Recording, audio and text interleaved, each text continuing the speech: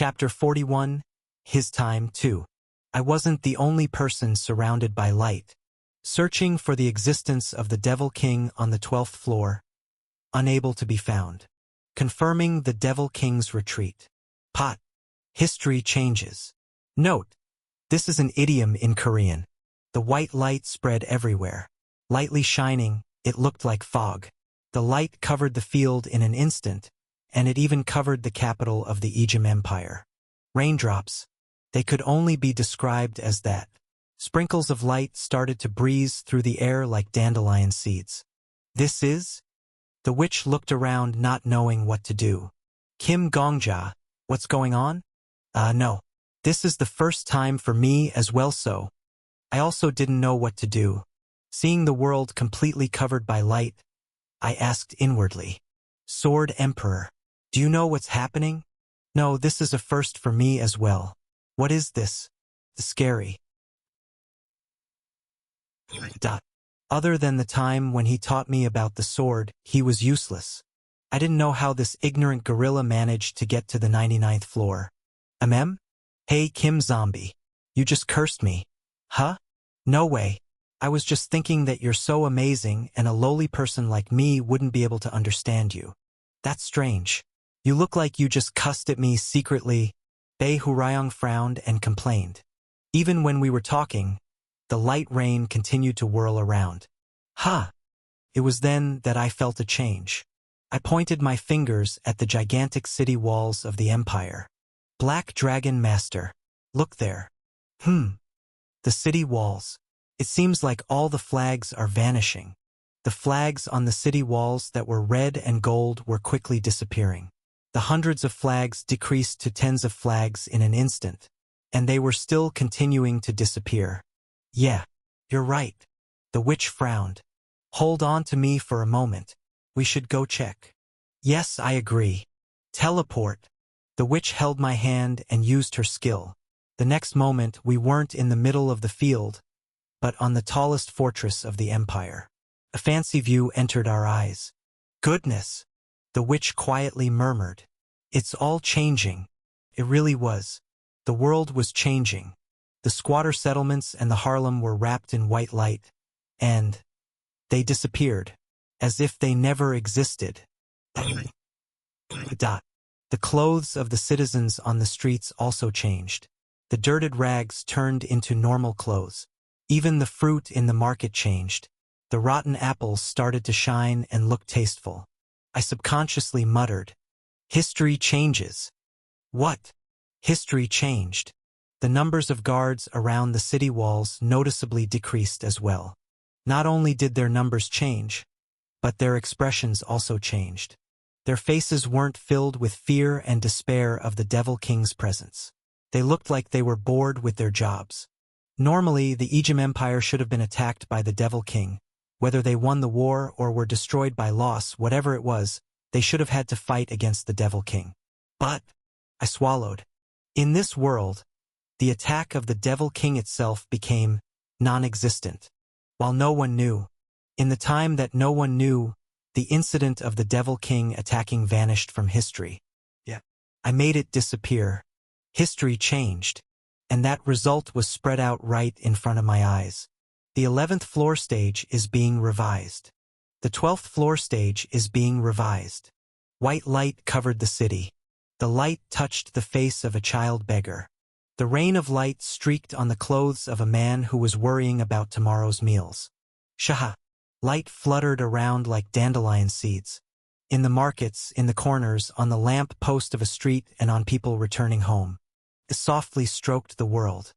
Revision complete. And soon it faded away. It had disappeared somewhere. I shut my mouth. The witch also did the same. In the paused world, we couldn't hear anything, so because we were both silent, it was like the world was holding its breath. But then, everyone, it's cheap. Not too long after, the silence was broken. Apples that just came over from Ailbrant. Fresh apples. Sir, even elves get these seasonal apples. Come look at these fresh apples. Sound. The water in the sauna is horrible these days. I can see the dirty things. Geez, What are we supposed to do if the people who take care of it don't? I could hear sounds. After I accepted the quest, the pause time started to flow again. Sheesh. The crown princes are so naughty. I can hear the emperor screaming at them every night over the palace walls. They're just rumors. But I think, how about a drink this evening? Just us. Donate a little. Just a little. The goddess loves everyone. Alebrant apples that even elves like. Cheap. The world started to breathe again. You there. Among them there was a sound calling out to us. Where are you from? The witch and I turned our heads in the direction of the voice. A general was holding his sword on the city walls. He frowned menacingly. How rude. Who dares to step on the fortress of the empire? Come down immediately. Somehow it was a familiar face. I muttered. Sarbist Ejim. The general's eyes widened. He looked like he was seeing me for the first time. Ha! How does a guy like you know my name? I shut my mouth. I see. He was a general that should have been on the 11th floor. A citizen of the empire who greeted hunters kindly. The NPC with the skill that I copied after dying. You bastards! Didn't you hear me tell you to come down? He was shouting like he was talking to a stranger. Even the history of the 11th floor had changed as well. Thump. Ah! My heart suddenly vibrated. Unknown emotions wrapped around my heart, my chest, and my entire body. I couldn't even speak. Why was it me? The world had found its breath, but my voice seemed to have been taken by something. I shut my mouth and looked down at the general. It was now an old memory. Thinking of the words the general NPC had said to me, end your life. I can't do it. I thank you instead of the empire. I remembered the general's last smile. Please take good care of our empire. I see. This was what it was. I didn't know why, but laughter escaped my mouth. Ah! Ha ha hum. Wahaha. I laughed while holding my stomach. The general looked at me dumbfoundedly. All the soldiers turned their gazes towards me. The witch looked at me strangely. Beihurayong looked at me like I was crazy. But I didn't care. I was sad that the citizens of the empire had forgotten about me. But a greater emotion than that had captured my entire body. Ah! I took a deep breath and opened my mouth. The empire! A lion's roar exploded from my mouth. The general's shoulder twitched. I protected. The soldiers on the city walls paused. I protected your empire. And I didn't stop. My lion's roar was amplified with red aura. I kept the promise. The citizens of the empire turned their heads. Some from the streets, some from the market, others from their houses. My voice rang in the city, climbed the city walls, and scratched against the reception room. I laughed, loudly. My laughter echoed and rang to the tower. Without any shame, I pointed at the sky on top of the fortress. Hundreds of days. With the thought that I didn't want to create a single victim, the fact that I defeated the Devil King of Fall Rain after 100 days was, I'm proud. I was overjoyed. I did it. It was the first time in my entire life that I felt an emotion like this. I lived like trash. I was envious of others, laughed at them, and spent my days drinking. I threw my life away. I threw myself away. But not today. Stage clear. Today I could stand tall. Today, the 12th floor stage has been cleared. I could stand tall in front of people. To the witch and the sword saint. And to the world. Most of all, I could stand tall in front of myself. Letting everyone know again. I could be proud of myself. Today, the 12th floor stage has been cleared. I could be that kind of person. Calculating challengers. Calculation complete. I was so happy that it felt like my heart was going to burst. The 3 challengers are being announced. Light was carved into the sky. Plus, subjugation contribution ranking. Rank 1, Death King. Rank 2, Witch. Rank 3, Sword Saint. Plus, they were probably letters NPCs couldn't see. The general was frozen at my lion's roar. Jay, just what are you? Sarbist Ejim. The general flinched. I looked down at him from the fortress. Look after the empire well. Sorry, but this is the end of a warrior's duties. Catching the Devil King is enough. There's probably rotten bits of the empire that you can't see, a bunch of other problems. Definitely. I beamed. Take care of it on your own. We're out. Whoop, whoop. Let's go. The general's mouth opened and closed like a goldfish. I don't know what you're saying from earlier. Just what? Ooh-ha-ha-ha. Bei Hurayong rolled in the midair holding his stomach. Heek. Hee. Quack. See. Crazy bastard. You psychopath. Zombie bastard. I thought you were going to be mature, but you just explicitly bragged like that. I'm curious about how your brain works. Hey. Kim zombiye? I acknowledge. You're worth researching. Ah. I swept my hair back. Then what should I do? I'm so lovable today. See. Crazy bastard. Kim psycho bastard. Ook. Fine. I like it because you're not being like a loser. Yuhihik. Bei Hurayong continued to roll in the air like it wasn't enough. I turned to look at the witch.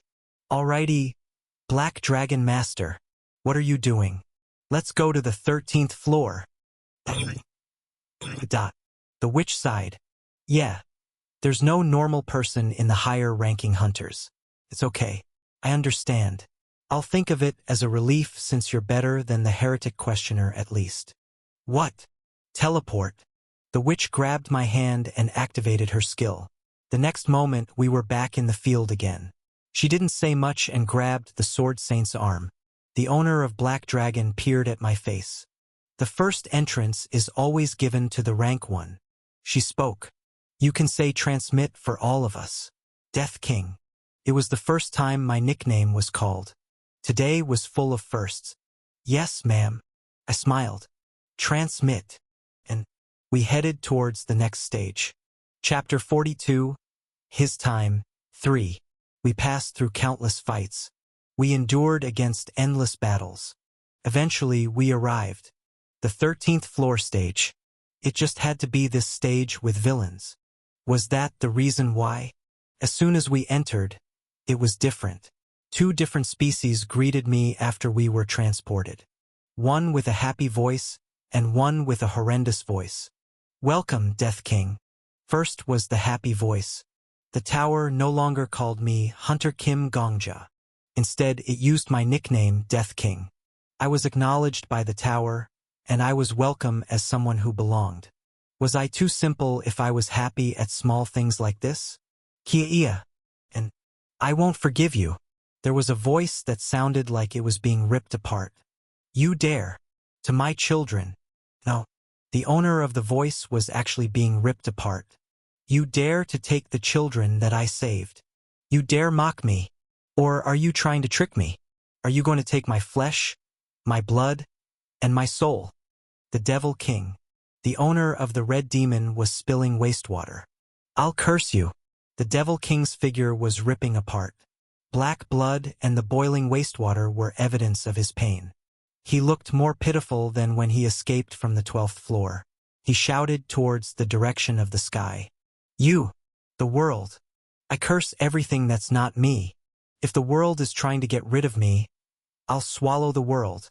Your oceans will become my spit, and your earth will become my flesh. Your flesh, bones, heart. I'll chew everything up to your last organs. Next to me, the witch was silent. That was how violent the screams of the Devil King were. It was an intense, murderous intent. Even the Sword Saint took a step back and tightened his grip on his sword. It's a horrendous scream, the Sword Saint murmured. I've never heard of a voice like that. It sounds like he has 1,000 mouths. Yeah. Why is he shouting like that? The Sword Saint and Witch wrapped their aura around themselves. Was it to prevent themselves from being covered by the murderous intent? There was only one person different. Huh? Bei Hurayong only tilted his head calmly. What's with that guy? And he said totally unexpected words. He's weaker than before. Pardon. He's a lot weaker than when he was fighting on the floor below this. He was a lot weaker.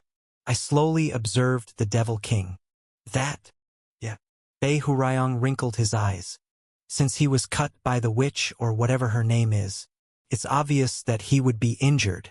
But it's not just an injury, and his level completely dropped. His level dropped? How do I say this? For example, Bei Hurayong carefully thought about his words. Yeah. Let's compare him to a head king goblin. That guy was like an SSS-class head goblin that was a combination of Alexander and Arthur with a goblin. Your metaphors are becoming even more innovative. How do you know Alexander and Arthur? An emperor should know about the great ones before him. Ah, sure. Let's go with that, Sword Emperor. I spoke inwardly. So the Devil King on the 12th floor was that kind of SSS-class head king goblin, but yeah, he's kind of like just a head king goblin with the SSS-class tag taken off. And not the head king goblin that was leading the 11th floor army, but the weak head king goblin you cowardly gorked and cred at to defeat. In the tower's time, it happened a few days before. But as Bei Hurayong referenced something that was a far-off incident to remember, he tilted his head. Who? That's strange. Bosses have to become stronger as they climb the tower usually. But why did that happen? Did the witch's attack have some kind of level-down effect earlier? Listening to the Sword Emperor speak, I looked around. It was an empty temple. The Devil King was still crying out towards the sky like a lion. The nightmare causing the fall of rain was crying out in pain, and he was furious. Could it be? His appearance gave me a bit of assurance. Did something unexpected happen to the stage? It was then. Calculating the 12th floor clear rewards. Calculation impossible. Voices flowed into my head. The hidden quest is currently being progressed. All awards will be calculated when the 19th floor is cleared. Only the smallest rewards are being given currently. Something iridescent was spread out in front of my eyes. The blessing of the war god is being strengthened. It was a map. However, it was completely different from maps that I saw up until now. All maps from the 11th floor to the 20th floor are being opened. It was a world map. Like its namesake, the map that was given to me on the floor below was a mini-map. Even if it was big, it was limited to a single floor usage. But the map in front of me was on a completely different level. It was a map of this world, a map of another world. I began seeing a world map. Oh. As soon as I saw the map, I realized. I figured it out. The Sword Saint and the witch looked at me at the same time. The witch had a questioning face, and the Sword Saint had an indifferent face. Figured, what out? Why the Devil King is being like that. Black Dragon Master. Think of the last stage. I spoke quickly. The history of the Devil King's attack disappeared, and the cities are completely different. Things like the refugees' shelters are completely gone. So what? Sheesh, think about it logically. Where would the refugees have come from? From the rural villages in the empire? No, probably from across the entire continent. But the refugee shelters where those people were completely disappeared. Ah! The witch finally looked like she caught on to something. I see. She narrowed her eyes. It's not just the empire's history that changed. All the other refugees from across the empire. Yes. I nodded my head. Not just the empire, but the entire continent changed. We returned to the time before the Devil King attacked. Yes. And now, that was what happened. And we're at the point when this temple was being attacked. Seeing the world map, I became sure. The continent of this world was divided by mountains. The mountains were so high that you had to risk your life to climb them. But in between the mountains, there was a small area. People could pass by this area to get to opposite sides of the continent. This temple was located right in that area. A temple that connected the east and the west. There would probably be a long history and countless legacies about this. This temple was the shield of the goddess. Inside the shield, there was a large horizon to the east. Small lands were in the field, and beyond that, there was an empire. past the empire, there was only the ocean, so the empire's borders started on the plains and ended on plains. On the other west side, it was completely red. All the land beyond the goddess's shield was stained red. It was the Devil King's land. The Devil King had broken through the shield to plow through the east. And at the end, he had pushed them back until the port. That was how history was supposed to go. So this is what history changing means. I understood. The time of this world was going backwards. History changing. It might have been more appropriately called history regression. Key. Yes. Why the Devil King was crying out like that, and why the Sword Emperor said the Devil King's level had fallen. I could completely understand it now. I muttered inwardly. His level went down. What? Bar Hurayong furrowed his eyebrows. Level went down? Yeah, the voice that we hear when hunters climb a level. There was a chosen voice that hunters heard when they became stronger. Your existence has become even clearer. Your level is growing. Bei Hurayong probably thought of the same voice as me. Are you talking about the your being thing? Yes, exactly. It was easy to understand what your level growing meant. But it was confusing what being becoming clearer meant. I just thought they were trying to sound fancy, but looking at the Devil King now, I knew. That boss monster probably grew by killing more people. But his murders and hunts became nothing. And so, that was why. His growth was deleted. His being was growing faint. The path that he took so far, the history of massacres had been erased. Because I changed the history of the 12th floor after going through endless battles. Kia. Every time I took a step forward, the Devil King took a step back. The Devil King of Fall Rain is furious. His being is becoming fainter. And the voice that I heard proved that I was right. You! The Red Nightmare growled. It was the same murderous intent as before. But no one was pushed back. Not anymore. The Witch, Sword Saint, and I looked the Devil King directly in the eye. Let's go. I spoke. Let's light the signal fire of counterattack. 5-100 ghosts. The Devil King's body boiled. -1,000 monsters. It was a voice that sounded like it was screaming. My child. As if replying to that, monsters from all over the stage were raised. It was summoning magic. They had probably been there from the beginning. From the column of the temple, from the remains of the collapsed building, monsters slowly got up. Uyua. About 1,000 zombies got up. Were they the humans that were in this temple in the past? They were some who wore mitres, and some who were dressed as paladins. The Devil King shouted. Kill them. The horde of zombies ran at us. Next to me, the witch sighed. Ha! I didn't like zombie movies from when I was young. I don't really like them either. Can you win, Death King? It's not a matter of if I can. I raised my sword. I will. Chapter 43. His time. 4. To clear the 12th floor, I needed almost 1,000 deaths. For the 13th floor, I would need more deaths than that. Sword Emperor. What? Let's make a bet. What bet? I cut the neck of the zombie that was running at me. My sword went through like it was slicing through tofu. I spoke as I was looking at the tens, hundreds, and thousands of zombies that were running at me.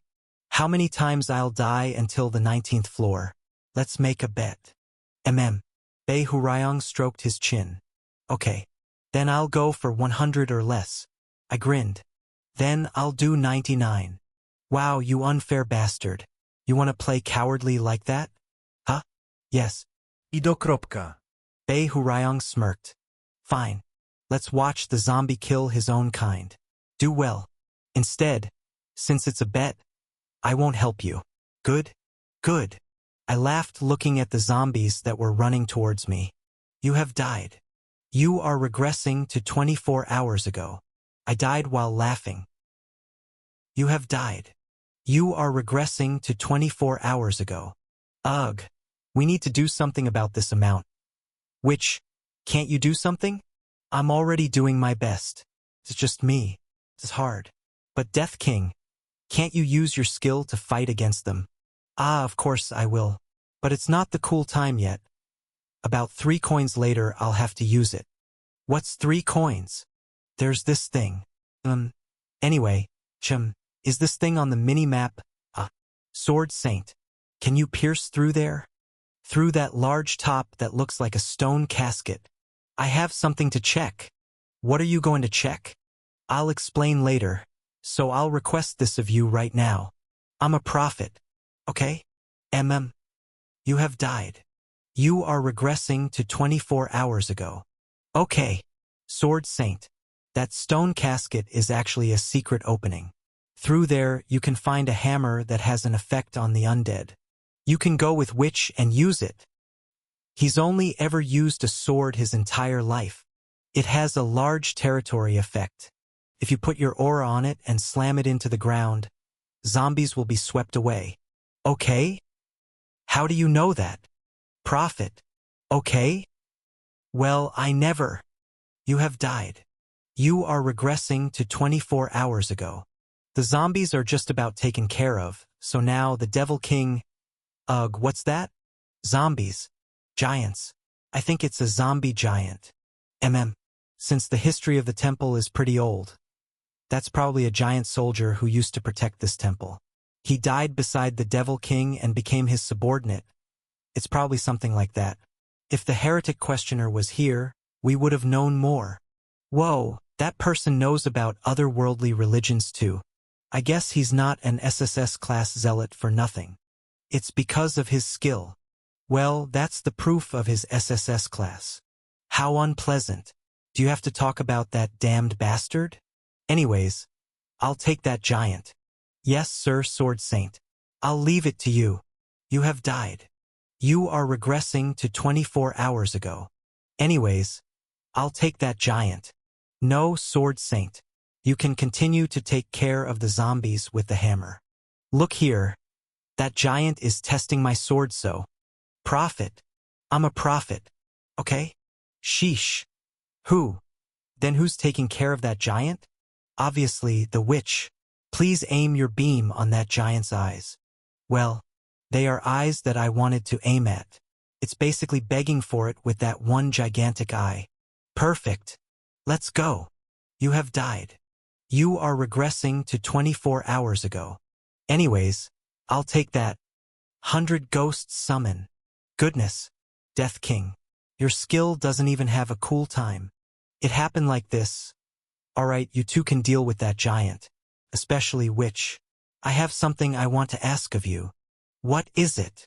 Don't aim for the eyes. How come? If you do, things will go bad. But Death King. Look at the giant zombie with a single eye. Look at the gigantic eye. Can you see it? Yes. I'm looking at it. I know it's basically begging to be targeted. But you can't. How come? That eye, Death King. If you could use beam like me and you saw an eyeball like that, I admit it, Witch. If I was you, I would try to argue that I was going to aim at that eye. But I don't have time to explain that right now. Please. Oot. Listen to him, Witch.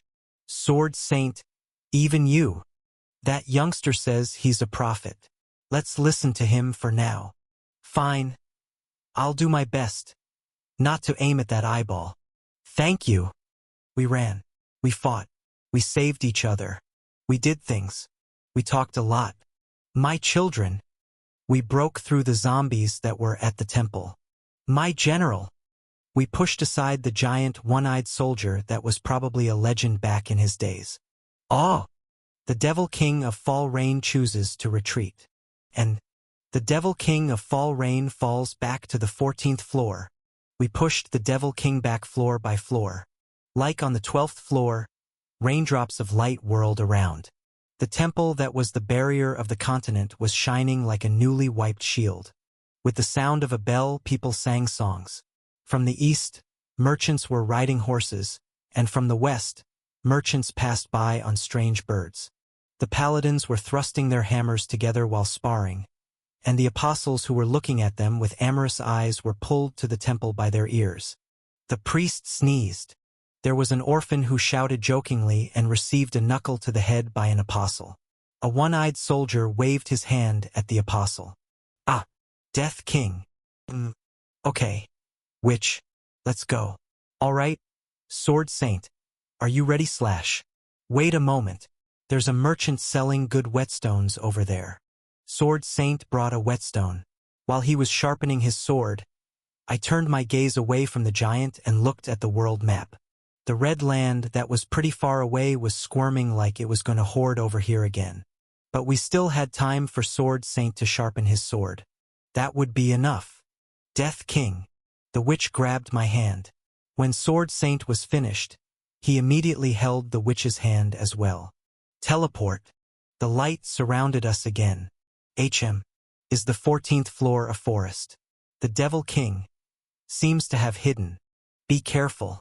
I can feel enemies all around us. Yeah, let's go slowly. Slowly.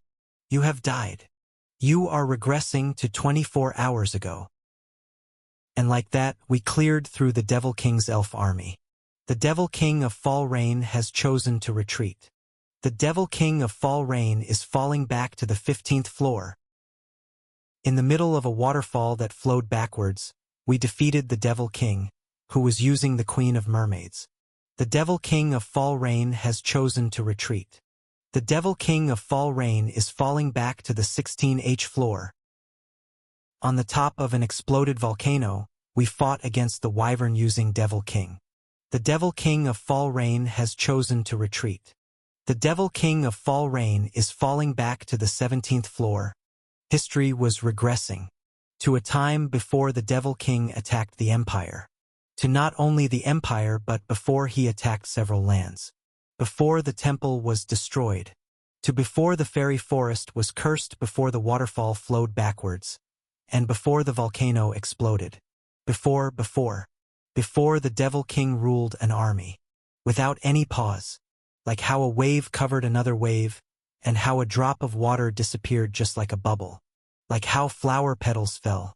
Every time we climbed the tower, the Devil King's territory shrunk, and he became weaker. The Devil King of Fall Rain's existence is becoming faint. Like how the Devil King of the 13th floor was weaker than the 12th. The Devil King of the 14th floor was weaker than the 13th. And the 15th was a bit weaker, and bit by bit, little by little, you have died. The Devil King of Fall Rain has chosen to retreat. The Devil King of Fall Rain's existence is becoming faint. You have died. The Devil King of Fall Rain has chosen to retreat. The Devil King of Fall Rain's existence is becoming faint. You dare. The 97th time.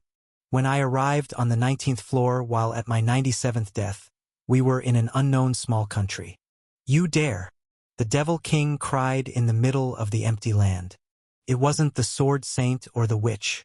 The person the Devil King was glaring at while grinding his teeth was me. If it wasn't for you. His eyes were bloodshot with fury. It's because of you. Everything's your fault. If you took the right steps. Yes. If it wasn't for you, this wouldn't have happened. You dare. A measly sword user from another world. I lifted my sword. Dang. I finally see the eyes. What? It's exactly how I said. After all this time, I'm finally seeing how your eyes look. Yeah. The original Devil King of Fall Rain had no eyes. He was a squirming shadow. He had a face but no expression. He had arms but no hands. Wastewater. Because he was covered in that black boiling solution. That was how it was. Does that make sense? The Devil King's mask was finally broken. The Devil King and a warrior weren't able to meet eyes. It's an unbelievable tragedy. And finally, there was a part that wasn't covered by wastewater. Bloodshot eyes. They emanated a grotesque murderous aura, but I wasn't scared. Rather, I was glad. I point my blade at the Devil King. Fight with all you got. You. Or run away again. Hey, aren't you curious? How much weaker you'll get if you run away this time. Dash. If you don't fight with what you have, you can't win. Even without the rewards I got from the 19th floor, the Devil King of the 20th floor would have been completely weak. You dare say, a mere hyena that ate all my flesh, what would you know? It was a growling voice like he was cursing me. There was a lost shadow where he was. I slowly opened my mouth. Estelle. Pause. The Devil King's red eyes widened. I warned you to fight with everything you have. Dash? If you don't dash. And I hit the ground that I was standing on. An exploding scream came from him. Black water was flicked everywhere. My time will be longer than your history. Listening to the Devil King, Estelle, scream, I glared at him, face to face, towards the path that I was walking on. Chapter 44, The Devil King's Name Month. It was long. After a long time, I finally reached this place. The penalty due to your skill is being induced. The trauma of the enemy that killed you is being reenacted. Now, it was time to talk about a certain nightmare. In the battle of the 12th floor, when I was swept away like a raindrop, the intensity of the penalty is medium. It was what I saw after being killed by the Devil King. It is Ghost Road. Trauma. The nightmare of the one called the Master of Nightmares. Penalty opened. The trauma of the monster Devil King of Falrain is being created. I stood alone in a burning village, right in the middle of the sea of fire. No, burn her. I might not have been the only person here. At least I had Bei Hu Ryong. The person that was really in hell all alone was on the other side. Burn the witch's nest. Still, the saintess from the countryside. Don't show mercy. They're all monsters that have been cursed. Don't miss a single person. Estelle couldn't understand. She couldn't speak. Because she couldn't understand, her mouth just moved without making any sounds. Why? Why were humans burning humans? They were parents who had said they were thankful to her. Babies that had received new lives from her. All of them were massacred. It's what the Sir wants. Soldiers who had appeared out of nowhere destroyed the village. His Majesty has ordered it. And knights who had different insignias brought their swords down. The Pope has said to the heretic who dares to call herself the Saintess, the owner of the forest had ordered this, so Spirit, please. The Queen of Mermaids has given us magic power to. Us warriors have come to keep the promise of the volcano. All right, dragons. Let's shoot fire too. They all revealed where they were from. But Estelle still didn't know who they were. Who were they to burn humans? Aak! Save me! They surrounded the village like they were catching prey. There wasn't a way to escape. There were some families who tried to leave the village, but they were slaughtered once they were caught. The only escape was the square of the village. They were pierced by spears, chased by swords, injured by arrows, beat with canes. People continued to crowd the square. Cough! In the middle of the village, there was a paradise that they had made themselves. Estelle looked around in the smoke-filled air. Just endure it a bit more. Just a bit. A father hunched over. Between the space between the ground and the father, there was an empty area. His child hid in that space. The father was hit with the fire instead of his child and swallowed smoke for his child. The father died first. The child was able to live a minute more than his father. Just a bit more. An old couple held each other. Were they trying to die together? That was what Estelle thought. But when she looked closer, that wasn't the case. There was a newborn baby between them. Just a bit. When the fire spread, the couple screamed. But they didn't fall apart. Their arms were burnt from the flames. Even when they turned to ash, the old couple was holding each other. It wasn't an embrace for their last memory, but to protect the small child. The couple died first. The sobbing of the newborn baby ended after a minute. One by one, the screams in the square paused. The family that had become rich due to their farm. The old man who had woken up early in the morning to work. Why? There wasn't a citizen who was untouched. There were people with cancer, people with blindness. Because there were so many diseases in the world, Estelle swallowed all of them. But her heart was blacker than... How? When she swallowed all those diseases, she was surrounded by smoke. She burned from the fire. She quietly tried opening her mouth. Dash? In her mouth, she could smell something burning. Estelle realized that her heart was a bit more black. For a day, the village burned up. For a day, Estelle burned up. Crunch. Estelle's hands scratched at the ashes. No one bothered her. The soldiers had all left, seeing the village in flames. All that was left was the remnants of the paradise it was. Lependor. There was a corpse of a father. Dejina. Under the father there was a corpse of a child. Solape. Jougansha. She dug. Mobajan. Tofo, Anna. Garchov. With her bare hands. The remnants of the village. The ashes on the remnants. Her fingers turned black, and her red blood turned black. Estelle continued to dig. Dash. And she ate it. The flesh of humans. The bones of humans. The ashes that didn't have flesh of bones. Dash.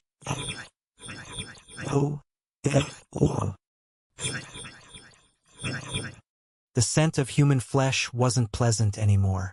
She couldn't feel any hunger or beauty. It just smelled burnt. But Estelle still ate it. She swallowed it. Even though it was hideous. Estelle's mouth was derided black. Estelle's teeth turned black. Poor thing. Her intestines filled with pus. And the blood spread turned into a solution to cover her entire body. It wasn't just blood. Something else was flowing from her eyes. Probably weren't tears. If they were tears, why weren't they clear? Poor things. So it was wastewater. The wastewater that the humans had used and thrown away had come to her. It had gathered in her heart. Poor things. The wastewater didn't stop flowing.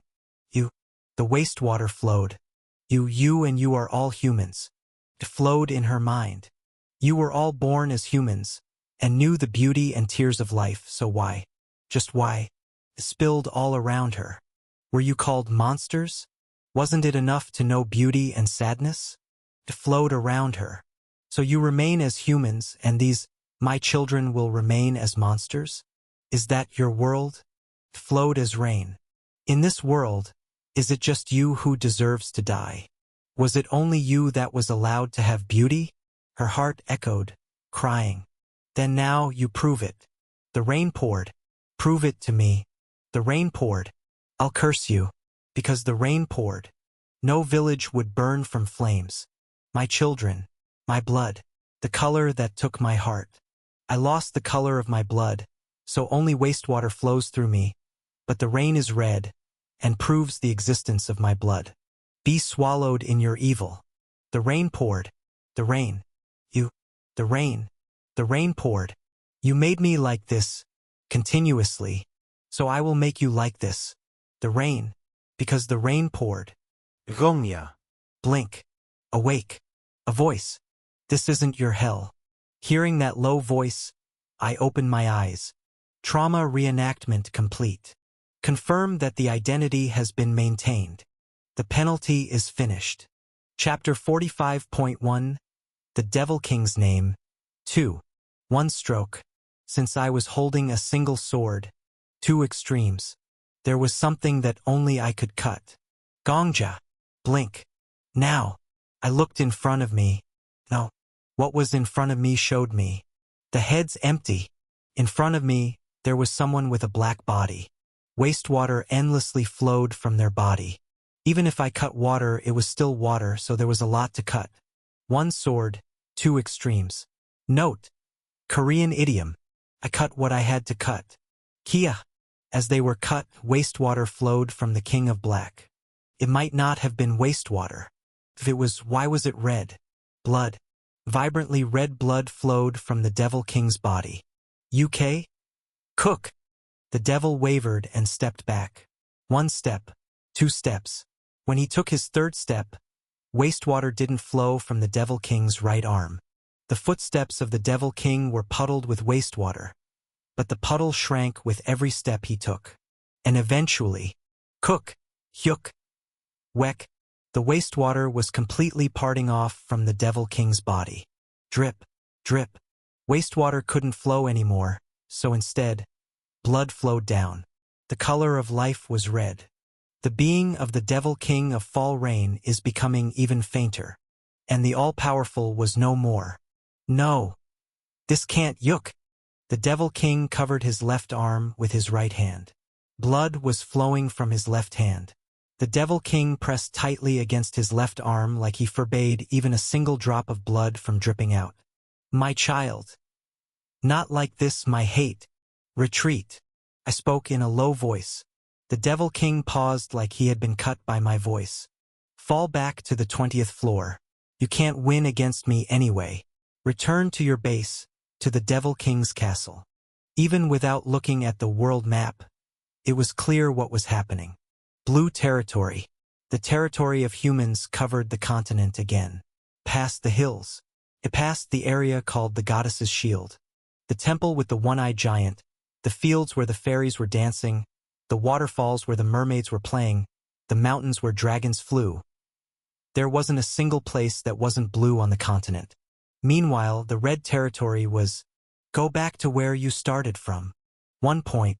It was only a single point. Just as how a fire died down after burning everything in its path. There was only a tiny red point on the world map. That place was your final stop, Devil King. The Devil King groaned. You. The Devil King lifted his head. Wastewater had stopped and blood was pouring down. But half of the Devil King's body had been burned black. So was his face. His red eyes flashed violently. But that was it. The Devil King glared at me with an ash-covered face. The Sword Saint wordlessly gripped his sword. I'll leave the last attack to the Death King. The witch slowly pulled her mirrors back. Dash. There wasn't a chance to turn the tables. They didn't have any weakness. Was it because I saw the Devil King's trauma? I felt like this was the situation where they were surrounded by the soldiers in the village. Cook. There wasn't anything else for the Devil King to do other than escape. But the reason why the Devil King couldn't easily decide was because he knew as well. It was the same. Like how avoiding a fire only extended your life for a minute. Even if the Devil King retreated to the 20th floor, his defeat was just pushed back. *T. *T. Blood dripped from his mouth. The Devil King has decided to retreat. The Devil King of Fall Rain is falling back to the 20th floor. Yes. Running away even though you knew you would burn to death was something a human would do. The further the Devil King was running away, the closer he was to becoming a human. Confirming the Devil King's retreat. Historical change. The 19th floor stage is being revised. The world was covered by raindrops of light again. After I checked that the Devil King was gone, I turned to look behind me. Sword Saint. Black Dragon Master. Yeah. Sorry. I want to clear the 20th floor by myself. I hung my head. Thank you for helping me so far. But I want to finish it with the Devil King. Please let me go alone. The witch shrugged her shoulders. Okay. I'm fine with that. You contributed the most coming on our way here. And I promised not to move for 5 days as you said. I broke that promise and helped you, so I'll honestly stay still this time. The Sword Saint put his sword back in its sheath. After today, it'll already have been 5 days. Meet me after you're done with the 20th floor. We have a lot of things to talk about. Yes, sir. Understood. I hung my head again. Thank you. And I moved on. Transmit. To the 20th floor stage. Welcome, Death King. Devil King. To the village that Estelle was born in. 2. You have entered the boss stage. The second time. This was the second time that I entered the boss stage. Compared to that time, there were a lot of similarities and a lot of differences. The challengers is Death King. One person. May luck be with you. First, the notifications. Like on the Hellfire Residence, there was only one challenger. It was solo playing. The tower, like always, wished me luck. However, there was something definitely different from last time. The clear rewards are being given. The rewards from the 11th floor to the 19th floor are all being calculated. Now, I wasn't a simple challenger. I was a conqueror who had cleared the 11th floor up to here. The tower greeted me, a conqueror, with 9 different trumpet sounds.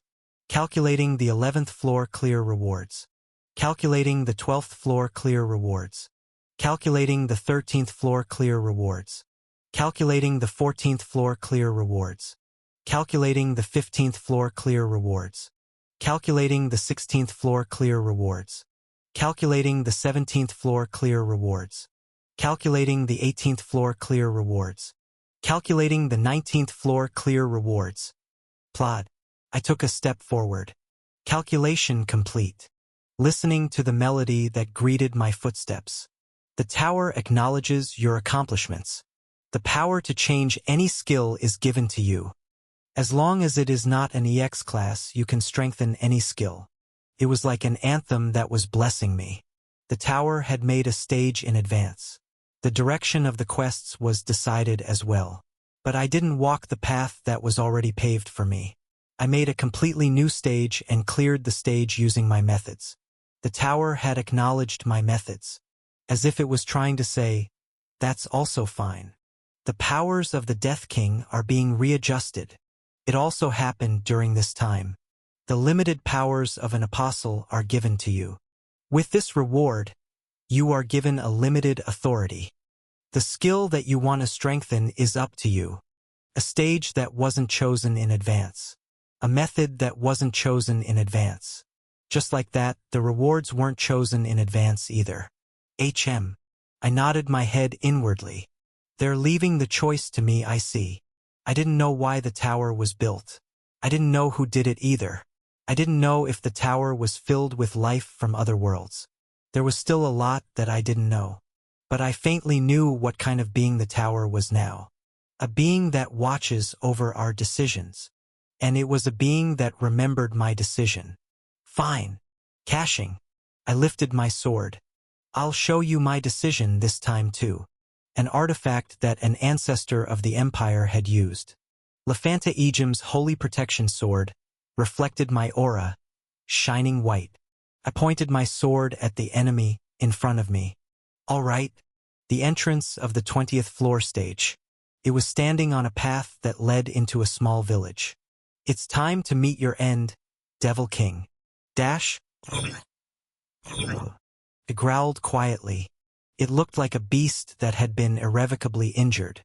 The beast that had been chased by the fire of the world was only able to have a small shelter like this. It was the path that led to the village. In the middle of the road with white flowers, the beast was standing all alone by itself. It's my village, cried out. Don't you dare destroy my paradise. And its voice rang out. The boss stage is being opened. The curtains of the stage had opened. The stage of defeating the world's weakest boss. I looked at the sky for a moment. It was clear. It was blue. The sky had originally been blue territory. Looking at the cloudless sky, I was sure. Today, the rain didn't pour. Chapter 45.2. The Devil King's name. 2. Acacia flowers drifted in the air. The path was soundlessly covered with white flowers, and above, only the sound of people breathing filled the air. I can't forgive you. The breath sounded rough. I can't ever forgive you. In my eyes, the trace of burns is still left. The scent of burning is carved into my head. That fire. Did you think I would forget all your evil? It screamed while it flung its sword around. Every time someone screamed, the world became that much smaller. The 20th floor stage was especially smaller. Looking at the world map, this floor wasn't even 1/100th of the other floors. It was just a red point on the map. This was the 20th floor boss stage. Going back. You're trying to go back. It was an ordinary rural village. And burn my paradise again. It was the world's smallest stage. And the world's weakest boss monster. Again. You bastards always. Like that. On the path with acacia flowers, it was crying. It was a single scream. A frail voice. But the world was so small that it was filled with the screams of just one person. A small world. A tiny village. Our situations have been completely reversed. I blocked the Devil King's sword. Blade clashed against blade. Do you remember? On the 12th floor, you were the Devil King and I was the warrior. You attacked and I defended. Hey, the world is pretty fair, right? Now you're defending. Sorry, Devil King. I twisted my sword. That phrase doesn't have any meaning to me. My sword pushed the Devil Kings away without too much trouble. The amount of strength itself was different. The Devil King's physical strength was already insignificant. The Devil King couldn't endure against it, and he ended up exposing his waist. A blind spot. My sword cut the Devil King's upper body. Red blood burst out. The being of the Devil King of Fall Rain is becoming faint. Blood poured out. The white acacia flowers on the path. Red blood had dripped down onto them. You've become weak, Devil King. I took a step forward. The red flowers were crushed under my feet. You've become really weak. You, Kyup, Yuk, Kyuk. But it's still not enough. I swung my sword. Become even weaker. You. A lot more than now. My blade split the Devil King. The white flowers became even redder. The Devil King of Fall Rain's being is becoming fainter. A step. The Devil King of Fall Rain's being is becoming fainter. Another step. Every time the Devil King stepped back, the white flowers faded away. Every time I took a step forward, the acacia flowers became redder. That wasn't just it. Yuk. The Devil King's body was revealed little by little. Hate, regret, resentment. His wastewater was skinned away. No.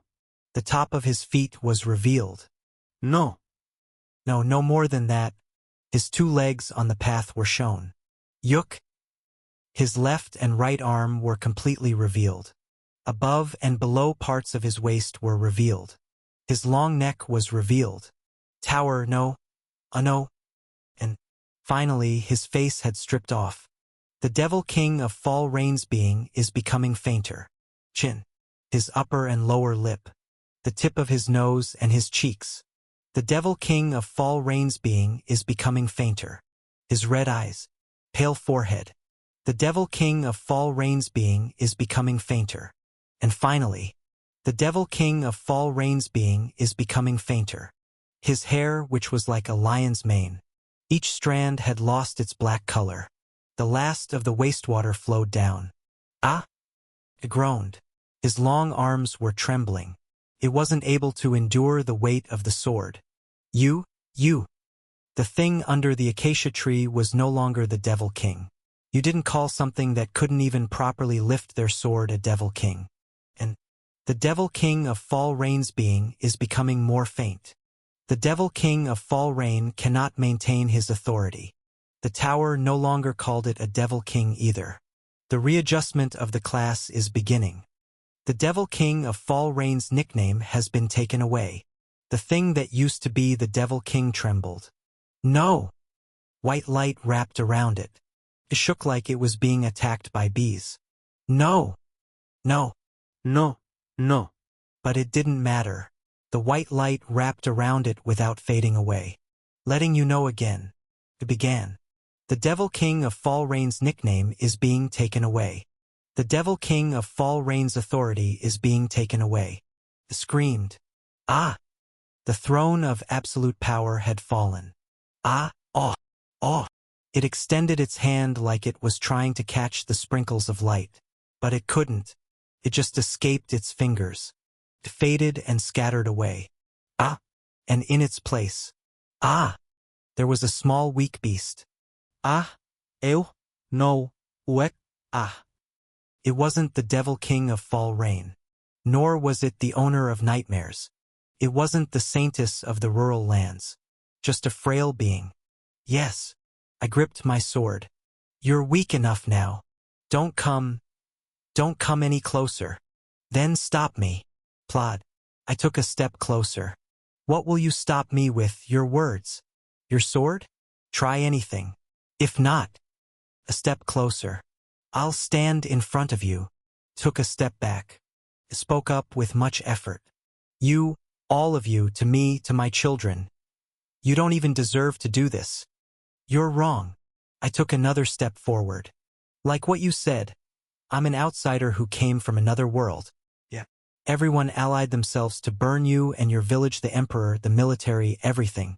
Let's say that no one on this continent is free from that responsibility. But not me. I'm a complete outsider. Hunters like us have the freedom of choosing. Oot. You don't deserve to hold me responsible.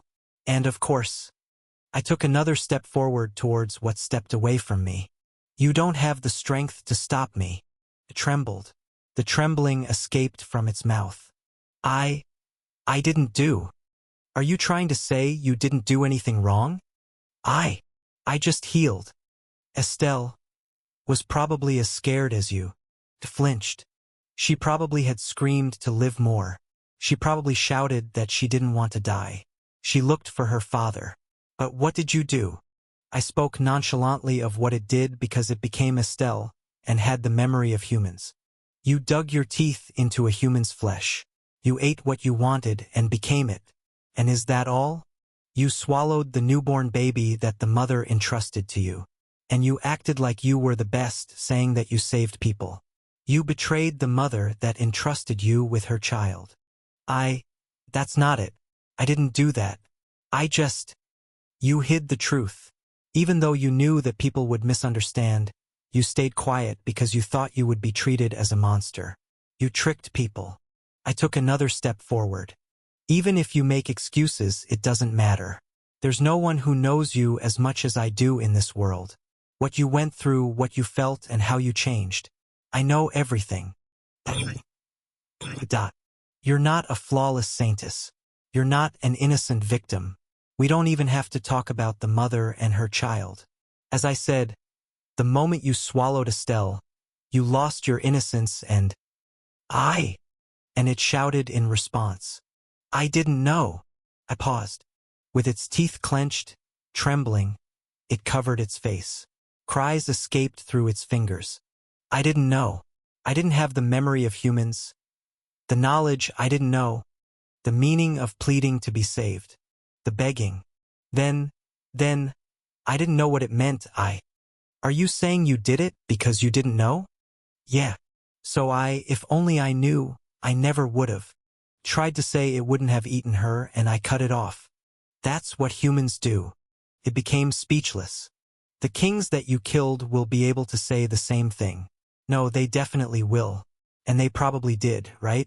What did they say to you before you covered their world with blood? I didn't know. I didn't know that you didn't have evil intentions towards us. I just thought you were a twisted witch. They explained themselves. Oot. Eventually, it became completely silent. Sorry. I'm not that well educated. I'm stupid. All I know is the justice of the world. A step more. More than retributive justice. The shoulders trembled. An eye for an eye. A tooth for a tooth. If you believed what you swallowed became humans, fine. You should go through the same thing. Then wouldn't that be fair? What are you talking? Tower. I looked up at the sky. I want to use my clear reward. I pulled out a golden card. It was the clear reward that I earned after crushing through the 11th to the 19th floor. I had decided to use it on a skill. Plus, 100 Ghost Summon. Rank, SS. Effects. What you killed will be summoned as monsters. The dead cannot use their abilities from when they were living. They can't remember it either. They'll be summoned as goblins, orcs, zombies, skeletons, etc. However, you can only summon them once a week. Plus, 100 Ghost Summons. An SS class skill. I lifted the card high up in the air. You said I could adjust a skill to however I wanted. The tower agrees to what you're saying. There was a voice that responded to what I was saying. But you cannot do too much. To help you understand, the tower is giving you an example. Evolving an SS class to SSS class is possible. I nodded my head. From the beginning, there was only one thing I wanted anyway.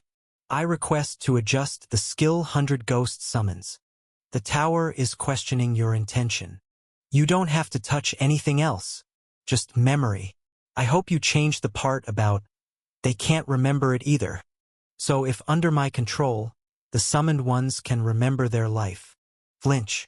Paused. What are you trying to do? How's that? Doesn't that seem logical?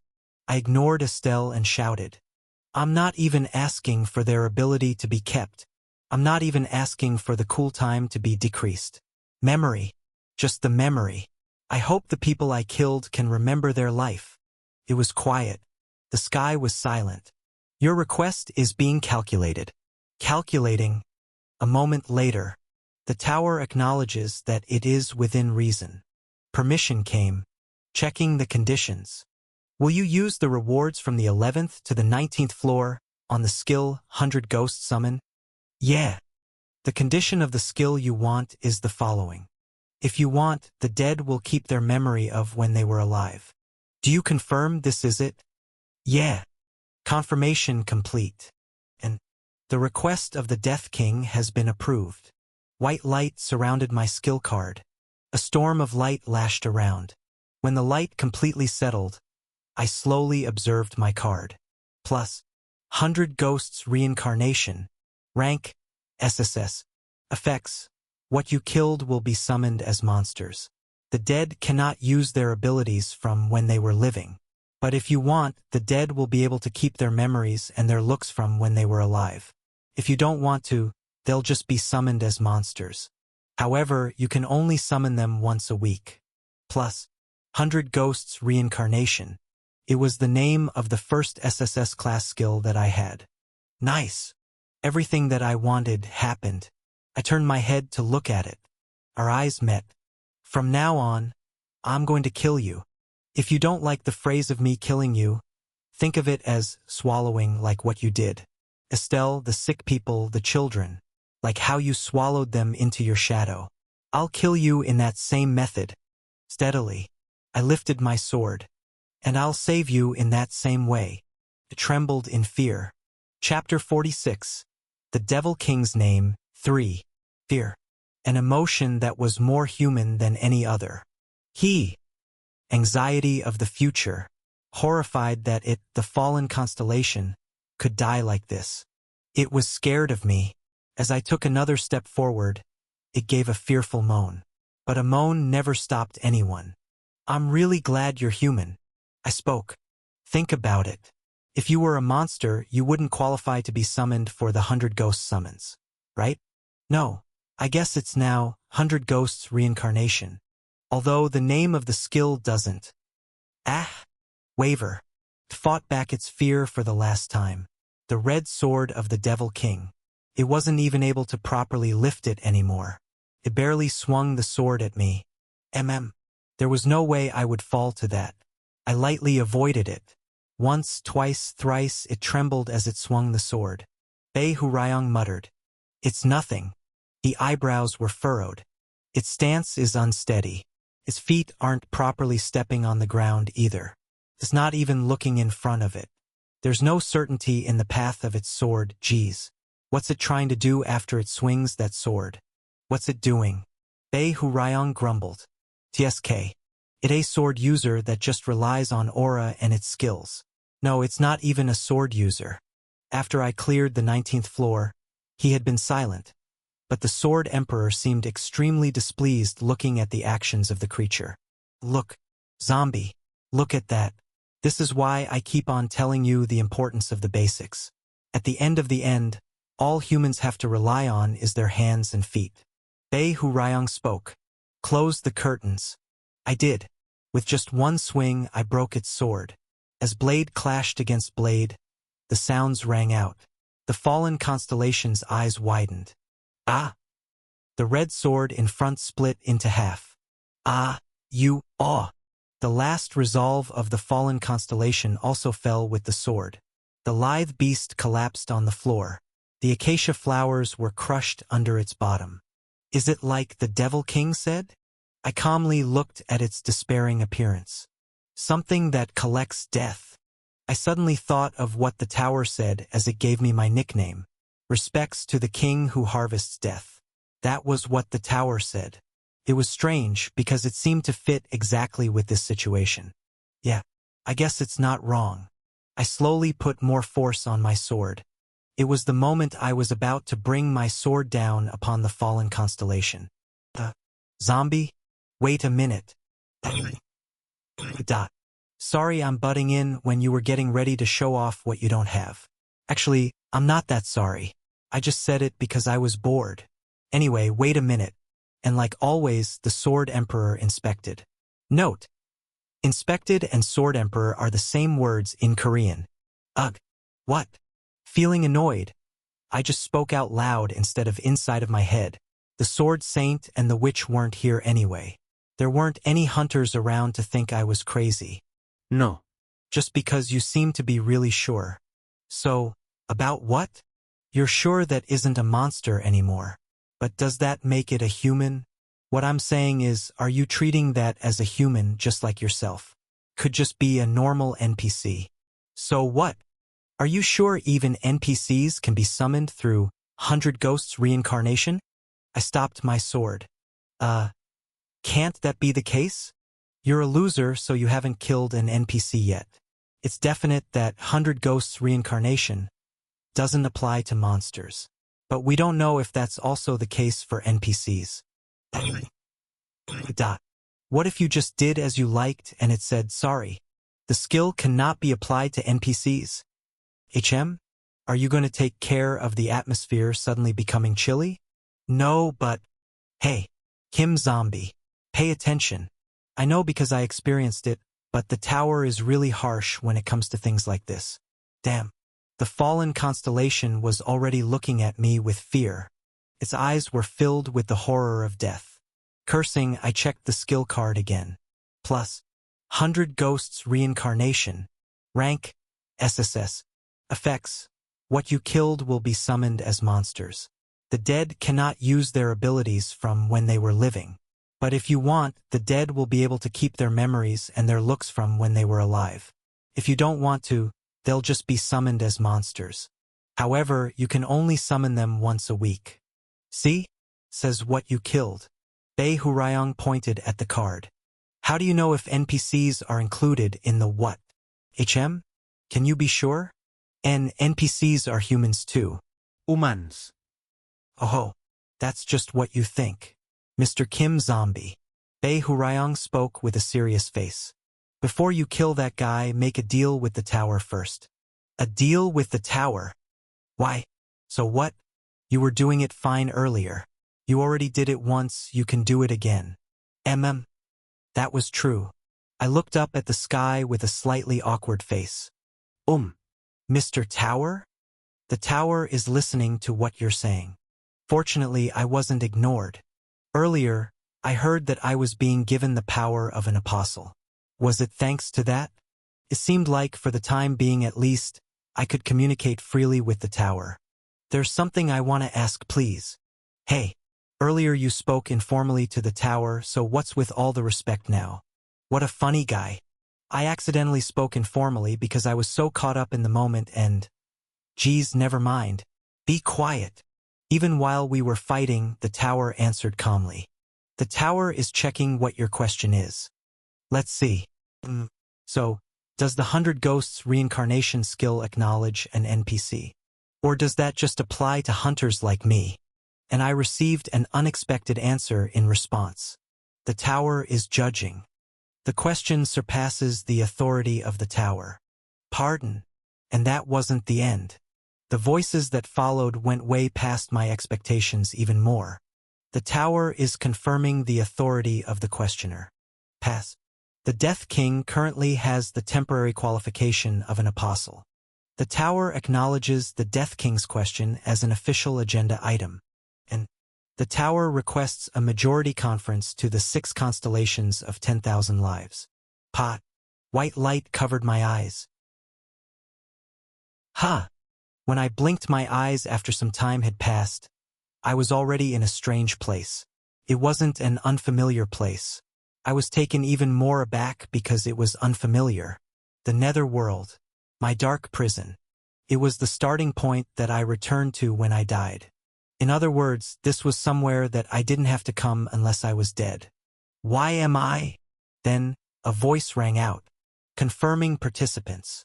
No, it wasn't just a voice. The 6th constellation, the author of all operas, is participating. The 5th constellation, the lady who walks the mirage, is participating. The 4th constellation, the moon that observes blindness, is participating.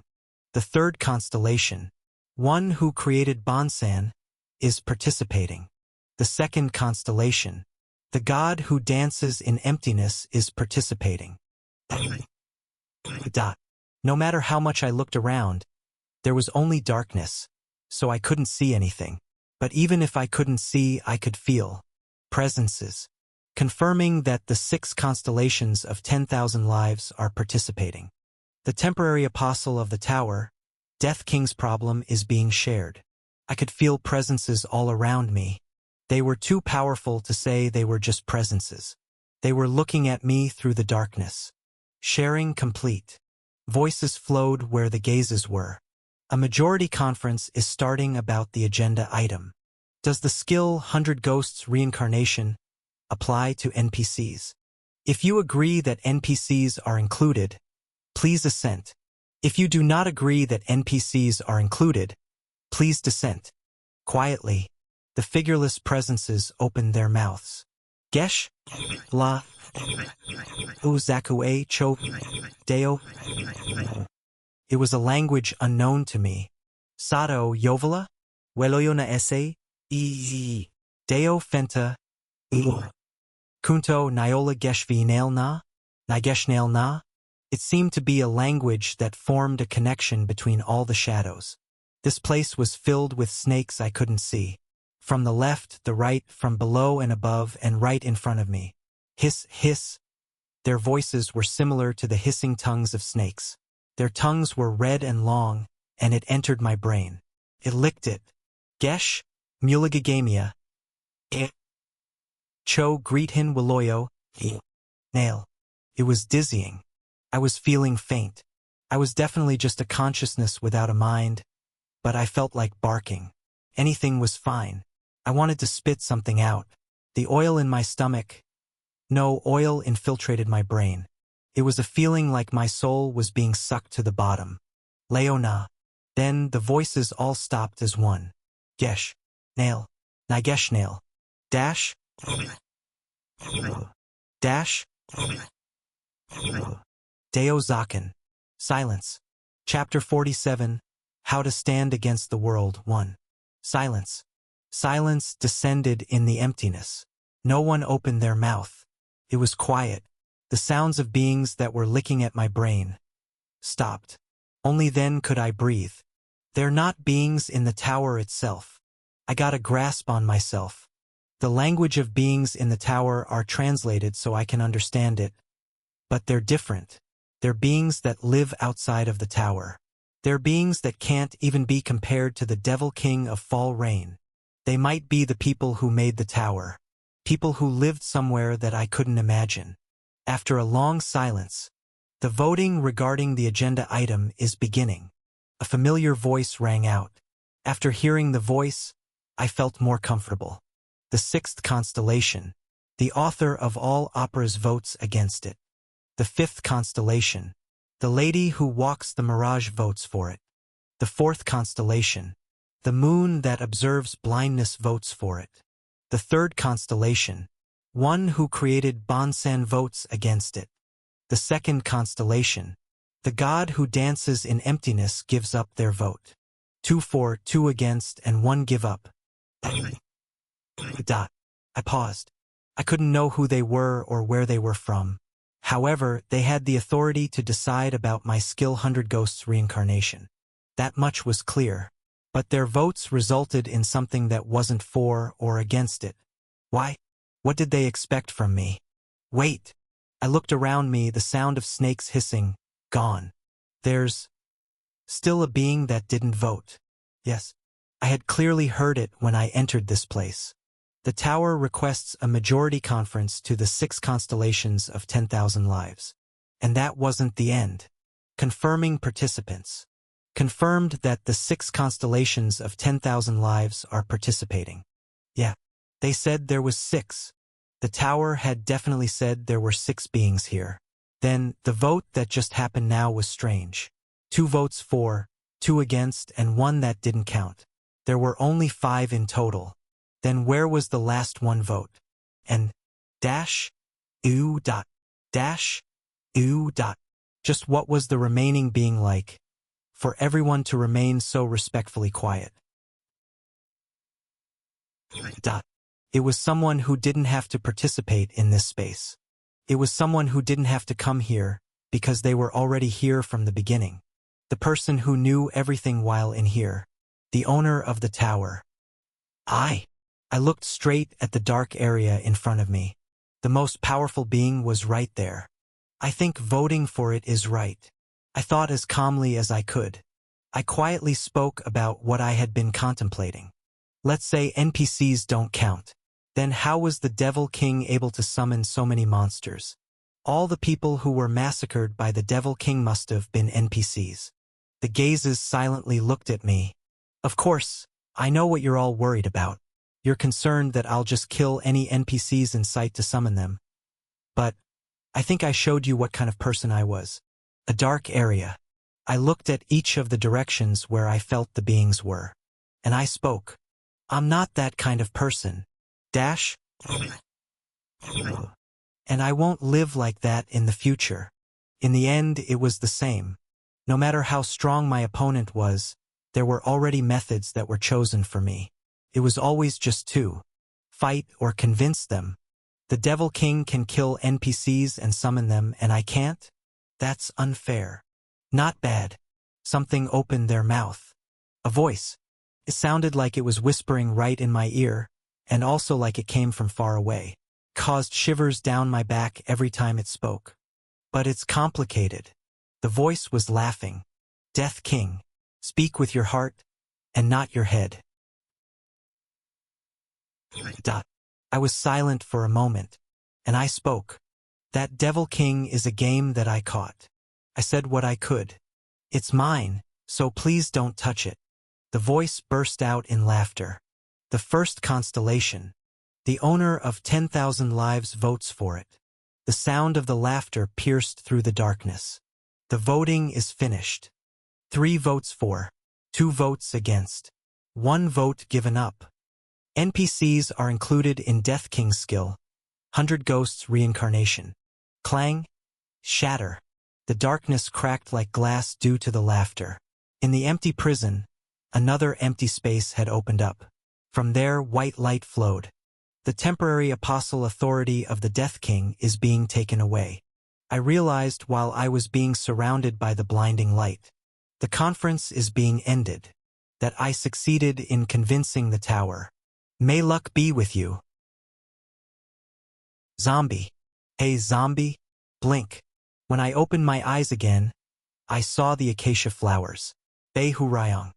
And the fallen constellation that was once called the Devil King of Fall Rain. There wasn't any sound from the acacia flowers, and the fallen constellation didn't dare make a sound. Only Bae-Hurayong spoke floating in the air.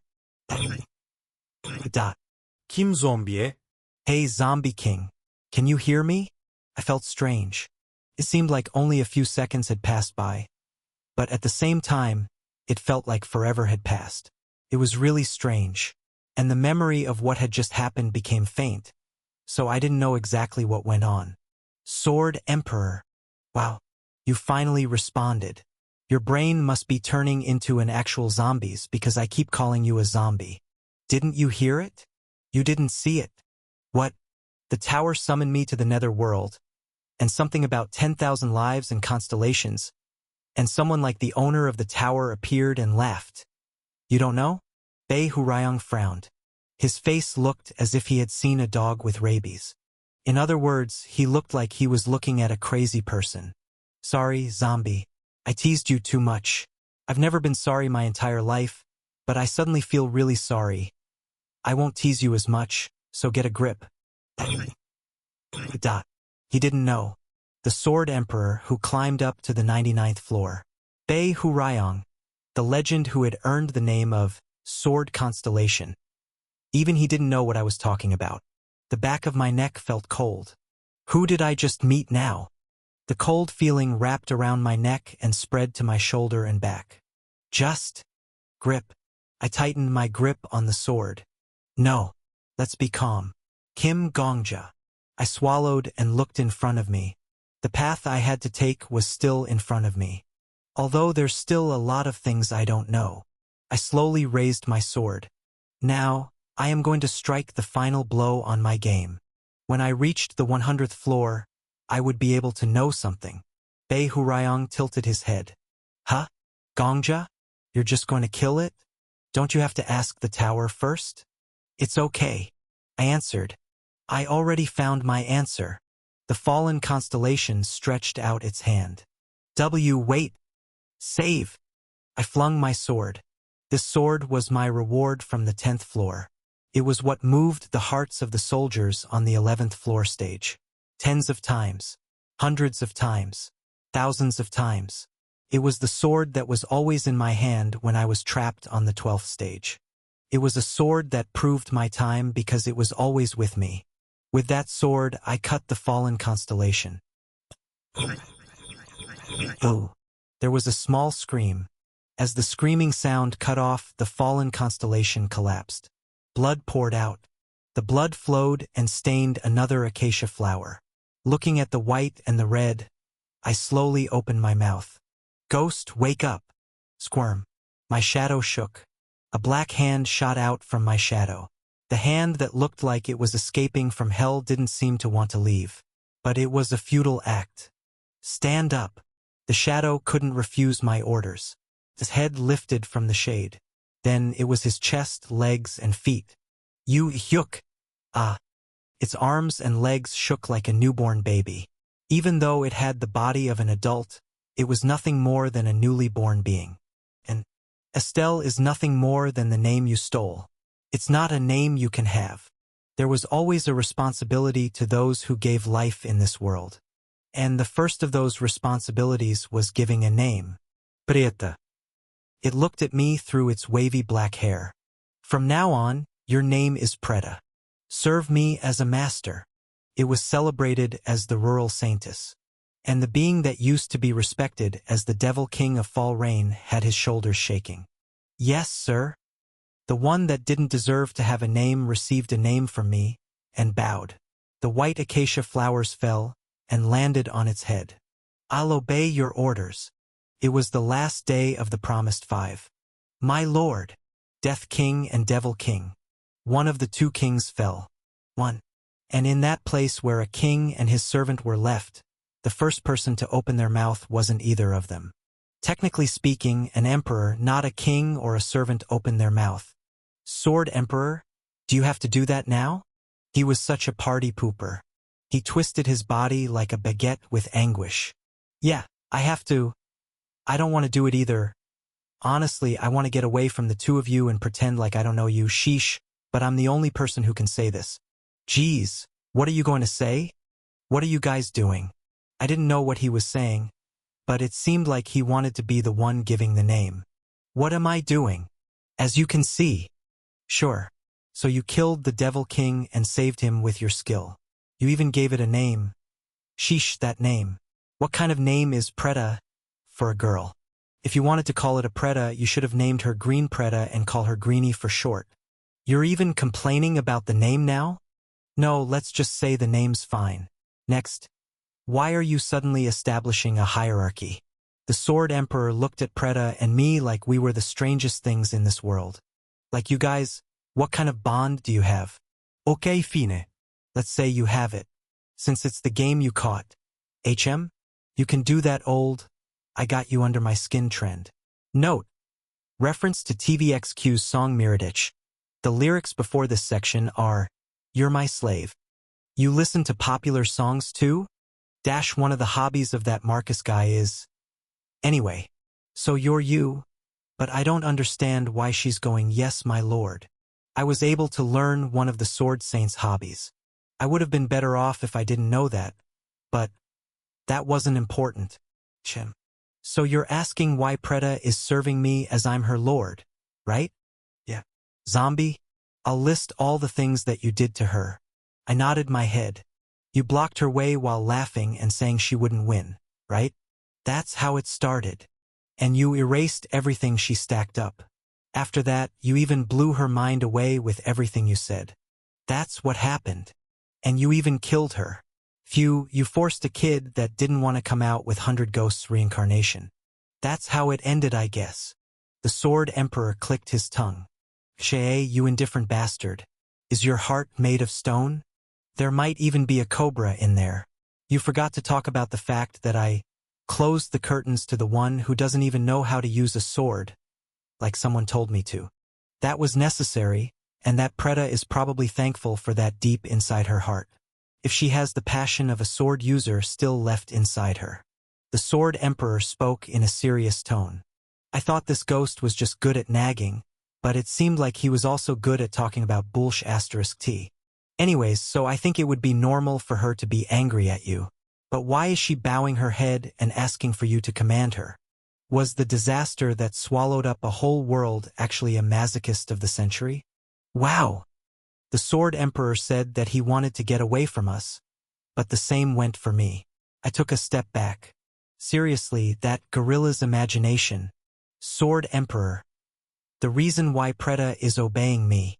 The reason is because Preta knows. I looked at Preta.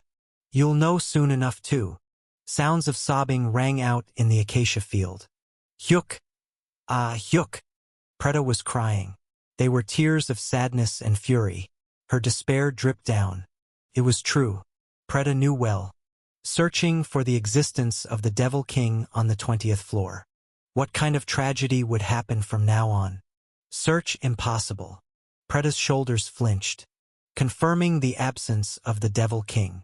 Drops of light soared up from around us. They came from the ground and flowed from the acacia trees.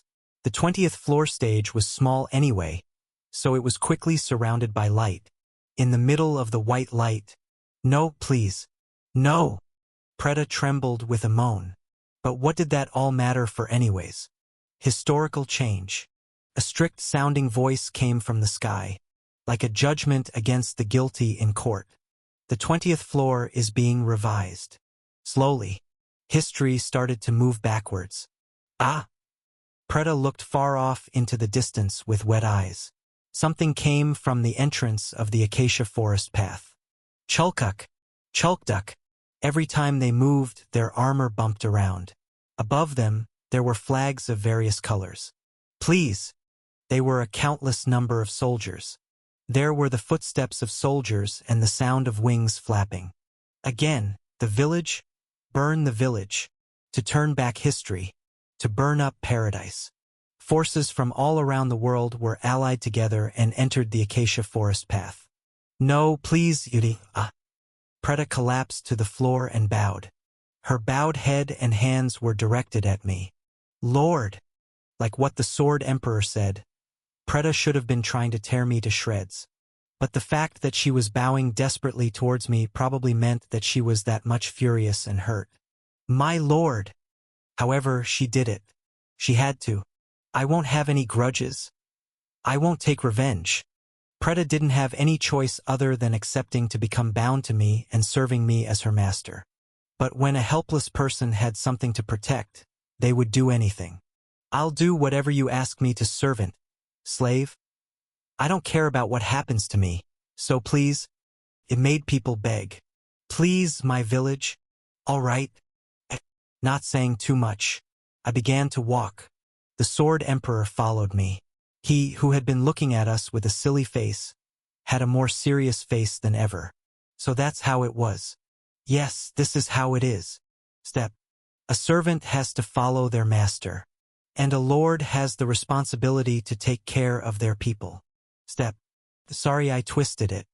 You lost the bet too, right? Please just think of the consequences for that. I walked past him. I took a deep breath and included aura in my voice. I shouted. All legions stop. The acacia flowers fluttered in the air as if an invisible force shook them.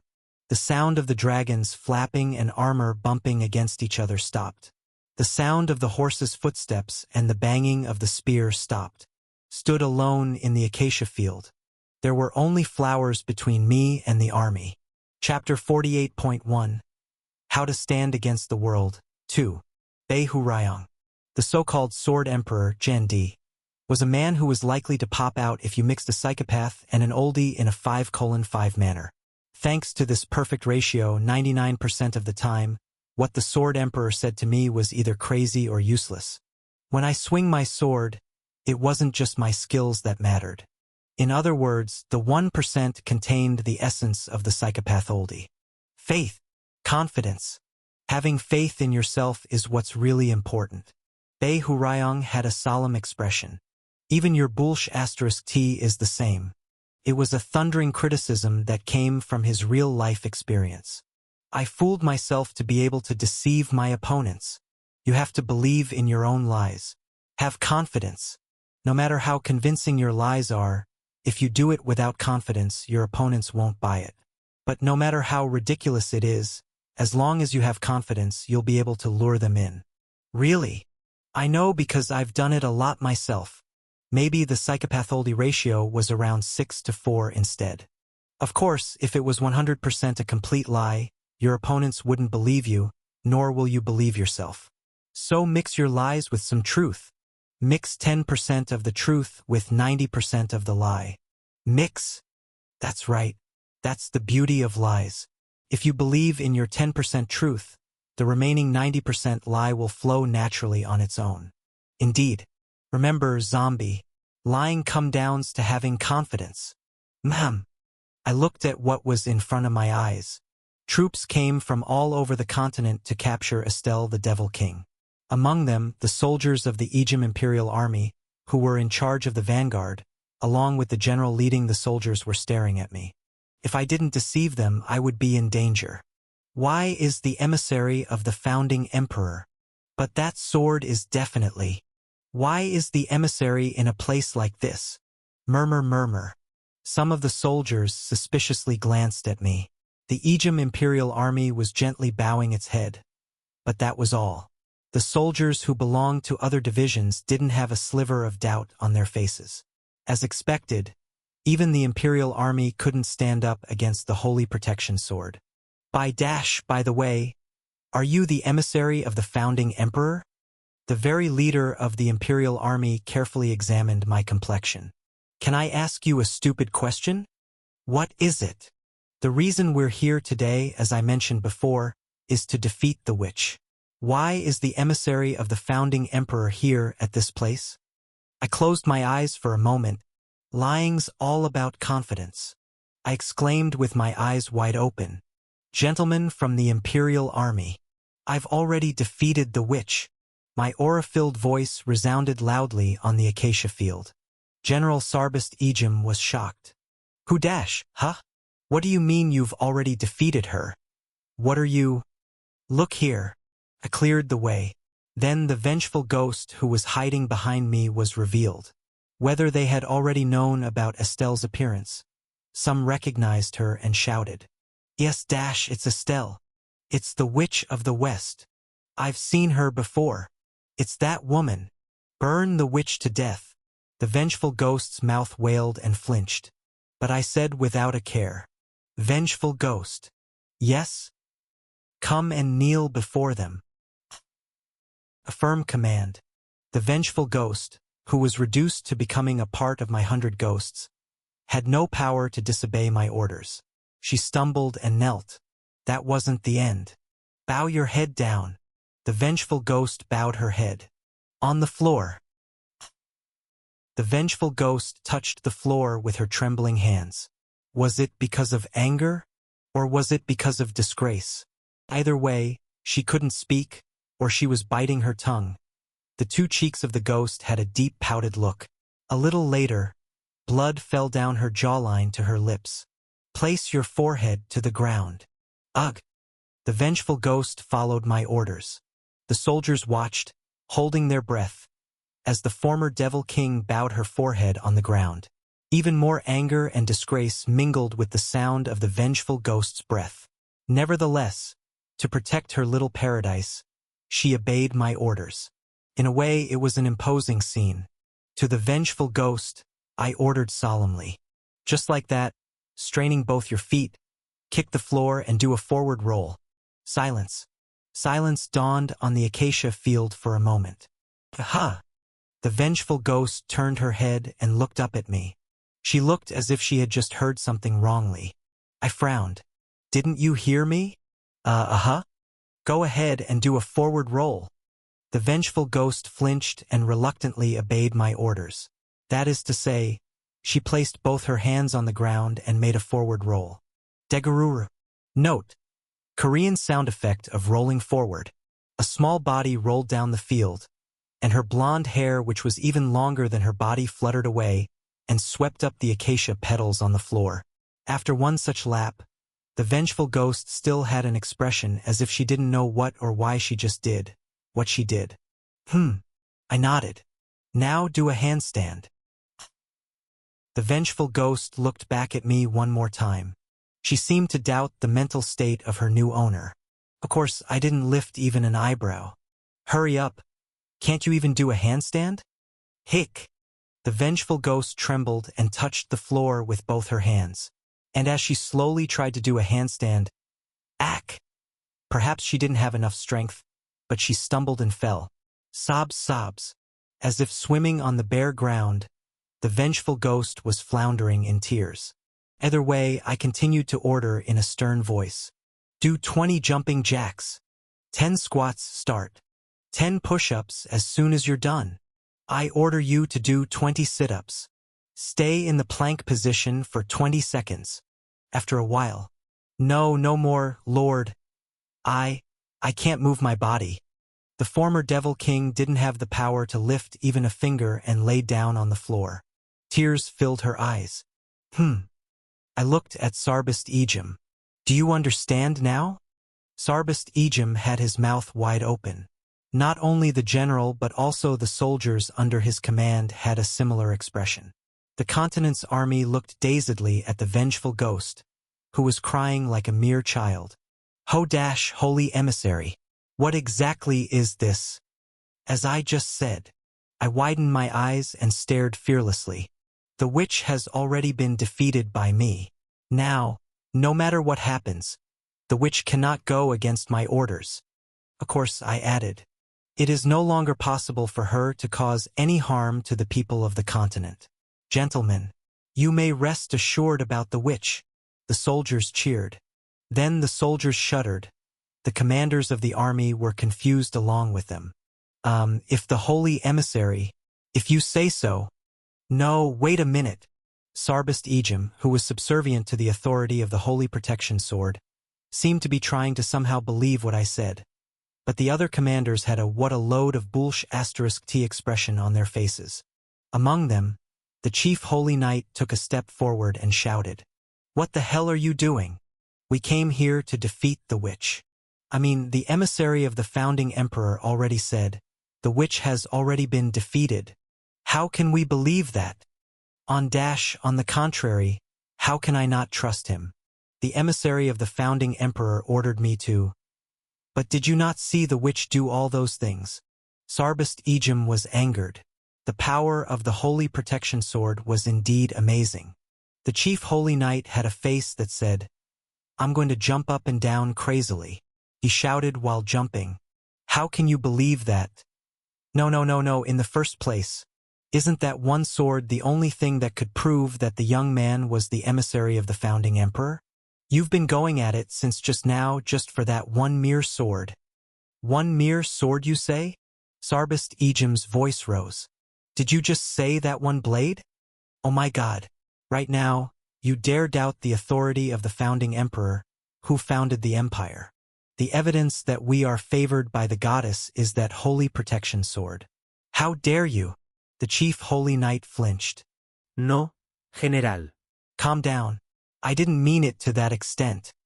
The founding emperor took that sword and left for the wilderness, running through the fields, leaving a legacy in every city he went, climbed volcanoes, burned down waterfalls, and even pierced mountains, just to establish the empire. All our ancestors stood with the founding emperor, and all of us owe him. But did you just say, just for that mere blade? No, that's not what I meant. If not, then what the hell were you talking about? Your Holiness, the Pope had given me orders. I was given a strict order to defeat the evil witch at all costs. But just because of one word, the general of the empire screamed. What do you mean just because of one word? You are indirectly questioning the words of the founding emperor's emissary using the order of the Pope. What? The chief holy knight shut his mouth. It took exactly 2 seconds for his bewilderment to turn into anger. Back at you, you dare doubt the authority of the Temple of God. Didn't you first doubt the authority of the Holy Protection Sword? Oh, good. I got it. Seems like the third prince that you are loyal to doesn't need the Pope's declaration of support. Ha! What declaration of support? The emissary of the founding emperor has already turned up and defeated the witch. What does the goddess's love have to do with looking over the sovereignty of the empire? So, is that really the will of the third prince's faction? The empire's general and the knights of the temple were squabbling fiercely. I was grinning happily inside. Very good. There was something you must be careful about when groups of people band together. If an internal strife was revealed even once, it becomes a straight road rush towards destruction. They wouldn't be able to go far. When we hunters went up to the 12th floor, at that time it was unfortunate, but there were exactly 8 different power structures. Me, Sword Saint, and the top 5 guild masters all represented 1 power structure each, and the minor forces that were in a contribution by the 8th to 10th place. We were together for the external purpose of clearing the tower, but we were never a solid mass. There was something piled upon each other. There was distrust. That was why we pathetically self-destructed, even though there was only one unexpected variable called the Devil King's reward. Warriors, those who climb the towers. As soon as the 11th floor was opened, I recalled what the hologram of the goddess said. From the 11th floor to the 20th floor, you will face a test of faith. I grinned inwardly. The test of one's good faith. Not only the hunters, but probably also the residents of the tower would have to go through it too, right? Wouldn't that make the world a little more fair? Chapter 48.2 How to Stand Against the World 2. The Empire and the Temple of God were fully in the midst of the test of faith. Other forces began to intervene one by one as well. Oh, everyone. Now is not the time for fighting. The elf ranger captain from the fairy forest sighed. Shouldn't we investigate thoroughly whether or not the witch is really under that young man's control? No matter how foolish you all are, there's a time and place for everything. Was he trying to stop the fight or fan the sparks of the fight? Naturally, it didn't help whatsoever. That's right. If I had to add a comment to what you just said, isn't the Temple of God being self-contradictory? The founding emperor of Egypt's holy protection sword was bestowed to him by the goddess of protection that you all worship at the Temple of God. To doubt the authority of the sword is to doubt the authority of the goddess. Isn't it? That's why humans who live short lives are so foolish. What? The elves saw us in that kind of light. This is why those who earn a lot of money are unreliable sons. They even got in the way. What on earth are the Temple of God and the Empire doing? Arguing in front of us who came to uphold our honorable covenant. The dragoon unit captain that came from the volcano shouted. Settle it with a duel just like the warriors you are. What else are you going to use your weapons for? Basically, they were a unicellular unit. In hunter terms, yes, they were just like the venomous snake from Chun Mumun. Our Freedom City Union believes both the Holy Protection Sword and the Temple of God are right. But there must be someone more right. If you have any suggestions, I'll listen with an open mind. That's why farming is for suckers. Oh, so when can we plunder that town? You said we could rob it, right? So, since they came to see us. Everyone. Guys. There's a witch's den right in front of us. Wearing an armed top, she openly revealed her personal status. She was a nomadic female chief who was grumbling while pulling along the horses. It was the closest place to the vengeful ghost's paradise, so only the lords of the minor countries, that initially tried to desperately spark the destruction of the paradise, were in a state of panic. In other words, it was a very dangerous situation. Kuhuhu. On the other hand, the Sword Emperor and I became that much more relaxed. Bei Hurayong folded his arms and shook his head. I understand why the vengeful ghost put up a fight against the hunters. There was an exhilarating feeling when driving a wedge in, causing internal confusion. I admit it. Honestly, it was so much fun. However, of course, they were not the only ones full of trollers. Ha!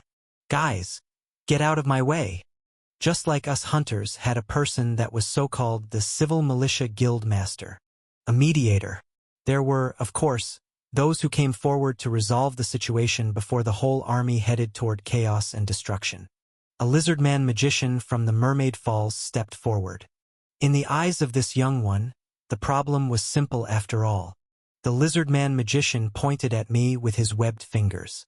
Whether the young man really is the emissary of the founding emperor, or if that woman was really the witch. Whether or not the emissary really defeated the witch and brought her under his reign. It'll all be solved as long as we can confirm this. The chief holy knight of the Temple of God, who became exhausted while arguing with the general of the empire, frowned. So how do you confirm that? Don't worry. Of course I have a way. The lizard-man magician placed her webbed hands on her chest. In her grasp was a blue bead that seemed to hold the condensed deep sea. This is the soul jewel that the Queen of Mermaids gave me. The lizard-man magician was very serious, as if she was going to show us an extremely precious treasure from now on, and she sounded as if this was the fortune of our lifetimes to be able to see such a treasure with our own eyes. If you drip a drop of blood here, you can determine whether the owner of the blood has a good-natured soul, or an evil-natured soul. If you have a good-natured soul, the jewel will emit white light, and if you have an evil-natured soul, a black light will emerge. So it's like the Crusaders' lie detector, and the Sword Saints' detective's insight. I think so. The demi-folks are very good at making weird gizmos like that. Bei Hurayong and I remained unfazed. The Queen of Mermaids' precious jewel or whatever, it sounded grand, but it was nothing new for us. Unaware of our thoughts, the lizard-man magician was confident. Now, if that woman is truly the witch of the frontier, and if you are truly the emissary of the founding emperor, accept the test of the jewel. The lizard-man magician lifted the jewel. The evil deeds you have done, the good deeds you have accumulated. This jewel will prove everything. All right then. I nodded meekly. Try as much as you like. Don't regret it. As I said, the jewel will expose your soul as it is. You're standing quite far from that fork. How about you start running? The snake-like eyes of the lizard-man magician sharpened. I hope that confidence is not just false bravado. Well then, let's start with testing that woman's soul first. The lizard-man magician strode toward us. She grabbed the wrist of the vengeful ghost. Then she ran her sharp fingernails across the vengeful ghost's palm and scratched her. Blood flowed down from her palm. Hick! The vengeful ghost flinched. The dark red drops of blood trickled down and smeared the jewel of the Queen of Mermaids. Shing! The jewel was dyed black at once. What the F dash? Oh my God! The commanding officers watching the soul test were terrified. The color exuded by the jewel was not an ordinary black. It was a color that was as dark as the abyss. A void-like black shadow writhed around, just like a slithering black snake. What an evil soul this is! Even the lizard-man magician, who was overseeing the test, gulped. It's to a degree that's hard to believe. How many murders and evil deeds did you commit? This is a being that shouldn't exist in the world. Cursed being. She's undoubtedly the witch. Plop. The magician quickly let go of the vengeful ghost's wrist as if she was trying to avoid wastewater. The vengeful ghost could see that the magician's eye contained a great deal of contempt and fear from even being close to her. No. Not even a witch could compare. She's definitely a devil king. The vengeful ghost shrugged even more. The atmosphere changed. Was it because the lizard-man magician confirmed the identity of the vengeful ghost? The soldiers' chattering died down. The commanders stopped arguing and stared fiercely at the vengeful ghost. The more they stared, the more she cowered, and she slipped back and hid behind me. Now it's your turn. People's eyes naturally turned towards me. The lizard-man magician raised her long nails. Self-proclaimed emissary of the founding emperor. Are you ready? I'm always ready. It's no use bluffing now. Give your hand to me. I willingly extended my left hand. Screech. My flesh spread like gills on the spot where the fingernails of the lizard-man magician had run through. Red blood flowed down from the cut. My blood dripped slowly onto the jewel that was dyed black because of the vengeful ghost's blood. And, there was a ray of light. The blackness disappeared from the jewel as if it was cleansed of it. It wasn't just that. The white ray of light clung together and lit up, and finally spread like an explosion around me. Shing! The acacia field turned white instantaneously.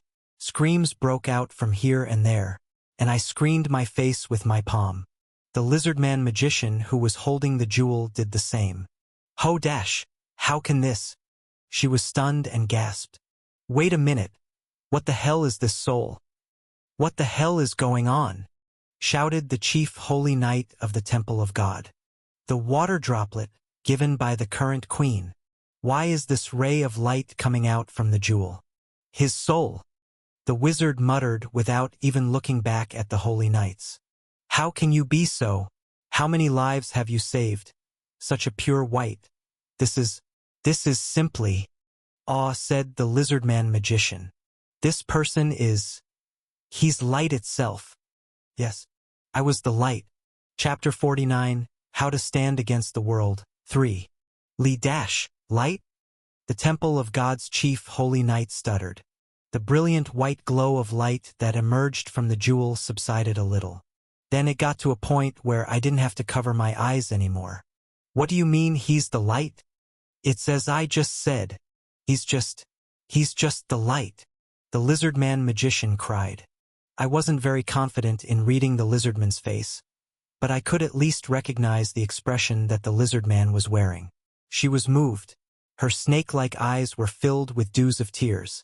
Can't you see how dazzling this soul is? I don't know. Why don't you know? Do you have problems with your eyes? Or is your brain the problem? The chief holy knight looked dispirited. The extent of his intelligence was suddenly being questioned. No. I just don't know what you mean by the light. The lizard-man magician whimpered. Then he quickly looked back at the chief holy knight. That's why the idiots from the Temple of God are so. What? Do you even know who you're looking at now? He's the light. Why don't you know that, even when the light is so dazzling? Do you not have eyes?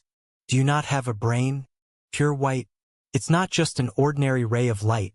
The light he exudes is pure white. Li dash. Isn't a ray of light always white? This is why. My words can't go through to these crude humans. The lizard-man magician pounded her chest as she was annoyed. Boom boom. A little more irritating and she would have smacked his head instead. Not her chest. Even the chief holy knight felt it, so he cowered. He who carries such a soul would never lie to us, the lizard-man magician strongly asserted. Even if he did lie, he would have been lying for our sake. O foolish humans! Those with corrupted souls like you all should just simply obey him quietly. This man is the emissary of the founding emperor. No. He must be the goddess's apostle. The lizard-man magician looked at me. Her gaze seemed as if she was seeking for my recognition. It wasn't just the magician. The entire army that gathered at the acacia fields held their breaths and looked at me. Yes. I folded my arms proudly. That's right. With my utmost solemn expression. I am the apostle of the goddess. I knew it. Roaring. The soldiers all around started chattering. Following the general of the empire, even the magician from the Mermaid Falls guaranteed my identity. 3 men talking makes a tiger, 3人成虎. Even if the tiger didn't exist, the way those 3 said it, it would seem as if there really was a tiger. Note, it is a Korean idiom, and basically means that if rumors are repeated continuously, they will become a fact. Apparently he's the light. What do you mean light?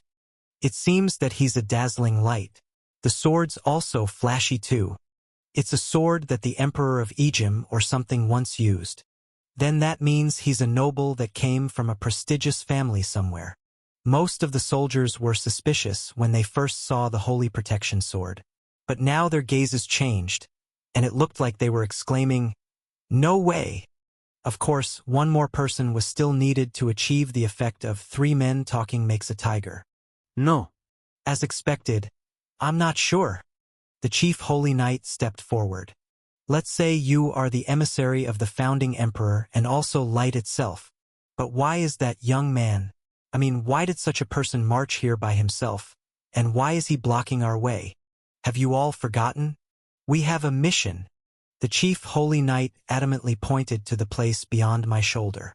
We must burn that place. Estelle's hometown. That was the paradise that the vengeful ghost had talked about. His Holiness, the Pope, was not only concerned about the witch, the heretics who followed the witch. We can't let them get away from receiving divine punishment. If you are truly the apostle of the goddess, take the lead in carrying out the heavenly punishment. Someone grabbed the hem of my clothes from behind. It was the vengeful ghost. I could feel that she was terrified without even looking back. It's all right. I folded my arms calmly. The best lies are, in other words, made up of 90% truth and 10% lie. Recalling the advice given by Bei Hurayong, I slowly opened my mouth. Holy knights of the Temple of God, watch your language. It is not up to you to decide how the divine punishment should be executed. Whatever punishment that is given to the evil group is entirely up to me. What are you? I have collected all evil, and divine punishment has already been carried out. I said gently, it is my duty to bring divine punishment to man. What do you mean duty? I'll show you. I raised my right hand. Wriggle.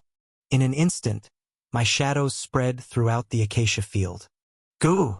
Skeletons began crawling out of the shadows. The soldiers screamed. The chief holy knight turned pale while he contemplated, and the other commanders were so surprised that they armed themselves. In the meantime, the number of skeletons had risen from dozens to hundreds, and from hundreds to thousands. Before they knew it, the continent's army was completely surrounded. 100 ghosts reincarnation, skeletons numbering around 4,000 rows. Goo! Yuwu! Yuwu! The monsters cried ferociously and waited for my orders. As one could see from the fact that the vengeful ghost was out in the open, I still had the 100 ghosts reincarnation in active mode. I could summon as many ghosts as I wanted. But it was a different story for the continent's army who didn't know what was going on. It's the devils. The soldiers were thrown into confusion at the sight before them. 4,000 monsters suddenly popped out all over, and the monsters emerged from the ground as if they were climbing out from hell. It was literally a scene from the purgatory. Dear to go. Oh Almighty God.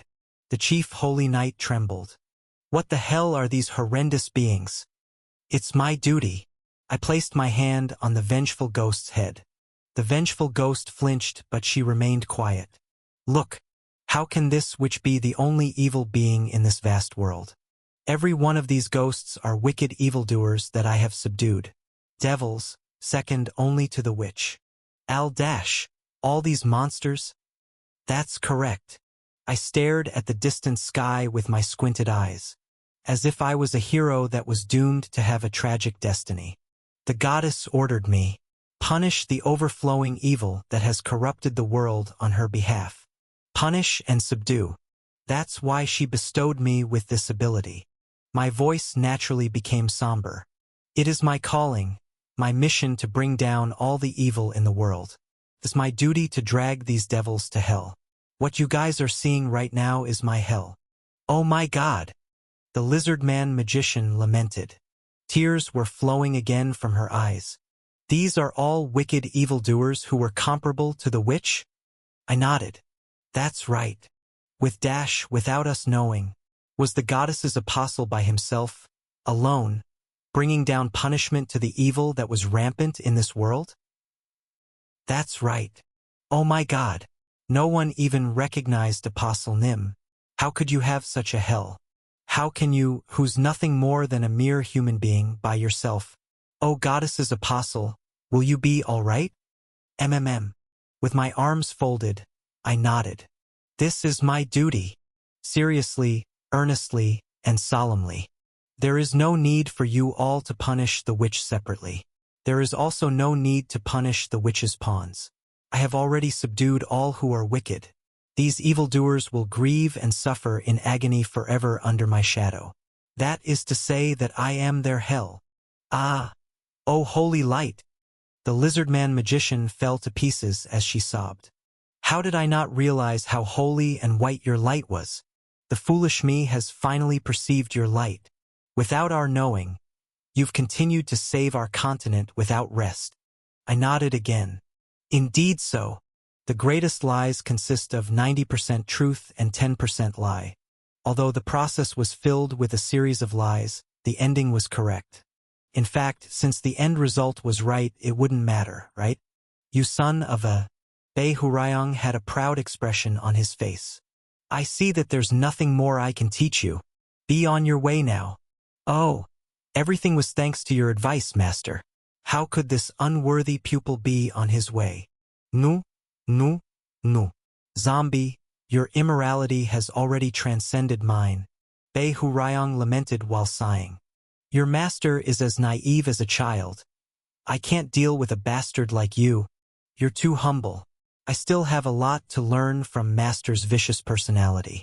Take your words back. You bastard. Have you ever heard of Chongshul Iram? Note: Chongshul Iram, Qingchu is an idiom that is used when the student surpasses the master. Have you ever heard that no disciple is better than their master? The disciple and master praised each other's character. On a day like today when relationships were being ruined. But actually, it was a beautiful and warm scene discreetly unfolding. Anyway, I deactivated the 100 Ghosts reincarnation. Whoosh! The 4,000 skeletons disappeared in an instant. The continent's army stared dumbfoundedly at the sight of the monsters being absorbed under my shadow as if a ship were sinking. You all don't need to worry about the witch and her pawns. As long as I am here, they will suffer forever in my hell. This is the will of the goddess, and this is the divine punishment of the goddess. Do you really intend to reject the dignified will of the goddess? The chief holy knight staggered. If I may ask, O holy apostle, truly are you sure these atrocious devils are secured? What this humble one is trying to say is, if these devils were to escape out into the world, the harm caused would be beyond our imagination. Indeed, I carefully nodded. You basically want to confirm if these devils are truly imprisoned by me. I beg your pardon, but that is correct. All right. Thud. I snapped my finger. Then a skeleton came out. It was the one whose summon had not been dispelled yet. It stood tall between me and the chief holy knight. Shocked, the chief holy knight took a few steps back. O holy apostle, why is this skeleton? I'll clear your suspicions properly. I patted the skeleton on the shoulder. O 100 Ghosts, regain your memories. Wiggle. Wastewater rose up from the shadow of the skeleton. The wastewater, which had climbed up the white bones, was shaped in the form of the skeleton. Deformed the muscle, deformed the flesh, deformed the clothes. In the blink of an eye, instead of the bony skeleton, a handsome man had appeared. Erg! Wadash, what the hell? He was a handsome guy with a dirty mouth. What the hell? Ugh! You bastard, you bastard! What grudge do you have against me that you put me in this situation? Damn! What the hell did I do? A fiery glance. That's correct. I returned the memory of the Flame Emperor, Yu Suha. You crazy dog. I'll kill you. How dare you, you piece of trash. I'll kick your ass no matter what. As you can see, holding on to Yu Suha's shoulder, I looked back at the commanding officers. Yu Suha tried to move his limbs, but it was useless, because it was impossible for him to defy me no matter what he did, as I was his master. This man was also an evil man that was comparable to the witch. I had a bitter look on my face. No, I can say that he was more evil than the witch. The witch was born a monster from the beginning, but this man was born a human, but he did all sorts of evil and terrible things. He burned anything that got in his way. I'll kill you. I'm going to kill you. There was no need for further explanation. Fuck dash comma dash. Hey, I'll tear you to Shri dash comma dash. Sounds of curses resonated in the acacia field. One of the 100 ghosts, Yusuha, opened his mouth and spewed out all kinds of curses that could have existed in this world. As the swearing continued, the commanders' faces turned pale. Less than 60 seconds later, Yusuha described as many as 15 ways to kill me. It was absurd. No wait, damn.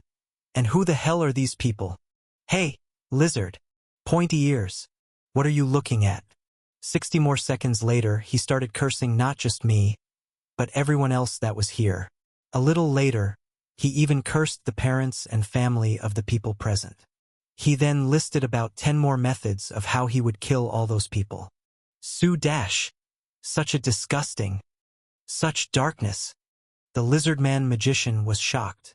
I don't even have to use the queen's jewel. That man, he really has the devil's soul. Certainly, the elf ranger captain groaned. I've seen a lot of foolish humans over the years, but it's been a long time since I've seen such a disgusting and evil man. Rejoice, Yusuha. Finally, your greatness was recognized. Moreover, it happened in this world itself. Hey zombie, aren't you desecrating the dead? That's right. Isn't that a little too much? Even if I did this, it was a cheap punishment for Yusuha. Besides, Mr. Sword Emperor, you said I was the zombie king. The zombie king wants to bully a zombie-like bastard. Is there anything wrong with that? Bei Hurayong nodded agreeably. After listening to you, you're actually right. Logically, I can't refute that, right? As expected, zombie, your immorality is way beyond me. That was just his opinion. Thud. I snapped my finger once again. Dance. What? Fuck dash, what the dash? As soon as I gave my orders, Yusuha began tap dancing. Yusuha's heels tapped merrily on the flowery path. Tak, tak, tak. Yusuha's dance was quite skillful, as if he had his share of fun going to clubs back in his old days. No, this wait. What is this? Damn. Continue dancing. Tak. Yusuha's dance changed from tap dancing to jitterbug. For better or worse, he had a talent for dancing. After he finished dancing jitterbug, he immediately started to do the Kazatsky dance. Note: jitterbug is like South Korea's twist on tango. I'm going to kill you, Yusuha cried out as he danced the Kazatsky dance. I'll kill you. You bastard. You dare to me. I must. As he was speaking, he kept on dancing the Kazatsky dance. As anyone present could see for themselves, what he said while dancing the Kazatsky dance was not scary at all, no matter how dirty or appalling the curses were. Even if Hitler came back to life and began talking, no one would take him seriously if he was dancing the Kazatsky dance. That's the power of the Kazatsky dance. Damn. Could Yusuha also feel the power of the Kazatsky dance? Realizing that nothing was working, Yusuha just kept swearing, and he focused enthusiastically on the dance moves. It was great background music and a great scene. I looked at the Chief Holy Knight. Are you still worried? The Chief Holy Knight opened but didn't say anything. The devils can never disobey my orders. Rest assured. In the end, the Chief Holy Knight gradually kneeled down. O Apostle of the Goddess, may I ask for your name? He had spoken in a quivering voice. Everyone from the continent's army was looking at me. I accepted their stares with pride and folded my arms again. My name is Gongja. The Chief Holy Knight bowed his head. I will follow your orders, Gongjanim. The commander, who cried out and insisted till the end to burn the village, gave up the attack. Then, congratulations. A pleasant voice was heard. Normal stage clear. Hidden quest, warrior of the paused world, has been cleared. There was also a voice that was unwelcoming. Again, you crazy bastard. The voice's owner rolled around frustratingly. Crazy bastard. You're probably the first one to clear a quest like this. No, it's definitely the first. Wow, where did this crazy dude crawl out from? Hey, I gotta admit it. Kim Gongya. What do you admit? You are the light of all idiots. Chapter 50 Paradise After the End 1. You crazy bastard. The continent's army moved their troops back a little. In the meantime, Bae Hurayong just laughed hysterically. From now on, I'll call you Crazy Kim. Ah. For God's sake. Please stop. I sighed inwardly. Do you know how many nicknames you've already given me? Zombie Kimo. Zombie King. Crazy Kim. If you keep this up, I'm going to be able to fill up an A4 paper with just my nicknames. Oh, that's pretty nice. Let's go. Dozens of nicknames for this crazy dude. Let's go. Bae Hurayong's loud laughter resonated throughout the skies. But fortunately, there were more people in this world than those who made fun of me. Boss stage cleared. It was the voice of the tower. The voice told me that I had successfully reached the 20th stage rang inside my head. It was just like when I cleared the 10th stage, the so-called Hellfire Residence. The challengers is Death King, Thuong. One person. I looked up slowly. The blue sky spread out between the branches and the leaves of the acacia flowers. Calculating clear rewards. Calculation complete. The rewards will be given 24 hours later, once you enter the 21st floor. That's right. I smiled brightly. Well, even if I was a crazy guy or something, what's the big deal? Anyways, I did my job. What's this? Look at this guy's confidence. I cleared up to the 20th floor just the way I wanted. I won't let anyone die. That was the goal I had set in my mind. Looking back, how absurd was that desire? While I was clearing the 20th floor, not a single hunter died. The Devil King of Fall Rain.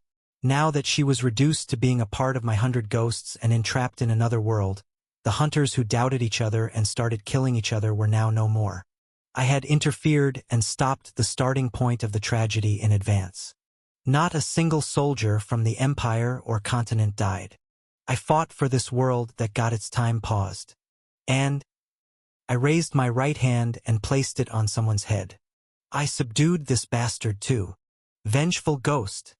Fungui, the captive, imprisoned in my shadow, sat on the street and stared blankly at the continent's army. Soldiers who had originally burned down her small hometown in the past. But today history had not been repeated. The moment the chief holy knight knelt, the continent army's hostility was repressed. Believing that I am the apostle of the goddess, they gave up their mission. The paradise had been protected. These are just my thoughts, but... He patted the vengeful ghost's head gently. Maybe this 20th floor, if I had just sat by and did nothing, it would have probably been cleared by itself. I didn't really have to come forward. Huh? Why? That's because the village burning and disappearing is also a kind of outcome. Ending. I realized that while going through the stages so far, the tower was open to both a happy ending and a bad ending. As long as it was a proper outcome, the tower would accept any kind of ending. Otherwise, Yu Suha wouldn't have been able to reach the 40th stage. Even if you shattered the dolls in the Hellfire Residence like the Flame Emperor, or were like me playing with those kids for a while. Either way, both acts were recognized as a kind of outcome. Basically, this world was not set by the tower.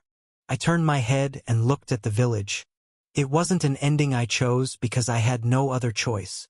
Where the wheat ripens yellow under the sky. Taciturn and stubborn, however, the kids were putting up a playful act, and the old man turned a blind eye to it, while he sat in front of the orchard and smoked in vain. A refuge for the sick, who had no way of recovering. But this is the ending I choose. Today.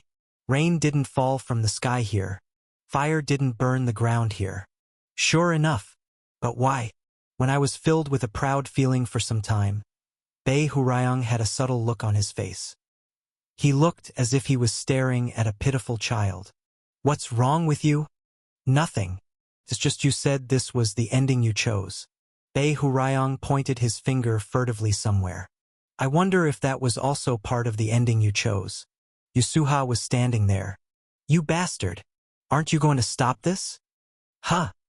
Just stop it already. Damn. Why isn't this stopping yet? To be more specific, Yu Suha was still hopping around dancing the Kazatsky dance. The entrance of a rural village with beautiful golden fields. The sky is blue, and the petals on the ground. In this picturesque scene, there is a handsome young man cursing alone. It was a masterpiece that would get tens of millions of views if posted on the internet. What's wrong with that? I tilted my head. Isn't it extraordinarily beautiful? As expected, this guy is Crazy Kim, Bae Hurayong murmured. It was then. Today. The 20th floor stage has been cleared. A voice resonated throughout the sky and the ground. It wasn't a voice that only I could hear, announcing to everyone again. Today, the 20th floor stage has been cleared. An official announcement. Perhaps the same voice was spreading throughout the entire area of the tower, as it did when the 10th stage was cleared. Ah!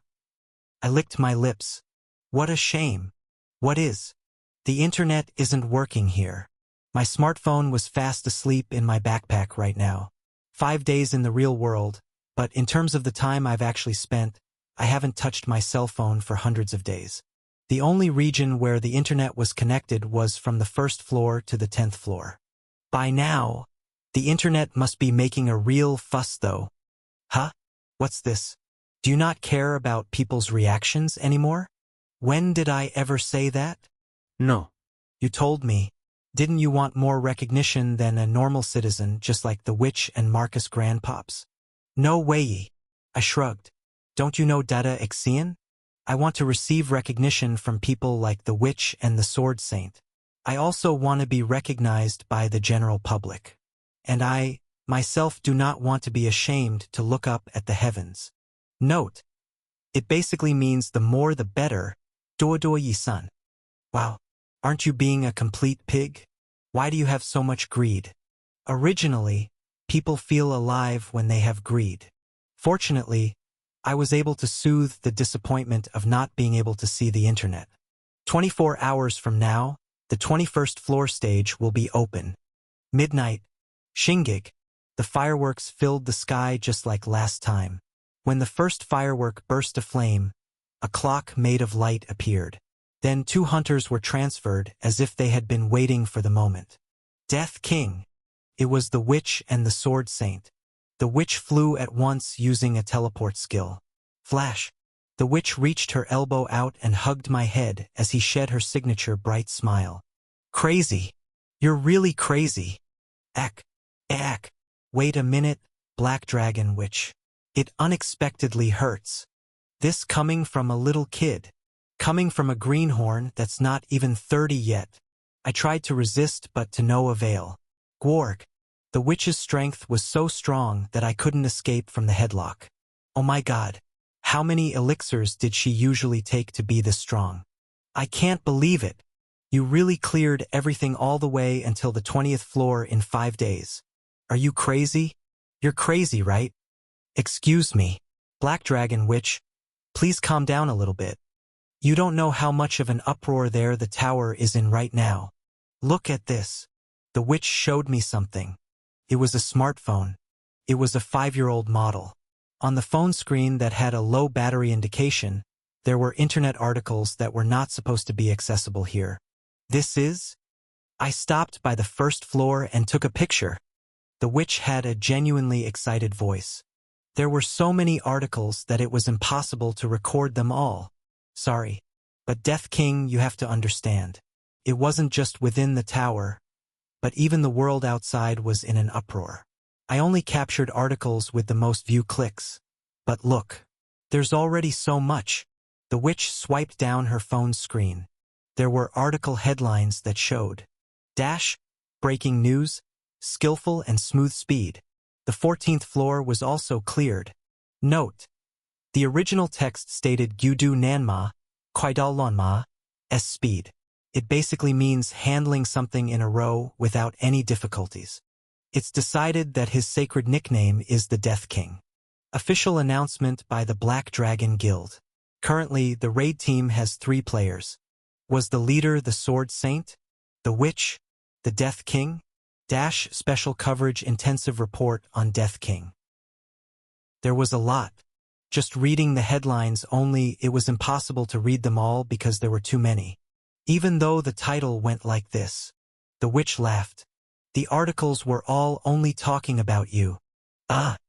It starts with what kind of life you lived before this, to where you actually came from. How did you come to the tower and how did you get to the top of the ranks at once? It's really all just about dash dot. Hold on. I was puzzled. I wasn't perplexed by the newspaper articles. This reaction was natural. In the past 5 days, even on the internet bulletin/forum, it was pinned hundreds and thousands of times. It was something that I had experienced once. Instead, the reason why I'm puzzled was nothing but, did you capture all of this yourself? Yes. The witch nodded. As I wasn't released from the headlock yet, her face was a little close. Of course. Was it to show me? This kid. Then would there be any other reason? So.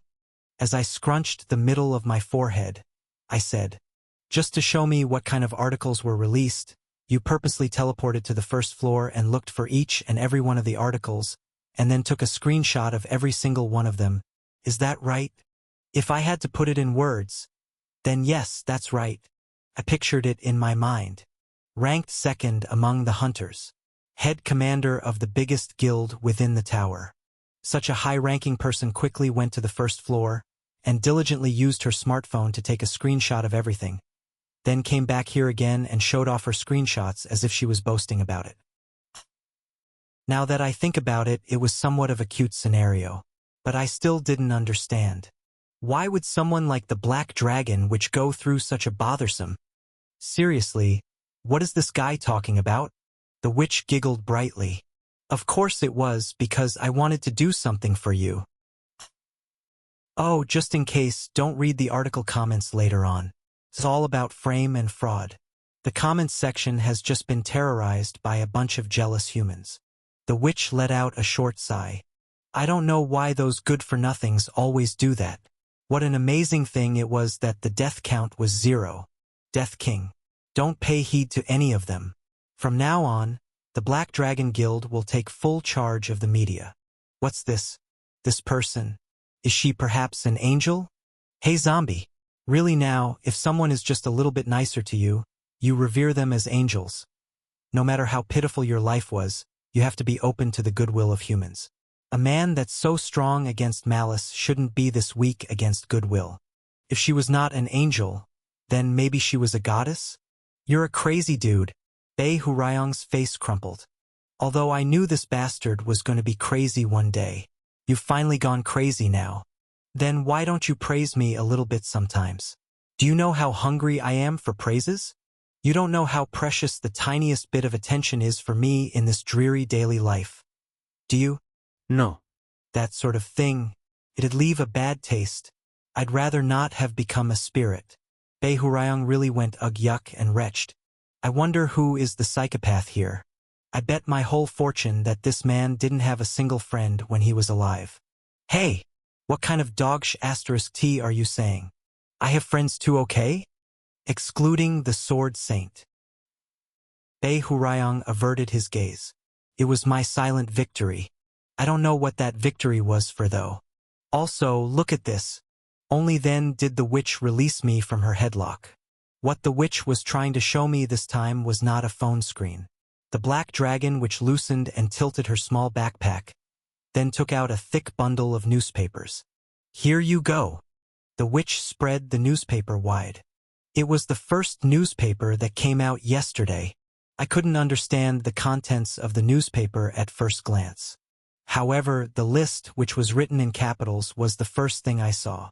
Above the list was the title, Updated Hunter Ranking, plus Rank 1 Sword Saint, Rank 2 Black Dragon Witch, Rank 3 Death King, Rank 4 Count, Rank 5 Heretic Questioner, Rank 6 Venomous Snake, Rank 7 Babbles Linguist, Rank 8 Kwangyak Messenger, Rank 9 Crusader, plus.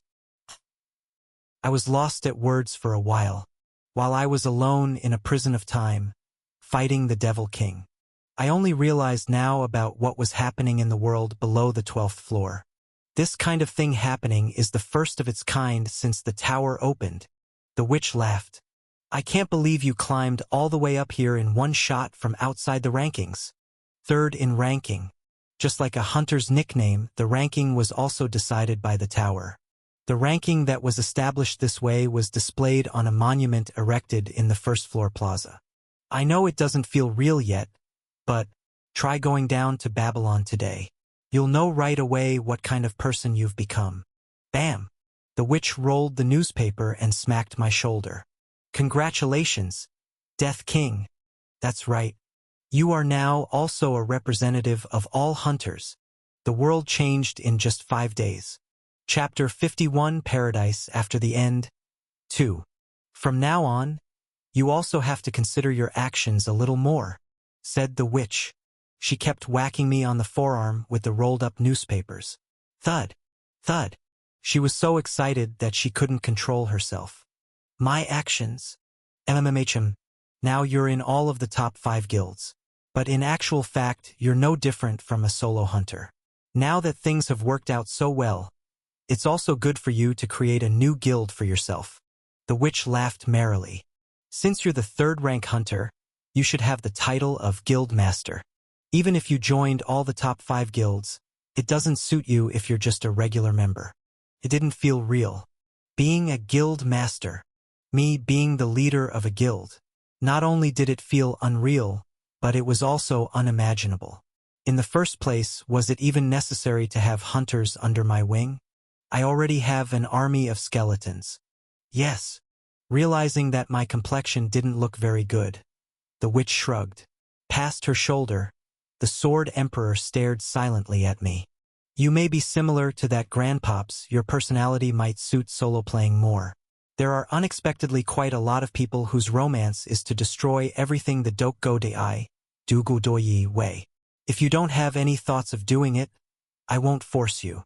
Note: Dokgo Dai is a Korean idiom that means to do everything you want to do, or doing everything your way. Oh ho! Are you talking about me behind my back now? That's that. The witch turned her head, ignoring the sword saint. What are those? On the other side of the acacia field, on the small plain, the continent's soldiers were building something. It was a barracks.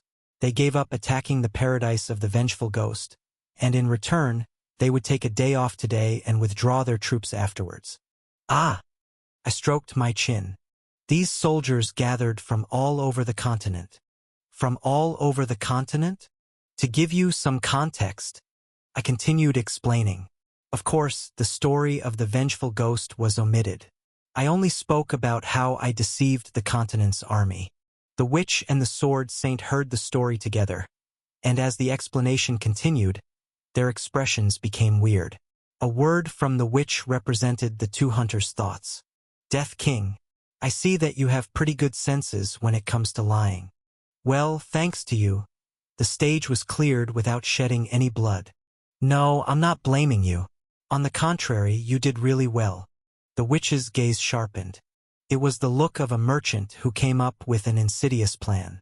This means from now on we can trade here on the continent. We don't have to grovel anymore to the old guys in the outside world. Those bad guys. They always lower the prices using their source of food. We'll see if they can do that in the future. Resentment was flowing from her voice. Basically, the trade between the tower and the outside world was unfair, said the Sword Saint. Capital, resources, technology. Whatever it was, the outside world has richer resources as compared to the tower. Of course, some elixirs and materials in the tower can't be obtained from the outside world either. Food provisions. Food is always a problem. The witch stamped on the ground. When I first saw her, I thought she was an unfriendly person. Is it because the 3 of us broke through the 12th to 19th floors together? She expressed her feelings colorfully in front of us. That meant we had become that much closer. Anyways, Black Dragon Witch, you mean to say you're going to start trading with the people of the continent? Of course. The outside world needs to know what bitterness tastes like too. Then, I grinned. Then I pointed to the military camp that was set up on the plains. You're going to have to talk to them from now onwards. If you just say, let's trade, it's not going to work. To the people of the continent, We are strangers, and for us, they are otherworlders. That's right. I'll lend you my name, I said. I am the emissary of the founding emperor and an apostle of the goddess in this world. If you make it look like you are also an apostle sent by the goddess, at the very least it will be useful for you to start trading with them. The witch's gaze sharpened again. It's an offer I'd be thankful for. It's also an effective move. But you are definitely not going to lend me your name for free, so what do you want? The 20th floor. What? I looked around. Acacia Fields. A small plain. The hometown of Estelle. This little world was all that was on the 20th floor. I want the 20th floor. For a moment the witch was at a loss for words. Hold on. What do you mean by the 20th floor? Don't tell me you want to have the whole 20th floor to yourself. Yes. To be exact, I want to possess all the land that is on the 20th floor. Instead, I won't accept anything for clearing the 11th and 19th floors. You can share the benefits of trading with the continent with the other hunters. Again, the witch's lips were shut tight. It was an unprecedented offer. Usually, when hunters raid the stage, the participants would first share their achievements among themselves. The ownership of an item, and furthermore the ownership of resources, but about half of the rights were left to be shared by all other hunters. It was unprecedented for someone to have the whole one floor. This is not something I can take care of on my own. The witch had a perplexed expression. We need to call in the other guild masters to discuss about it. Well, I don't have anything to do for the next 24 hours, so I'll wait. You really want the whole stage here to yourself? The witch glanced around. This land, it doesn't seem very valuable at all. The acacia flower path is pretty, but there's not enough land to farm, and the size of the stage is also small. Well, based on my experience, Death King, in such cases, it is much more profitable to receive the distributed rewards from the 11th to 20th floors that have been cleared. You'll be able to earn a fortune. I laughed. I prefer real estate to money. Land is the best. Call? Note. Call is like a Korean slang for agreeing to something, e.g., going out for drinks or whatnot. The witch sighed. I'll gather the guild masters. Let's discuss it on the first floor. Okay then. MMHM, you have to show your face to the people at least once anyway. But, the witch slowly glanced around. There is something I wanted to ask you since before. Yes. What the hell is that? I looked at the direction the witch pointed at. Black. Damn. Stop. Make it stop. Is it such a difficult request? Damn. What kind of grudge do you have against me? What did I do wrong? A top dancer was showing off his skills there. The dancer's sweat and tears flowed down the acacia fields beautifully. It was beautiful. Black Dragon Witch. I smiled brightly. Black Dragon Witch, you didn't see anything today. Ha! You didn't see anything today. You know what to do, right? The witch had a curious look on her face. She had the same face as a biologist who had encountered the mysteries of a lifetime. That's right. There are all kinds of people in the world. I understand. But, the witch murmured. As expected, you're also out of your mind. It was also an irrelevant opinion. 2. I left the vengeful ghost and the flame emperor on the 20th floor, and transferred to the first floor with the hunters. Is it okay for the meeting place to be held at the coffee shop we went to last time? Yes. I don't mind. It's been a long time since I came back to the city on the first floor, Babylon. To others, it may seem like I returned after only 5 days. But that wasn't the case for me. Literally hundreds of days. It was the first time in years that I had returned to the city. Heya! What's wrong? Nothing. I'm coming to realization now that I've cleared the stage. The witch giggled. I'm not sure. You probably need to comprehend it a little more. Ha! I told you. In the tower right now, you're the only thing everyone's talking about. Brace yourself. There was no need to ask what kind of preparation he had to do. Ha! Is that perhaps? Not long after I stepped on the first floor transfer gate, The surrounding area began to buzz noisily. Passers-by on the street. Street vendors who set up stalls by the side of the road. Hunters, who were just getting ready to leave to go hunting. All whispered one after another. "Isn't that the witch and the sword saint? Then that guy is. It's the Death King," someone shouted. That was just the start. The Death King appeared. A customer who was carefully looking at the used weapons at the stall turned his head. A couple who were enjoying coffee at an outdoor cafe stood up. Merchants selling rare flowers. Hunters chatting with their colleagues. Dozens, hundreds, all at once. Looked this way. My way. A crowd flocked together in an instant. Wow. There's a rumor that you cleared the 20th floor by yourself. Is that true? Look here, please.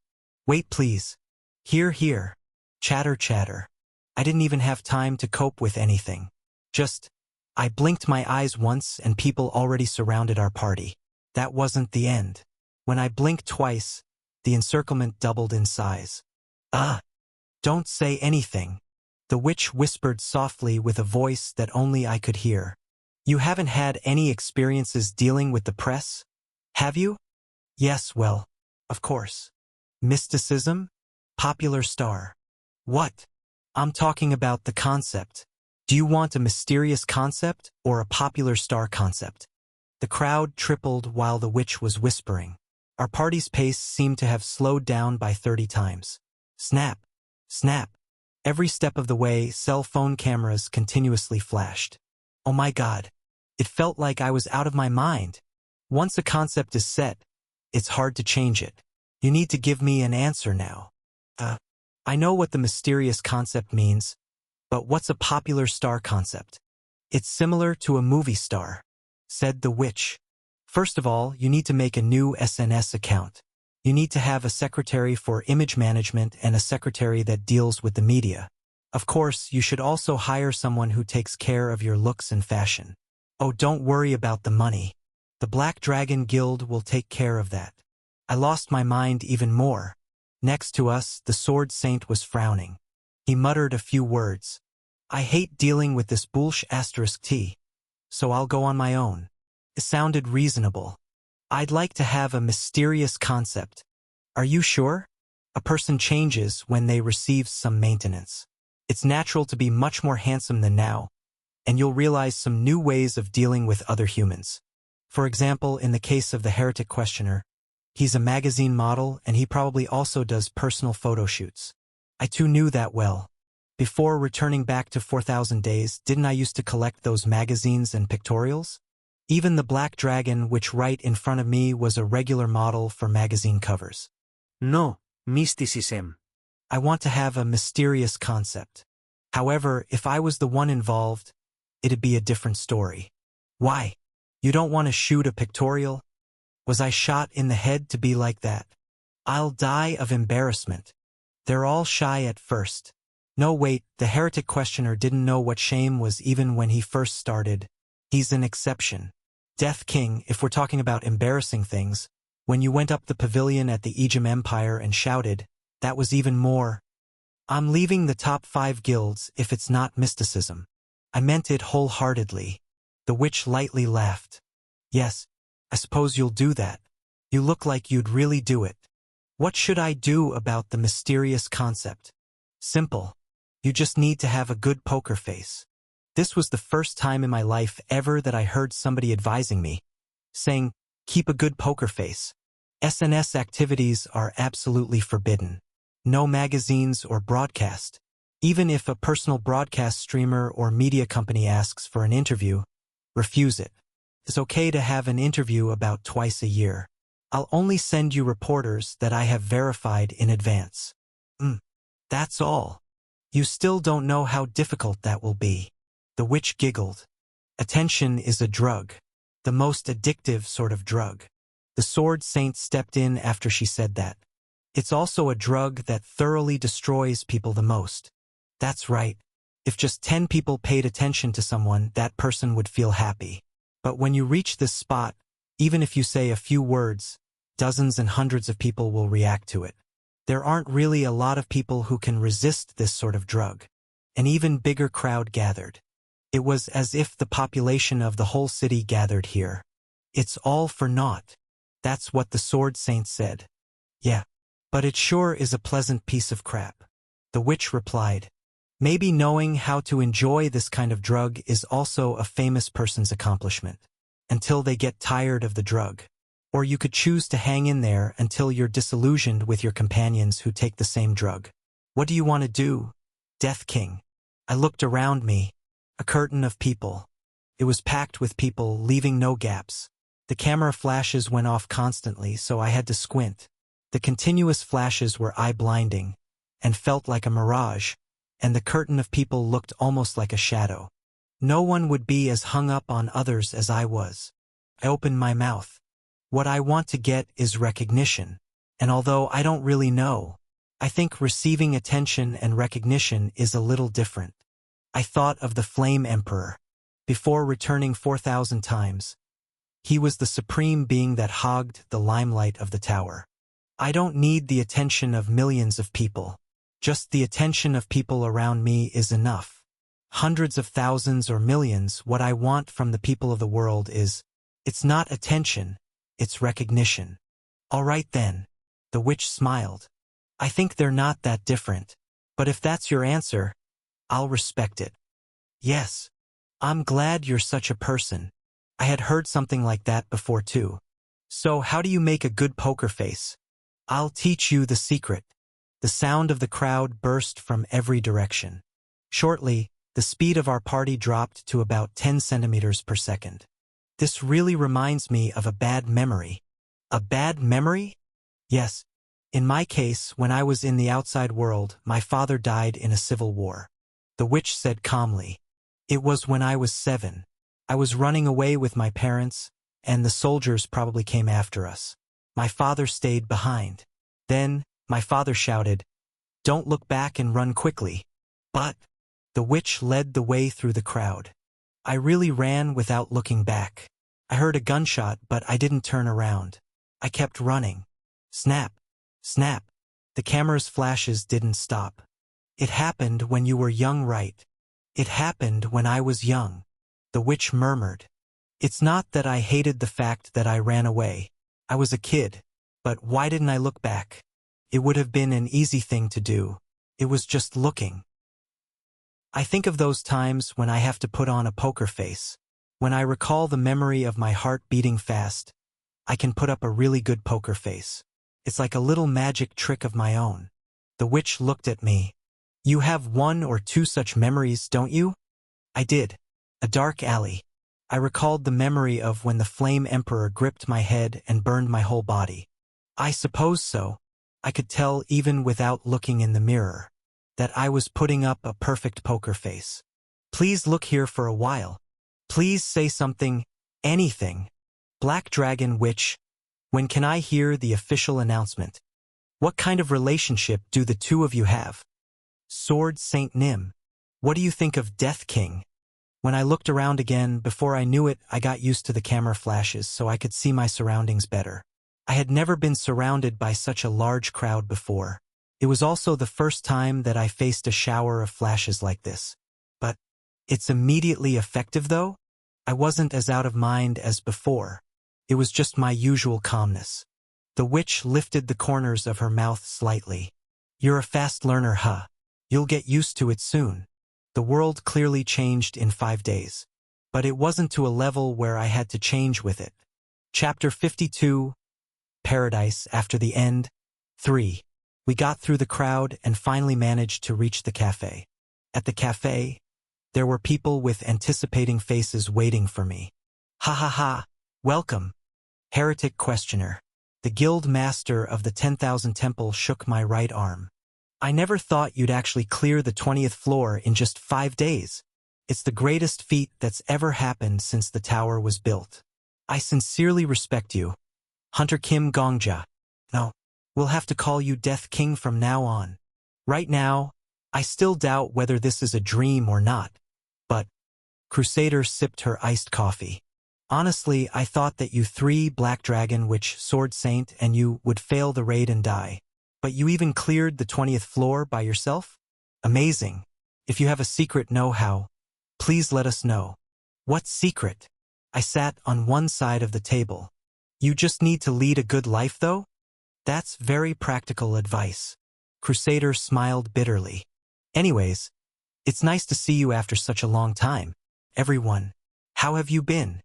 Well, it's only been 5 days since the last time we met. Puff. Holding a pipe, Count smoked some tobacco. At first, we stayed in the throne room just like we promised.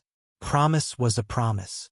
But after a while, all of a sudden, the Empire's NPCs started moving around. It took us by surprise. Note: originally called Reception Room. It was when I defeated the Devil King on the 12th floor. I defeated the Devil King and received a quest. It was then that the time that had been stopped began to flow again. I didn't think that far. How'd it go? The NPCs of the Empire thought we were intruders who invaded the Imperial Palace. The heretic questioner tottered. Someone in fancy clothes yelled, "Catch those intruders!" Then the Knights of the Empire and the elite soldiers came to catch us. My. It sent a shiver down our spines. But this kid had a lot of tricks. Venomous Snake, Guild Master of Chun Mumun. A one-eyed hunter ruffled heretic questioner's head. First, we obediently surrendered, and then we escaped from prison. Was what I meant. For real now. Ahahaha. Wasn't it fun? How could we have known that such a secret passage was hidden in the underground prison? It felt like I went back to my childhood days. I heard you were caught by a Bulgarian mafia when you were a kid. Yes. Heretic questioner giggled innocently. That's why I recalled the fun times from my childhood. Prison. Underground. Escape. These were all decorations that brightened my childhood beautifully. Everything has become a nostalgic memory for me now. Crazy bastard. Venomous Snake sighed deeply. While I was working hard to hack up the Devil King's minions, the Guild Master's party seemed to have been pretty active as well. I know all too well that we all had a wonderful life out there in the outside world. The witch shrugged and sat down at the table. The Count was born in a slum village in India. Venomous Snake, your parents were gang leaders. Crusader had suffered some hardships in Venezuela. So we were all garbage when we were in the outside world. Don't you all agree? The mood at the cafe instantly turned gloomy. Only the sound of Crusader sipping her coffee flowed quietly. That's not something we should talk about here. Crusader quietly glanced over at me. Do you mean to treat Death King as a member of us now? Yes, said the witch. You guys probably don't know, but Death King had made a decisive contribution to clearing the tower. That's something we also know. No. You all don't know. The witch shook her head. In the raid this time, we didn't have a single casualty. Even on the 11th floor, where a lot of hunters participated together. This was all thanks to Death King, who taught me the strategies and tactics to clearing the floors. All the hunters' eyes were on me. Yes, it's true. The witch opened her mouth. This man, I want to make him the hero who represents our tower. Silence hung over the cafe. The witch looked at the hunters that were sitting around the table one by one. Count, you disclosed too much of your wealth. It's true, I can't say otherwise. Heretic questioner, you've killed too many people. Yes, it was a necessary sacrifice. Crusader, you don't like receiving attention from other people at all. It's just how my character is. And Venomous Snake, you. What? I'm sorry. You're too ugly. Venomous Snake pouted, a dejected expression, but he soon bowed his head. It was a portrait of a sorrowful middle-aged man. Sword Saint, as we all know, is an old man that is only crazy for the sword. MMHM. And me, I have to constantly act behind the scenes, so it can't be me. After looking at those sitting at the table one by one, the witch finally looked back at me. On the other hand, Death King doesn't have any impression on the public yet. If we try hard enough, we can make it so that he becomes a perfect hero however much we want. This is an opportunity to revamp the tower's previous image.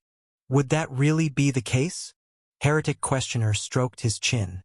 We're all people that have been around for a long time, so it's true our presence has grown a little weaker. We've continued to print out magazines that contain updates on the activities of hunters, but in the outside world, the sales volume is steadily decreasing. Yes, that's what I mean. Then we'll have to start making our image from today onwards. Heretic questioner stood up, and just like a puppy, he began to circle around me.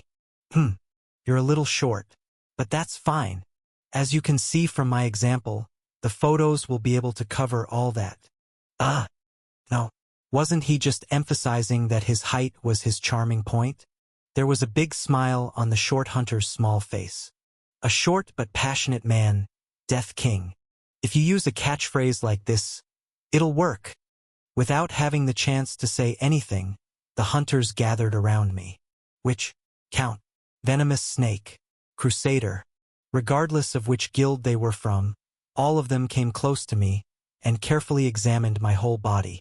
I'm asking just in case, but are you seeing anyone now? No, I'm not. What about since you entered the tower? Any ex-lovers? Nope.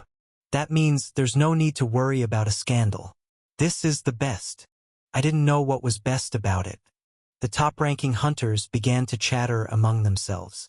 I've been watching him from the side, but this man, when he smiles, he gives off a cunning impression.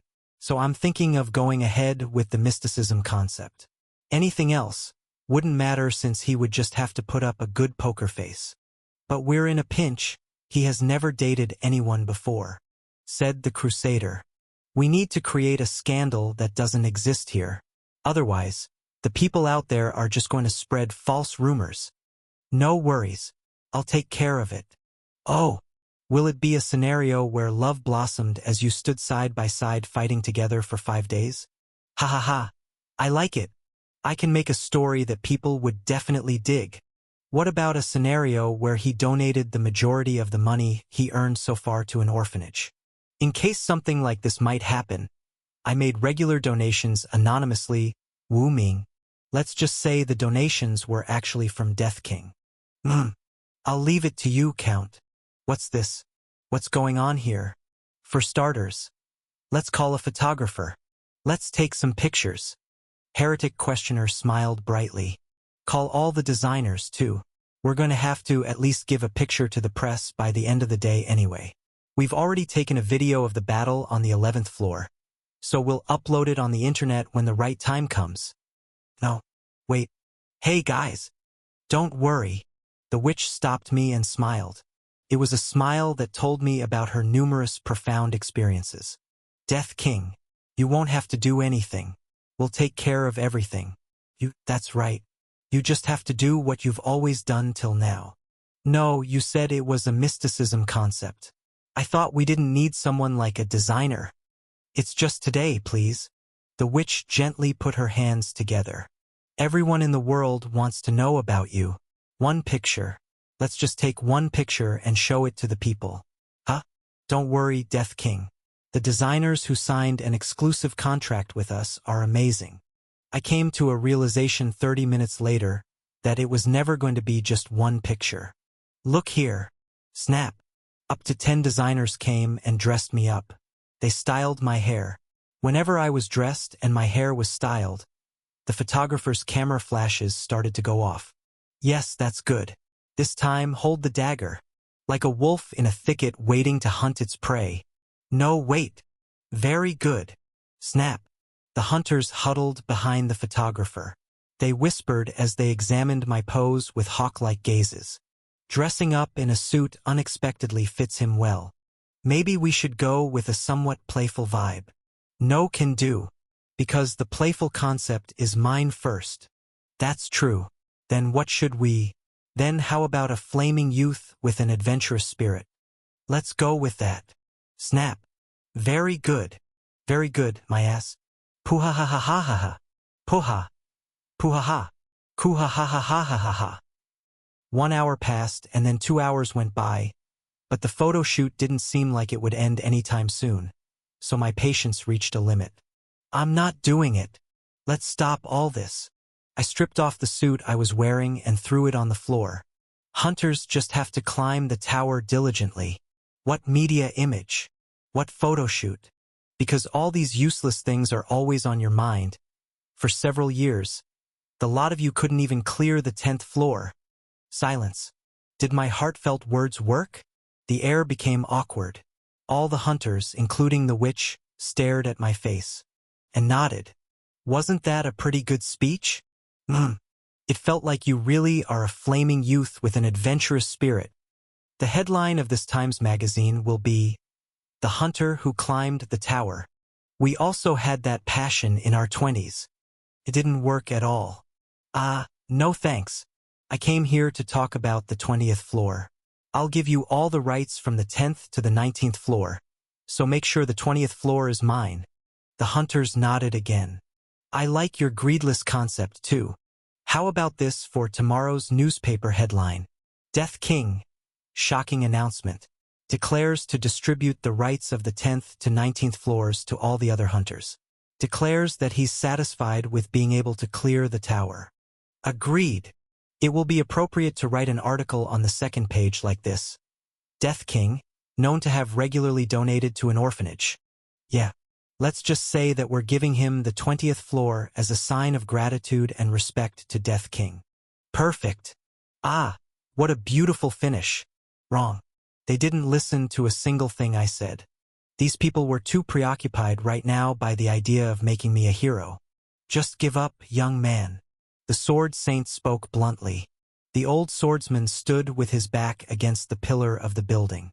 The same thing happened when I was ranked number 1. Something like being old would make a favorable impression on the world, and asking me to grow my beard differently. I heard all sorts of things then. Oh my God. This was what they wanted to show the outside world. We're living an honorable life too. It's kind of an inferiority complex. The old man murmured. They abandoned everything in the outside world and came to the tower anyway. What's so pathetic about it? The sword saint stepped away. Let's go. Yes. If you stay here, it'll be endless. After you finish the photo shoot, they'll tell you to take a video, and then after that, they'll tell you to prepare for a press conference. They're that kind of people. If you don't run away now, the whole day will go by just like that. It sounded horrible. Without the need to even think about it, I said, let's run away quickly. Good decision. Focusing aura on the tip of our toes, we ran. A cry could be heard from behind us. But we didn't stop. Death King, cried the witch. I'm holding a press conference tomorrow, so come back in the morning if you can. You shouldn't be seen by others, so go around secretly. Even if you want to run away, get on the roof and run. Be careful. Bei Hurayong laughed hysterically. Hey, that person isn't an angel, nor is she a goddess. Isn't she more like a mom? That really was the case. And I didn't even know what kind of existence a mother was. For, before I knew it, the sun had set. Following what the witch advised us, we went towards the roof and ran. Looking down from above, there were still hundreds of people crowding in front of the cafe. A swarm of reporters from the broadcasting station was there too. We could have been in trouble if we went out from the front door. We skipped through the crimson-colored roof. The place we stopped at was the bell tower built in the square. The guard who was guarding the bell tower and fiddling with a smartphone recognized us belatedly. Huck, SW-, Sword Saint Nim, MMHM. The Sword Saint landed at the bell tower easily. I'm sorry, but can you excuse us for a moment? That's 5 minutes is enough. The young guard was flustered. He must have been taken aback when a living legend asked him to excuse himself. Then our eyes met, and the guard's eyes opened wide. Are you perhaps the Death King? Yes. You are. Wow. It's my first time seeing you in person. Wow. Awesome. The guard scurried through his bag. A romance novel popped out from the bag. He seemed to have brought some random things to kill time when he was on guard duty. T-. This is the only paper I have right now. May I have your autograph, please? Sword Saint took the novel as if he was familiar with this situation. Do you have a pen? Here it is. What's your name? Well, I haven't received a nickname yet, so... The old swordsman signed in neat strokes.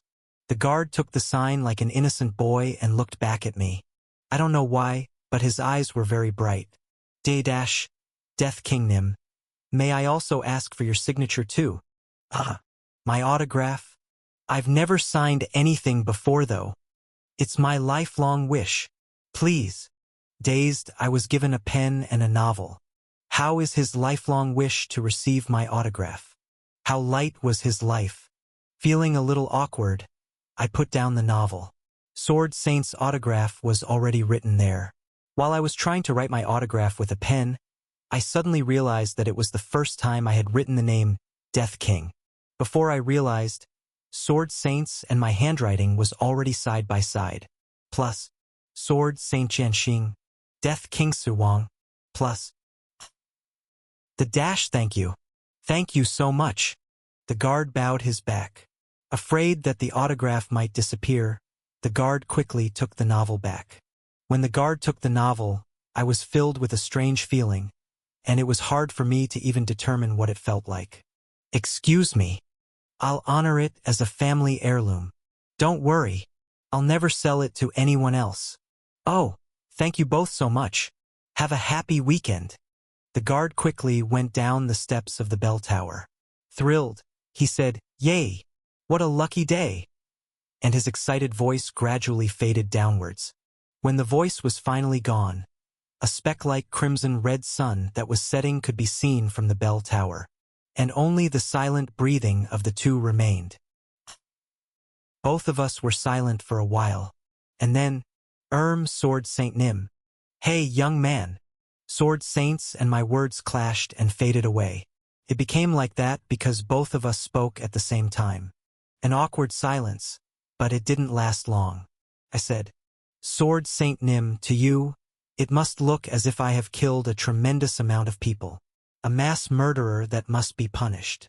I looked at the Sword Saint with a calm face. But if you look in the mirror, you will also see a mass murderer who has killed a great number of people. That person is you, Sword Saint Nim. Sword Saint was looking at the sunset, not me. But Sword Saint Nim, you wouldn't punish yourself for that. This is because you have a clear standard for killing someone.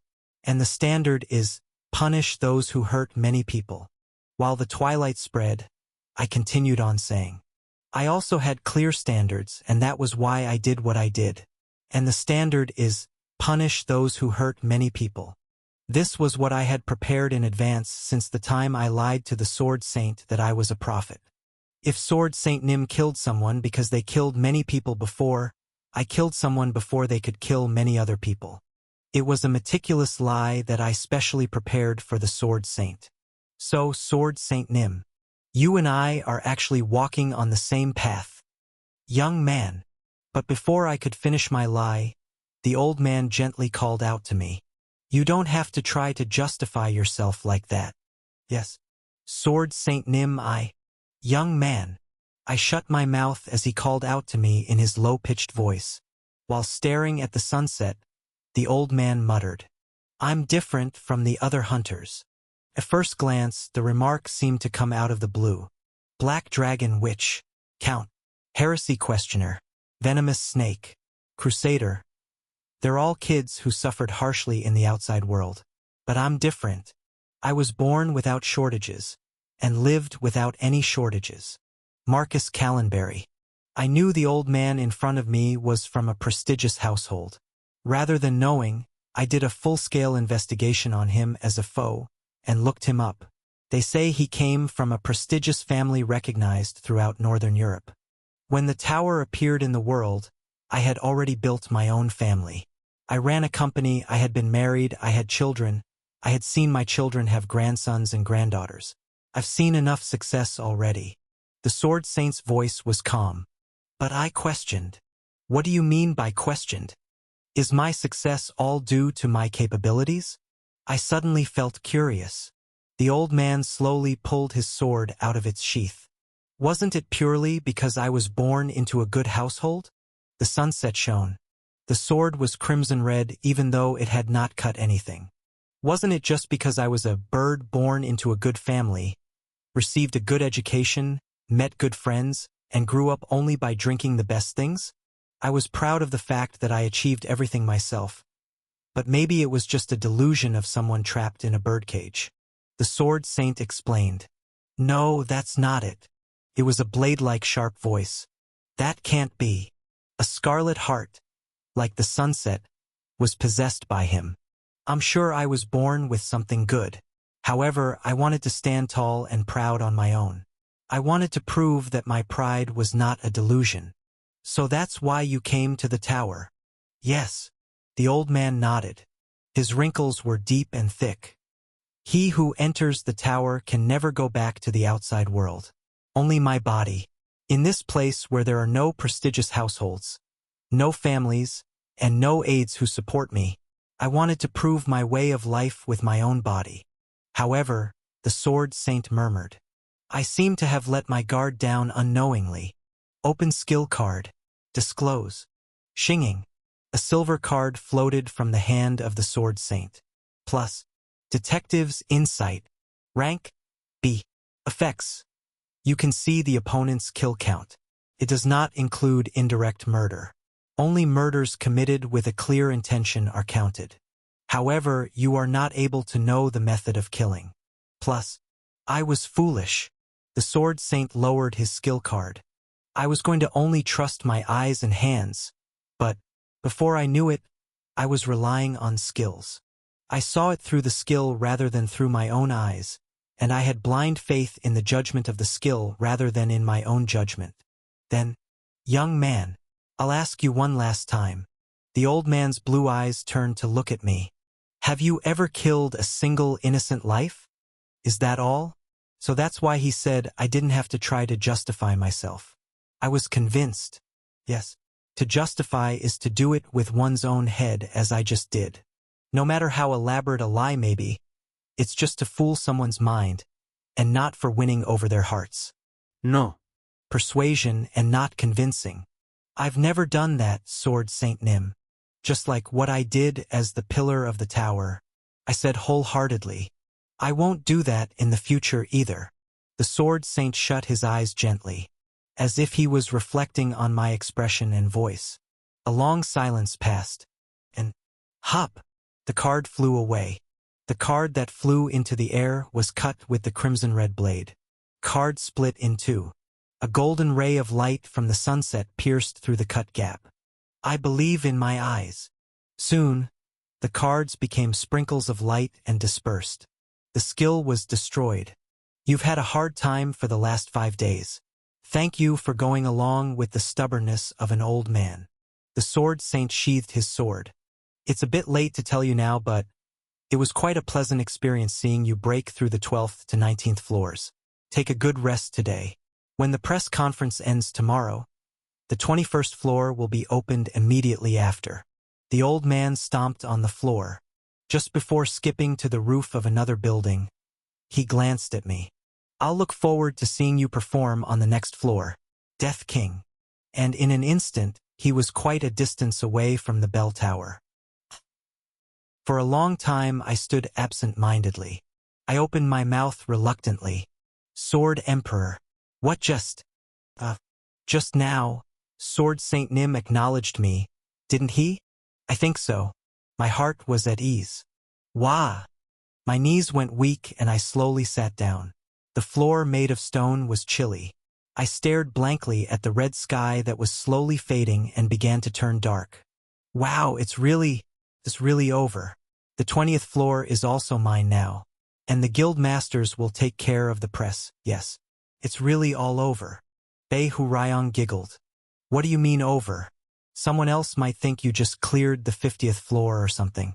Just from what I feel right now, it's like I just cleared the 90th floor. TCH. Zombie, sometimes I get confused about whether you have nerves of steel or are you just another coward. Actually, I sometimes get confused too. Anyway, I wrapped up all that I've done till the 20th floor. When I thought of what I had done, I was engulfed by a strange sense of satiety. The goddess of protection was impressed by your achievements. A voice that hadn't been heard for a while rang. Ha! Come to think of it, Despite defeating the Devil King of Fall Rain, the goddess of protection remained silent. No, except for the time when I broke through the 12th floor for the first time, the goddess of protection was actually always silent. The goddess of protection acknowledges all your accomplishments, as if venting out all she wanted to say all while being silent all along. A series of voices could be heard. The goddess of protection concluded that even though you have lied about being an apostle of the goddess, in actuality, you are fully qualified to be an apostle. Goddess of protection allows you to employ her name in the future, but there was something strange about her words. What does she mean by using her name in the future? What does that mean? The goddess of protection is hurt by your words. Given the fact that we've been doing well together so far, it became more and more incomprehensible. We've been doing well together so far? The goddess of protection asks you to look down. I looked down. There was nothing but the stone floor. The goddess of protection asks you to look to the left a little bit more. I shifted my gaze to the left. At that side, my legs and waist were there. On my waist, there was a legendary weapon that was bestowed by the goddess to the Ejim Empire's founding emperor, in other words, Lafanta Ejim's holy protection sword, which was worn with a sheath. Wait a minute. By any chance, the goddess of protection advises that you focus your attention on your waist. I felt strange. I recalled the scene where I was fighting against the Devil King's army on the 12th floor. At that time, I was sure that there was a voice stating that the goddess of protection was squeezing out the last drop of her power. As soon as the words were over, a white ray of light burst out of something I was holding on to. There was no other miracle after that. No. Wait a minute. Don't tell me the goddess of protection that was mentioned from time to time in the fight against the Devil King is... I said it with a heart full of disbelief. Were you a sword? After a while, the voice answered. The goddess of protection has affirmed your question. Oh my God. To think the holy protection sword I was using all this while was actually a sacred sword. Chapter 53, The Obsessed Final King 1. All of you are now watching an amazing video right now. A witch, more popularly known as the Black Dragon, which is leading the 11th floor raid team. This is the latest video we just got from BBS. Oh, let me zoom in on this part. Yes, this is the part. Let's pause the video for a second. A quiet waiting room. I was watching TV mindlessly. To all our viewers, can you see it? The Black Dragon, which is holding hands with another hunter. This hunter is presumed to be Death King, Thirwong. If the video wasn't fabricated, it would mean that Death King hunted the 11th floor stage boss in a single stroke. It's often called a one-shot one-kill among hunters. But until now, there was never a precedence where the boss monster was defeated in one shot. The caster and commentator were in a commotion. So you're saying this is the first time? Yes, it is. Of course, the Black Dragon which helped, but the hunter who faced the boss monster by himself seemed to be Death King. Underneath the screen was a breaking news caption. Death King's press conference this afternoon. Everyone, let's watch the next video together. Death King, who has been under the veil all this while, had finally showed up yesterday afternoon. He came back to Babylon on the transfer gate. As you can see, the Black Dragon, Witch, and Sword Saint were with him. It looks like they're escorting Death King though? Yes. To properly convey the vibe of the scene, I'll raise my voice for a bit. There was a video that seemed to be taken by someone on their cell phone. In the middle of the screen, I was expressionlessly walking. Please look this way for a while. Please don't push me away. Please say something. Black Dragon, Witch, when can we hear the official announcements? What kind of relationship are you two? Tick. I couldn't stand watching it anymore and pressed the remote control. I frowned at Bei Hurayong, who was watching the TV with me side by side. Ah, why did you turn it off? I was enjoying it for quite a while. I opened my mouth. Because I'm so embarrassed that I could just die. This place is the waiting room. A day has passed since I received the recognition of Sword Saint. Today was the day where the press conference regarding the progress of clearing the tower will be held. Originally, it was supposed to be taken care of by the top guild masters, but this time I was invited as a special guest. After a while, the interview will start. Why don't you just kill yourself? You're not going to die anyway. But I don't want to. I didn't have anything to do until the conference was held. So I thought I'd watch TV, but it was a mistake. Ah, fuck dash. I got it. Then switch to another channel. All channels talk about me anyway. Whether it was the news channel or the others, almost all the broadcasts were talking about the raid from the 10th to 20th floors. And TV shows weren't the only ones. Things were the same even when I looked on the internet. I had become a celebrity after a night's sleep. That's what I feel like right now. The goddess of protection points out that it was just how exceptional your achievement was. The holy sword quivered on my waist. Fame is like the taxes a hero has to pay, day by day. The goddess of protection advises that you must get used to the position of hero. I felt so burdened that I lowered the holy sword. I was so tired yesterday that I fell asleep and couldn't talk much. Goddess, you there? Aren't you thinking too highly of me? You are the light. The holy sword quivered more. I don't know if it was just me, but it felt like she was an Idols-obsessed fan. The goddess of protection whispered that she still remembers as clear as day. When you climbed up the Empire's castle and gave that roaring speech. And the imposing stance when you declared, "Leave the Empire to us from now on." You were so dashing then. Ah! Covered my ears. Stop! Stop it! That was what I uttered when I was completely excited, but it was to no avail. The sword's voice was not heard by my ear but transmitted directly to my head. The holy sword whispered endlessly about my dark history. Goddess of protection expressed. It's an unwritten law that a hero must love himself. The words of a hero without self-love are always miserable, and it would make even the people around him unhappy. In that sense, your confidence is very likable. It's really quite amazing. I was right. The goddess of protection was just my huge fan. Stop. Please just stop. Just like me, who was once an obsessed fan of Flame Emperor, the holy sword had been a fan of mine. I wouldn't mind if she expressed the burning desire of a fan somewhere I couldn't see. But the sword's voice was broadcasted live to me 24 hours a day. The goddess of protection confesses. I am happy to serve someone like you as my second master. Oh my God. Have I ever heard someone sincerely praising me continuously and been in their company for this long? Someone that praised me so incessantly that it made me think about my dark past, which I wanted to forget as soon as possible. Just kill me instead. Especially when you brought the Devil King of Fall Reign under your reign, and the moment when you muttered, "The Lord has the responsibility to protect his own people." That was truly a great scene. This was really too much. I took out the Odo oil yuyo from my backpack. Odo oil was an oil used to clean a blade. I poured some of the oil on a cloth and glared at the holy sword. You started it first. This thing. My hand reached closer to the blade of the sword. A flicker of white light burst out from the holy sword. The goddess of protection feels threatened. The goddess of protection begs you to stop what you're doing. The goddess of protection. 10 minutes later. The goddess of protection apologizes to you for her blunder. Sparkle dash. Thanks to my sincere towel skills, the holy sword became clean. The blade became as transparent as a mirror and reflected my face. But the holy sword trembled with shame. Phew! It's finally a little quiet now. I lowered the holy sword, which had become more silent. So I get that you're a constellation, but why a sword? Did you possess the sword from the very beginning? As far as my understanding goes, the constellation, Xingzhou, was like the administrator of the stage.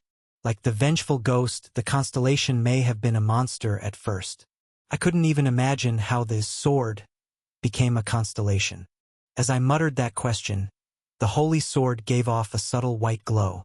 The goddess of protection shakes her head. It's easier to just understand that the constellation is something that represents the world. A representative of the world. The goddess of protection muttered. I was originally a holy spirit who was revered as a god. But the empire's founder, Lafanta Ejim, split me into 5 swords and sealed me. You are the first possessor of the holy swords. Idol. I bat my eyes. Is the name of the sword Idol? Positive. And then the goddess of protection named the 5 swords. First sword, idol, 偶像. Second sword, pity, 怀惑. Third sword, prayer, 祈愿. Fourth sword, sacrifice, 养sinh. Fifth sword, salvation, 救援. These are the swords of the 5 sisters. The goddess of protection bragged that if you gather all the sister swords, she will regain the strength from her prime. Oh ho! In short, the sword that was shining in front of my eyes was really just a fragment of the holy sword. In other words, the other 4 swords must be found to draw out its real power. Interesting. So where are the sister swords? She did not answer. An awkward silence filled the waiting room. Hello? Goddess? I'm asking you where your sisters are. Silence. Note. Original text is Momo Buddha, which means when someone is not answering even after asking about it numerous times. My eyes sharpened. By any chance, even you don't know. After a while, a voice murmured. The goddess of protection pleads the 5th. In the end, that just means you don't know. The goddess of protection argues that she can feel the presence of the sister swords if they are close by. I shrugged. Well, I'm not in a hurry to find them right now. Anyway, you must have at least a 5th of the power. Mr. Idol Sword, what can you do? I can get absolute support from the citizens of the Ijim Empire. I know that better than anyone. Anything else? Xing. As if the holy sword was waiting for it, it emitted light at its maximum output. Ack! My eyes! My eyes! I rolled around the floor while covering my eyes. I could hear the holy sword snarling in my head. The goddess of protection boasts that she is confident in emitting light. I've seen it to the point where I'm sick of it, so of course I know it. What in the world? I was lucky that I protected my eyes with aura in an instant. I almost lost my eyesight. No, what else can you do besides getting the support of the Ijim Empire's citizens and shining? Silence fell. The holy sword's glow dimmed. In human terms, it was as if she was stuttering. I'm confident in manipulating monsters. Hurriedly, the goddess of protection adds that she is also confident in manipulating humans. Knock, knock, knock. Amid the silence, where I was dumbfounded, someone knocked on the waiting room door. I quickly sheathed the holy sword. From someone else's point of view, I would look like a madman if I was seen talking to the sword. You are. It's me. The witch's voice could be heard from outside the door. You've been noisy since a while ago. Is something wrong? I'm all right. Nothing's going on. Is that so? The witch seemed suspicious but did not question me further. The press conference will start in 5 minutes. The reporters will probably shoot you loads of questions frantically. And the 21st floor will be open by the end of the press conference. We're gonna answer the reporters in moderation and then head straight to the 21st floor. Do you understand? Yes. What a great reply. Don't come out late. I heard footsteps beyond the door. Tack, tack.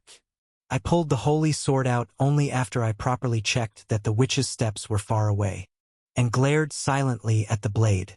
Basically, besides being able to shine, there's nothing else you're useful for at all. The goddess of protection is protesting against your biased opinions. All right then. From now on, you're not the goddess of protection. I'll call you Shiny. It's a waste for you to have the name Holy Sword. Come to think of it, this constellation was pathetic. Didn't she fail to protect her world and got devoured by the Devil King of Fall Rain? In the end, I had to carry this constellation and protect her world.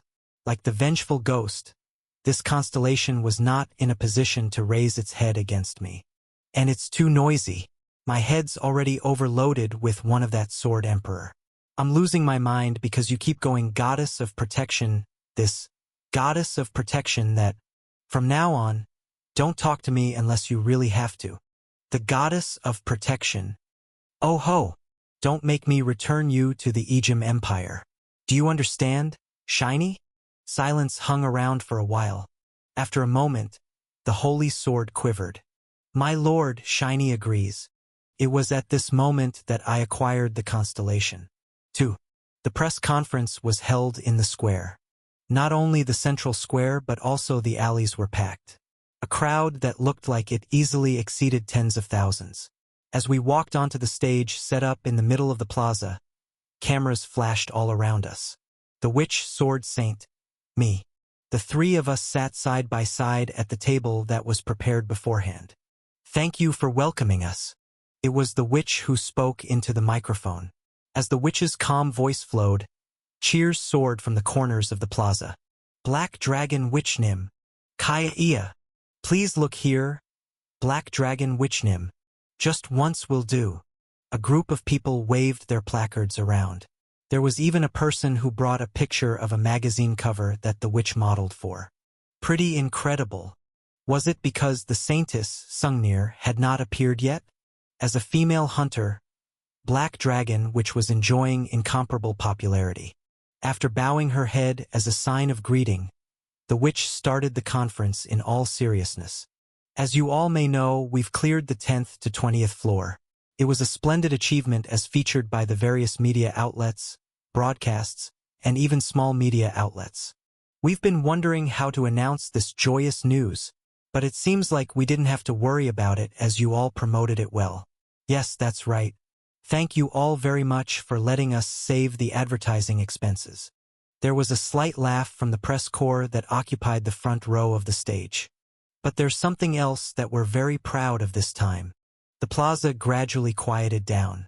It isn't about the fact that the 10th floor that we've been longing to clear over the years has finally come true.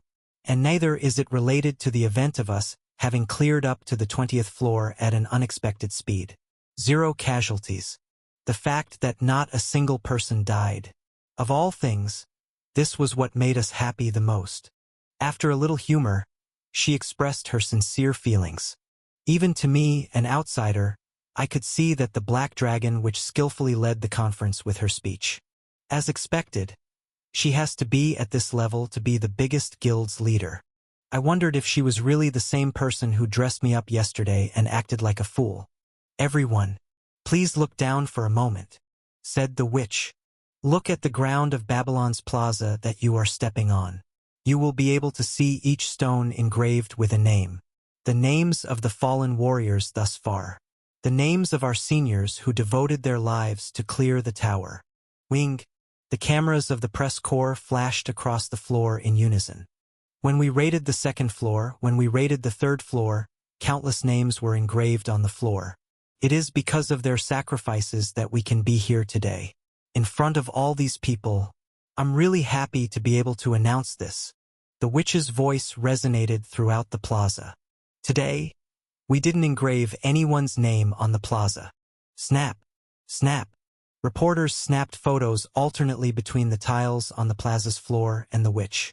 This would determine the photos that will be published in the newspaper, and also decide the atmosphere and mood of today's conference. The crowd shouted the witch's name and cheered. There's no need for me to even butt in. I watched the conference unfold with an expressionless face. I felt gratified for no reason. As expected, siding with the right people is important. Feeling at ease, I glanced at the sky. 1 hour, 22 minutes, and 10 seconds. It was the same as when the 11th floor was opened. Even now, there was a clock of light in the sky. When the number indicates midnight, the 21st floor will be opened. I can't wait to finish the press conference and go to the 21st floor. When the press conference was proceeding smoothly, during the session of the reporters' questions and the witch's replies. This is reporter John Evans from Babylon Daily News. A reporter sprang on his feet. I have a question for Death King, the new 3rd rank. Huh? Me? I stared at the reporter. Naturally, the eyes of the people who gathered in the plaza were also on me. There are a lot of rumors about your sudden rise in the ranking, Death King Nim. Especially the speculation that you are the big rookie that the big guilds have been secretly raising from a long time ago. It sounds extremely convincing. If this is really true, then it would mean that Death King Nim is a hero intentionally created by the big guilds. What do you think of these suspicions? Roaring. There was a commotion at the plaza. There are also many voices of concerns that the top guilds may unite and monopolize the 10th to 20th floors. In particular, I heard that Death King Nim has been given the exclusive rights to the 20th floor. Is that true? A commotion was stirred up even further. TSK. The witch sitting next to me was expressionless. But she clicked her tongue so soft that only I could hear it. She turned off the microphone and murmured, "He's trying to aggro you. Don't answer him. I'll take care of it." Note: aggro is like aggravating you, i.e., making you lose your cool. No. I shook my head. These kinds of people will keep popping out anyway. I'll have to make myself clear at least once. But it's all right. I reached out my hand to the witch. "Please hand me the microphone." My determination was resolute. Before climbing the 21st floor, I have to make sure to nip this kind of aggro in the bud. Chapter 54, The Obsessed Last King 2. "Hey," the witch sighed anxiously. "Don't just blurt stuff out recklessly. Most mistakes can be covered for, but if you really go all out talking nonsense, even I can't restrain the media. There's no one as gentle as me. You know me right. I'm the prophet, okay? I know what the most exemplary answer is. Can I really believe you? I.e., of course." I took over the microphone from the witch. The witch seemed worried about me up till the last moment when she passed me the microphone. But it was really fine. I had a secret method. Ah. I warmed up my voice gently. My voice resonated through the square through the speaker. "Hello, everyone. I am a hunter who received the nickname Death King. Nice to meet you." Snap. Snap. The flashes formed a striking wave. I wasn't very flustered. Was yesterday's experience of being surrounded by a crowd a form of immunization against this? I was more relaxed than I thought and received the baptism of flashes head-on. "Your name is John Evans Nim." "Yes, that's right." The young reporter looked straight at me, eyes burning with the spirit of a journalist. He had a heated gaze that looked as if he wouldn't miss any move I made and that he would surely reveal who I really was. It was quite an uncomfortable gaze. Well, meeting a gaze like that, there was only one idea that came to my mind. In my opinion, it's a voice of concern that comes from my shortfalls. Learn from your lessons. A note? Fanmanjal sir is a Korean idiom that basically means something that allows one to learn a lesson from a mistake. Or a direct translation could be, one man's trash is another man's treasure. Let's just not become someone like Flame Emperor. Ha! The reporter gripped the microphone with one hand and batted his eyes. He probably didn't expect me to react in this kind of way. Meanwhile, recalling in my head the weasel-like mug of the Flame Emperor, I said, "Note: weasel in this context refers to someone who is deceitful and cunning. I'll repeat it. In my opinion, it's all a voice of concern that comes from my shortfalls. My secret move was very simple. No matter what, all I have to do is say it the other way round of how the Flame Emperor would. Did I look like I would have some kind of great knack for interviews? I was different from the witch.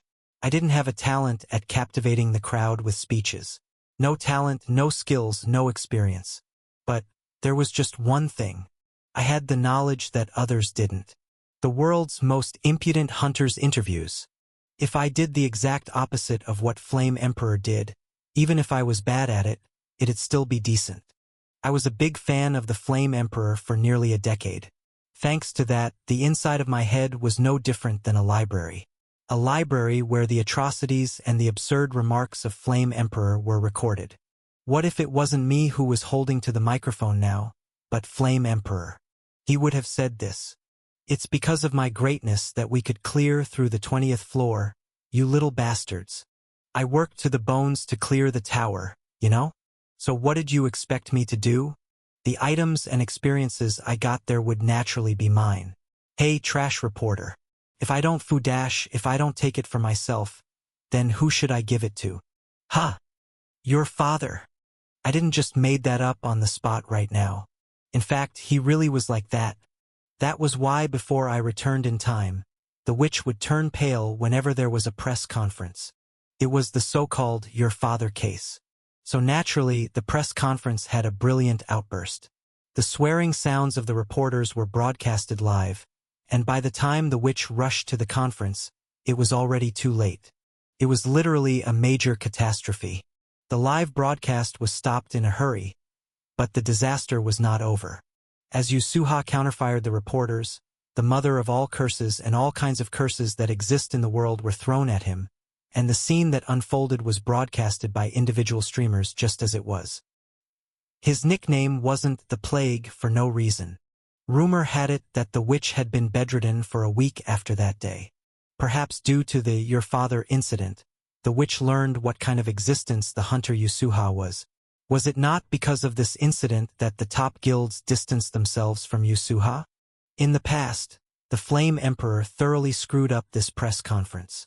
In other words, I just have to say the exact opposite of what the Plague said. Do the exact opposite of the worst, and it'd be the best. I grabbed the microphone as I recalled Yasuha's absurd remarks. It's because of my greatness that we could clear through the 20th floor. You little bastards. I know the public opinion is in an uproar because of me, but it's overrated. Without the help of Black Dragon, Witch and Sword Saint here, I would have never been able to clear up till the 20th floor alone. I worked my bones off to clear the tower, you know? Of course, I am proud to say that I gave it my all. Aiming at 0 sacrifices, we really put in all of our efforts, to the point of grinding our bones. But I don't think this can be considered as our sacrifice. It's what we should do as human beings. As a hunter, this was the right thing to do. More than anything, I did it because it's something I like to do. The items and experiences I got there would naturally be mine. Hey, trash reporter. If I don't dash, if I don't take it for myself, then who should I give it to? Ha! But just cause of that, I don't have the intention of claiming my rights. That is why I entrusted the rights of the 10th floor to the 19th floor to the guild masters. I only said that I wanted the 20th floor to myself.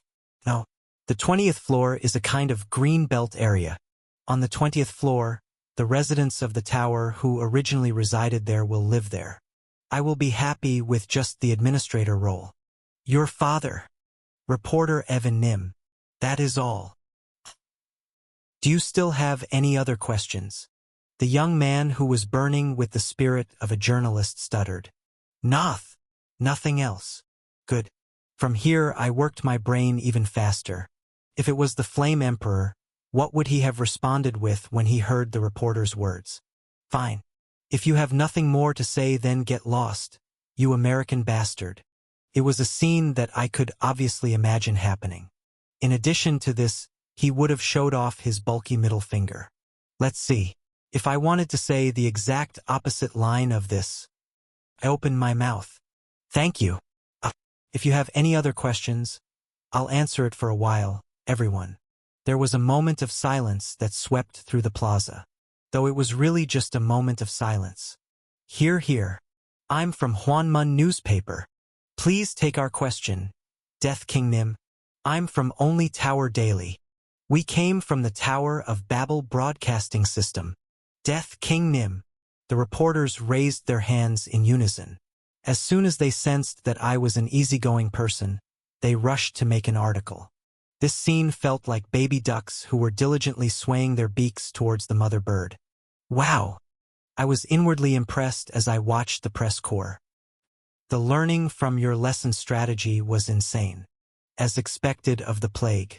A psychopath that was *****higher than anyone else in this world. He was always the man who would become my compass in a bad sense. Even now, the compass clearly told me how to react. What? Hwanmun newspaper? I'll never do an interview with you guys. There's nothing but old buffoons there. Even when I flip open the newspaper, it gives off a geezer smell. Hey, if you're gonna call yourself a reporter, at least shower. Again, I recalled the words of Flame Emperor and said, then, starting from the reporter of Hwanmun newspaper, the effect was magnificent. The conference ended on a good note. It was literally a great success. Questions and answers popped up from everywhere for over an hour, but I didn't make a common slip of the tongue. In actual fact, it wasn't easy to end the conference on a good note. The reporters shot vague questions at me to somehow extract even one line of extra information so they could put it in their articles. In the end, the witch took over my microphone and said a simple thankful greeting. Everyone, I understand your desire of wanting to know more about our new hero. Unfortunately, there is little time left. The witch pointed at the sky with her finger. 5 minutes and 27 seconds. Before we knew it, the clock of light was close to midnight. There were only 5 minutes left until the new stage opened. There was no better excuse than this to be used to end the press conference. We will end our night's rest here and concentrate on clearing the tower again today.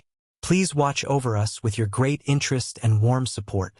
This time too, we will do our best to achieve the goal of 0 casualties. There were regrettable bellows popping out from here and there. As I wondered if the press conference would end just like this, a brave figure raised his hand. Black Dragon Witch. One last question, please.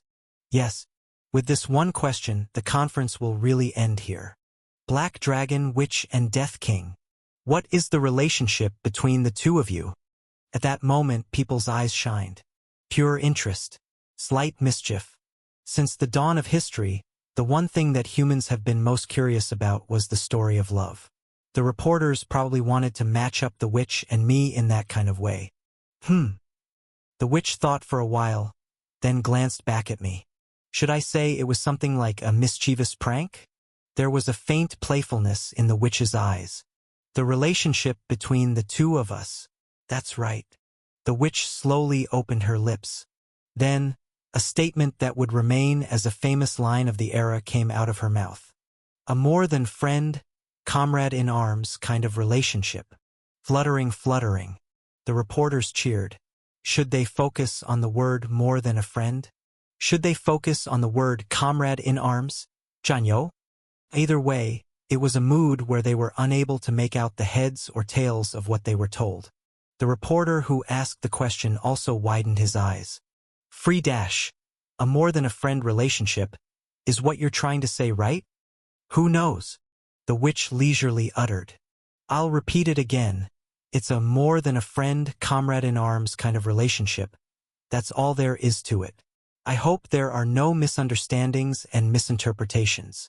If you have any misunderstandings and misinterpretations, the press conference hosted by the Black Dragon Guild will end here today.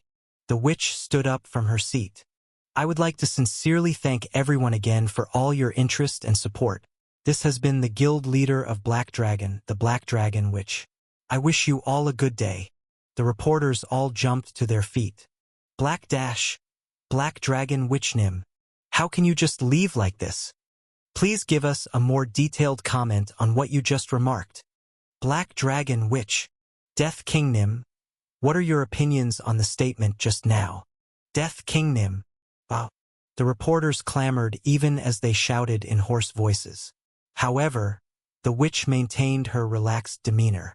As she guided me to the backstage, she chuckled lightly. Let's go quickly. I looked back at the press corps for a moment. Everyone was crying out. Are you going to just leave after putting out such a heated topic? I'm a woman who watches drama. The witch gently winked. Playful wink. Originally, you have to set a fire at the end to leave a deep impression. Her words showed the dignity and authority of a guild master that reigned over the tower. 3. Backstage. We walked all the way to a place we wouldn't attract people's attention. Only when we reached there, the witch went phew wow and exhaled deeply. Then she grabbed my hands. It was perfect. Death King. The witch's eyes lit up brightly. I wondered if she was really the same person who managed her facial expressions calmly throughout the press conference. When did you even learn how to do an interview? Be proud. I just did the opposite of what the Flame Emperor would have. Your humble attitude was a particular plus factor. People like heroes, but there are things they like more than that, which is a hero who bows his head.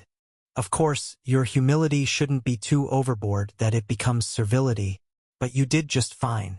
Oh my gosh, the balance was exquisite. I just recited the opposite of what the Flame Emperor would have said. I didn't know you even had a knack at dealing with the press. Oh, what the hell has this child been doing all this while, to have only appeared now? Besides clearing the tower, you even know how to create a good image. I feel like my shoulders have become 10 times lighter. What's this? My heart was uneasy as I saw her expressing her joy this much. I couldn't bring myself to say that I just imitated the psychopath the other way round. If you have anything you want, tell me right away. Money? Fame? Authority? Or a lover? Don't worry about it. As long as it exists in the tower, I'll give you anything. It's okay. I kind of already have what I want. Black Dragon Witch. The statement just says, more than a friend, less than a comrade in arms. What was that all about? I was taken by surprise inwardly. Ah, that? The witch shrugged, an expression that seemed to say it was something trivial. It's nothing. I sprayed some smoke screens on purpose. Smoke screen, you say? The media will be digging into a scandal that doesn't even exist anyways. That way, your image will only be damaged that much. That's why I'd rather put a smokescreen, so that they will focus their attention on me and you. Is that so? I had never dealt with the media before, so I don't know if what she said was right or wrong. The witch vaguely laughed. Don't worry, Death King. It's already been several years since I shouldered all the public opinion by myself. Trust me entirely when it comes to this area. Leave special areas to the experts. Okay? Ah, yes. Strange. I don't know what it was, but it felt odd. That's right. It felt as if I was aiming for a monster on the hunting ground whose abilities were unknown. However, this was not the hunting grounds but the first-floor city of Babylon. It was impossible for a monster to be here. Was it because of the mood? Bahurayong clicked his tongue. You're pathetic, zombie. Since you have a head but not a brain, how can I not call you a zombie? Even though you're a hunter in name, you don't even know that you're heading towards your own deathbed through D. My. Ah? What are you talking about again? You're pathetic. Pathetic. Bahurayong pounded his chest as if he was suffocated. Still, he was a nasty-looking man that was just like a gorilla pounding on his chest. It was at that time. Wah-ah. On the other side of the stage, from the direction of the plaza, came the sound of a loud shout. It held a different excitement than the cheers that were sent towards us. 10, 9, 8. It was the countdown. The witch and I stopped our conversation and looked up to the sky. 00:05. Before we knew, the time had come where the 21st floor stage was about to be opened. 3, 2, 1, and midnight. The rays of light that formed numbers in the sky scattered in all directions. The cheers of the people became even greater. As if to answer back to the cheers, the rays of lights gathered again and formed the hologram of the goddess. Warriors. Blue sky. The hologram of the goddess parted her lips. Those who climb the tower. Congratulations on breaking through the shadows of the Devil King. It was the moment when a new stage was about to open. People started making noise as if they were happy, perhaps because they had already witnessed the hologram of the goddess. But I, who had experienced the tower in the past, knew. Hey, zombie. Yes. I nodded. It's okay. I'm not letting my guard down. Just like the tower, which was a tutorial up till the 10th floor, changed from the 11th floor onwards. The fact that the 21st floor would again have a completely different stage from the 20th floor. The lot of you can stay on the first floor of the tower forever. The hologram of the goddess calmly announced that fact. This is a refuge for those who have fled. In return of giving up on the challenge, you could choose a snack. But you all chose to clear from the 10th floors up to the 20th floors. A voice resonated in the wide sky. To witness the ending of this tower. Then it would be right to respond to your will. Quack! White rays of light enveloped us without prior notice. It wasn't just the witch and me. From the direction of the plaza, flustered sounds could be heard. Wadash, what's happening? I didn't say anything though. This was the biggest difference as compared to the last time. No one had even said transmit, but the white light swallowed us up. The witch looked down at her own feet with a confused look. No way, is this a forced transfer? Her speculation was correct. Those who climb the tower. Those who are determined to climb the tower. Those who are willing to receive a new name and become warriors of the tower. The goddess gathered her hands towards her chest, as if she was praying for someone. From now on, only the chosen warriors will carry out the noble duty. Suddenly, the white ray of lights completely covered us. Chapter 55, The Obsessed Final King 3. No matter what field, latecomers are always at a disadvantage. It was already a red ocean that was filled with the dead. Latecomers would have had to jump in and prove their worth, just like the soldiers that were struggling to climb the walls occupied by the enemy.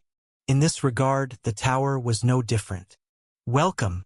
As the white rays of light faded, I opened my eyes again. It wasn't the goddess voice that greeted us. Warriors that came from the tower.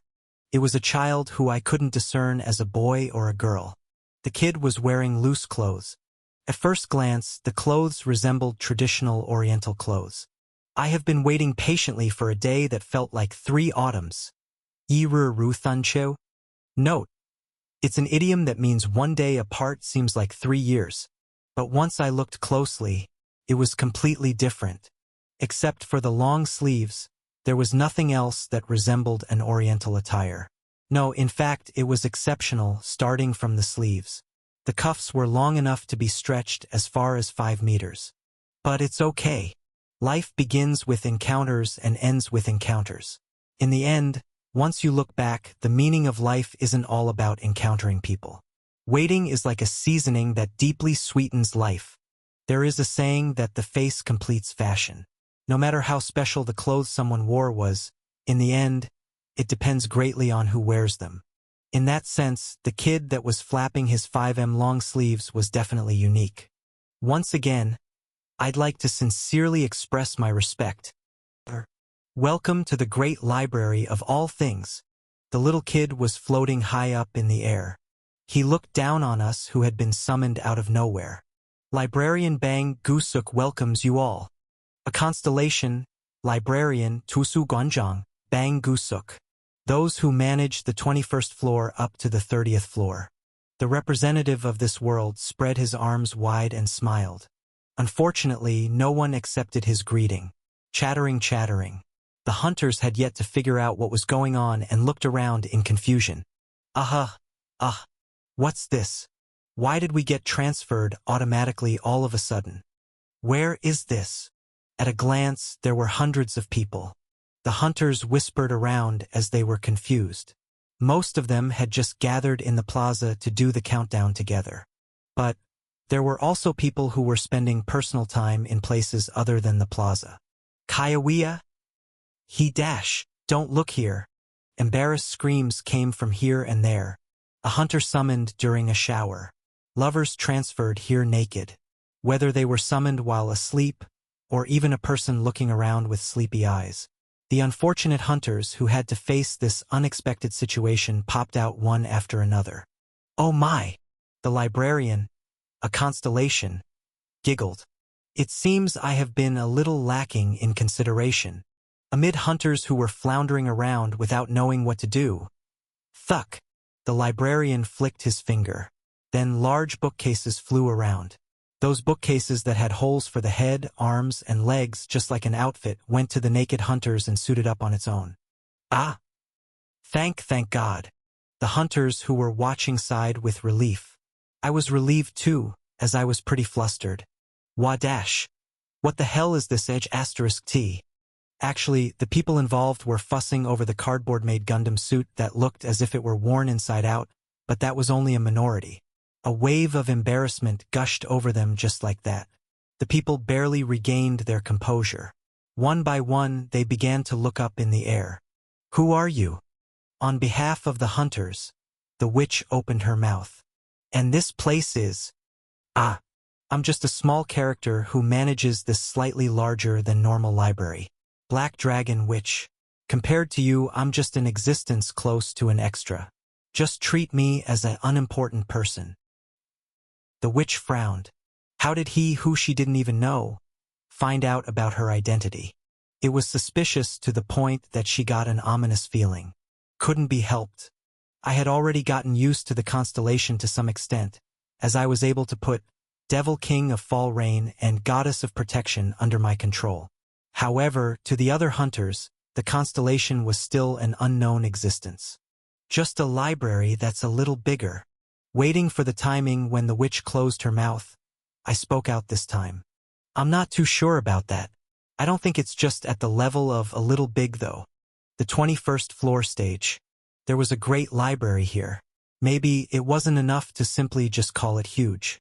From the surrounding vicinity to the far horizon, from the floor we stepped on to the ceiling above, there were countless bookshelves filled with books.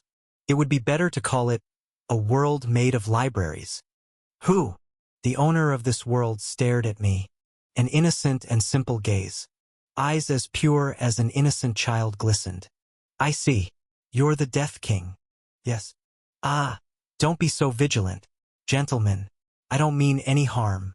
I just want to welcome all of you. For me, the lot of you are no different from heroes of an epic story. Heroes in an epic story." The meaning of that word, after regressing 4,000 days, I knew what it was. Because this place wasn't an ordinary library. But I pretended not to know deliberately. "What do you mean by heroes in an epic story? It's like this." Thuck. The librarian flicked his finger. Then, 2 hardcover books were picked out from countless bookshelves. The hardcover books flopped as they flew and hovered around the librarian. A title was written on the cover respectively.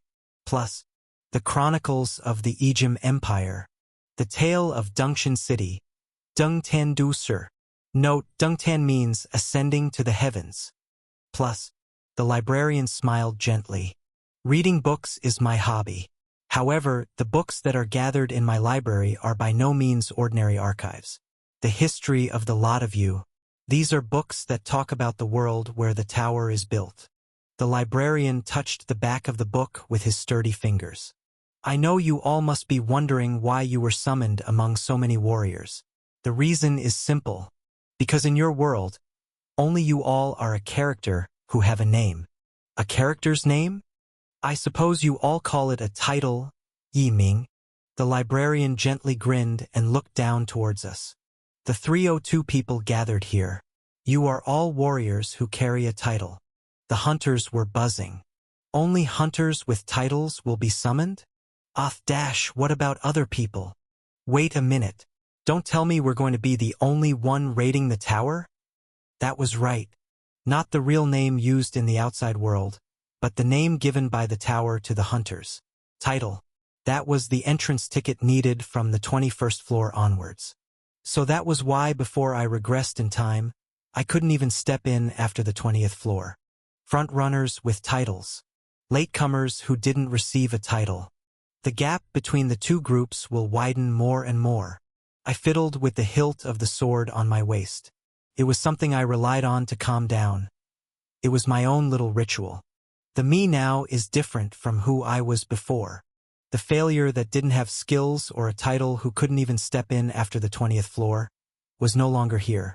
There was only the hunter who held the 3rd rank in the newly updated rankings.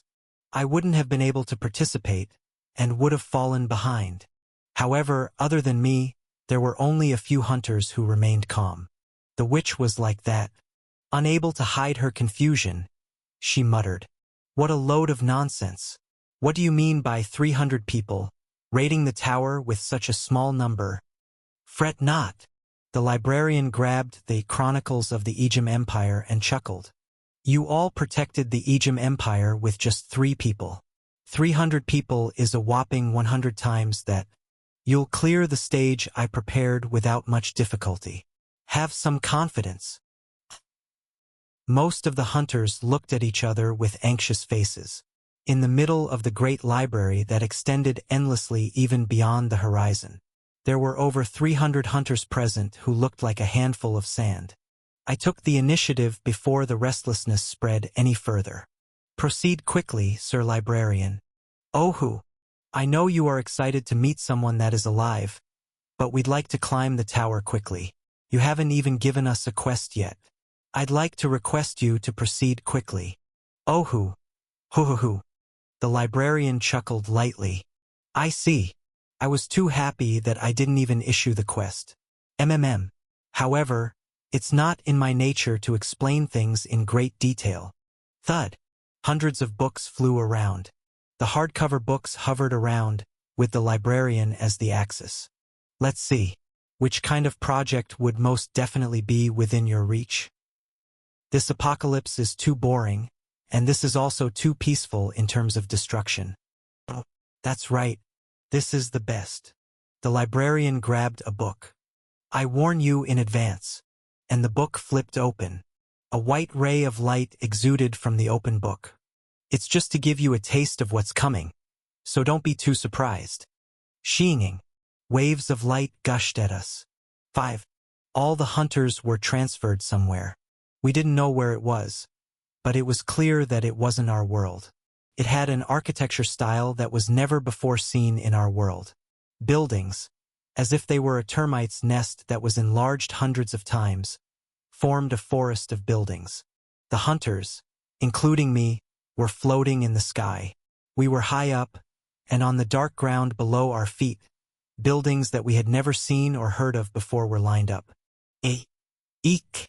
Someone screamed. Was it someone who had acrophobia? Despite not plunging at all, the hunters instinctively grabbed each other's sleeves. The librarian laughed as he looked at us. I am a librarian, but, as I said, the archives gathered in my library are not just ordinary history books or novels. They're a little more, no, it can be said that they are of a higher standard. The great library of all things. A library where records of various worlds gathered. There, the worlds were kept in the form of books. This is the world the lot of you will be raiding.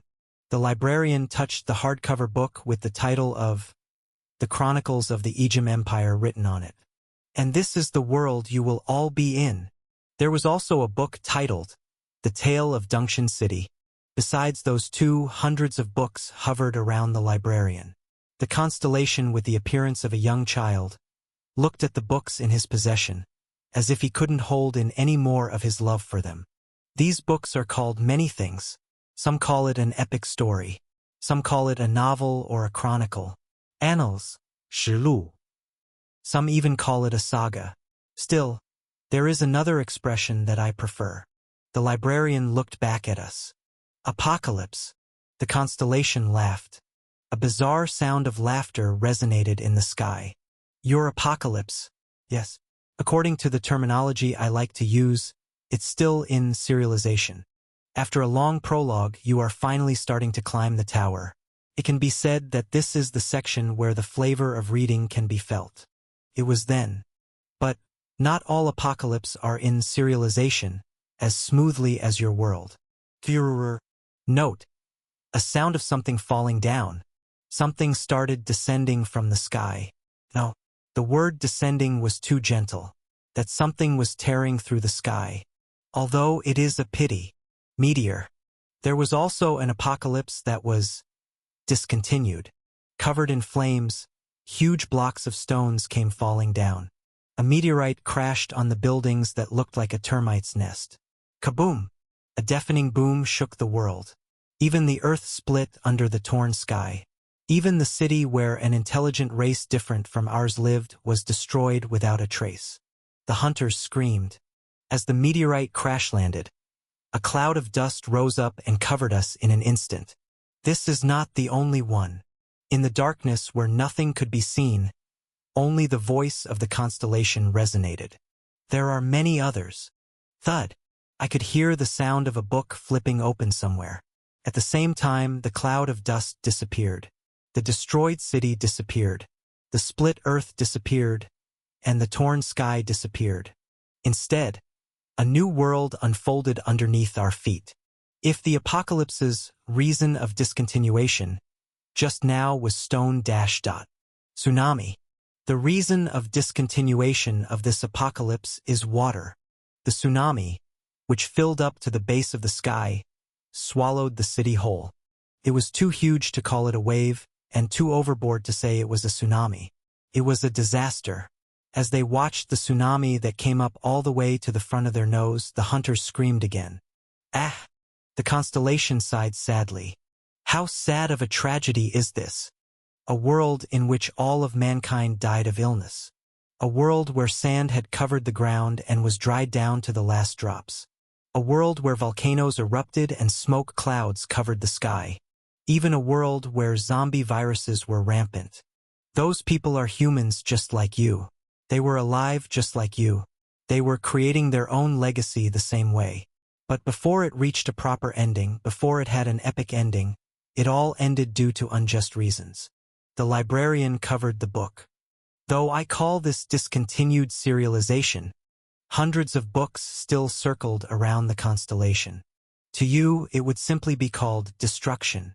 Suddenly, we were all back at the great library. Ugh! Ugh hi! Yui weak. Note. Sound of vomiting. Sounds of vomiting could be heard everywhere. We witnessed the destruction of dozens of worlds. Although there was no damage to the physical body, there were many hunters who were mentally scarred. The quest I will be giving to you gentlemen is simple. The constellation looked at us that were behaving like that from above. Choose 8 series from the discontinued apocalypse. Choose 8 series out of the worlds that were destroyed. I want to finish reading the apocalypse which was discontinued, wanting to continue reading the tales of the destroyed world. You will all personally enter the 8 books of apocalypse, entering directly into the 8 worlds. Save the apocalypses from the crisis of discontinuation. Prevent the destruction. That's the quest that I will give to you all. That was the quest given from the 22nd floor to the 29th floor. While the vomiting in the library didn't stop, a single voice rang in the heads of the hunters. The quest for the 22nd floor has been given. Messages appeared in front of my eyes. Plus, remake the world. Volume 1. Difficulty, to be determined. Mission objective. As there are countless worlds, there are also countless destructions. The constellation Librarian Bang Gusuk describes this as a discontinued serialization. Librarian Bang Gusuk wants the world that was discontinued for unjust reasons to continue their stories again. First, choose one of the discontinued apocalypse. If you succeed in saving the world, that world will be registered as your 22nd floor. However, if the mission fails, the 22nd floor will not be opened. Plus, that's right, that constellation was nothing else but a book fanatic who was obsessed with the worlds. So, I slowly opened my mouth. You didn't like the ending, so instead, you want us to rewrite that book? That's exactly right. The librarian smiled brightly. I hope that you will satisfy my reading preferences. We had to remake the endings of the world for this book fanatic. That was our mission. Chapter 56, Bibliomania 1. There was silence in the great library. Hunters with weak stomachs felt nauseous. Hunters with strong stomachs thought prudently while staring at the quest that jumped out in front of their eyes. Only the constellation. Only the librarian opened his mouth while fluttering his 5M long sleeves. Please clean the vomit yourself. Isn't that just basic manners? The hygiene of the library can only be maintained if all the users work hard. Clap. The librarian clapped lightly. On the backside of the bookshelf. From the dark corners of the shadow, unknown things came close. It might have seemed human at first glance in terms of running limbs. The witch squinted her eyebrows. Bookmarks. The unidentified things had bookmarks as their bodies. There was even a strange picture in the middle of the bookmark. Servant clothes? Maid clothes? Anyway, the clothes that were worn by maids of the old were engraved as pictures. Oh, you pointed it out exactly. These are bookmark maids. The librarian went ahem and assumed the hands on hips pose. They will be looking over the lot of you until you clear the 30th floor. The bookmarks that had maids engraved on it bowed down. When you want to eat or go to the bathroom, tell the bookmark maids. Though they look like that, they are still quite capable. Monster, right? For starters. The librarian covered his mouth with his sleeves. The constellation's eyes were smiling. You can think of it that way. The librarian's eyes were grinning, but his voice didn't have the same feel. The hunters flinched. The voice of the constellation, which had been consistently bright, was cold for the first time. Everyone, you should be mindful of a few things while staying here, the librarian said. First, never touch a book without the Great Me's permission. Just don't touch it. These are all hard-earned books that I shed blood and sweat for. These are the one and only apocalypses in this universe. Bastards who don't even ask the consent of the owner and touch these books carelessly. Damn. At that time, a hunter cursed out. What a load of bullsh**t. In the end, aren't you the boss monster, you bastard?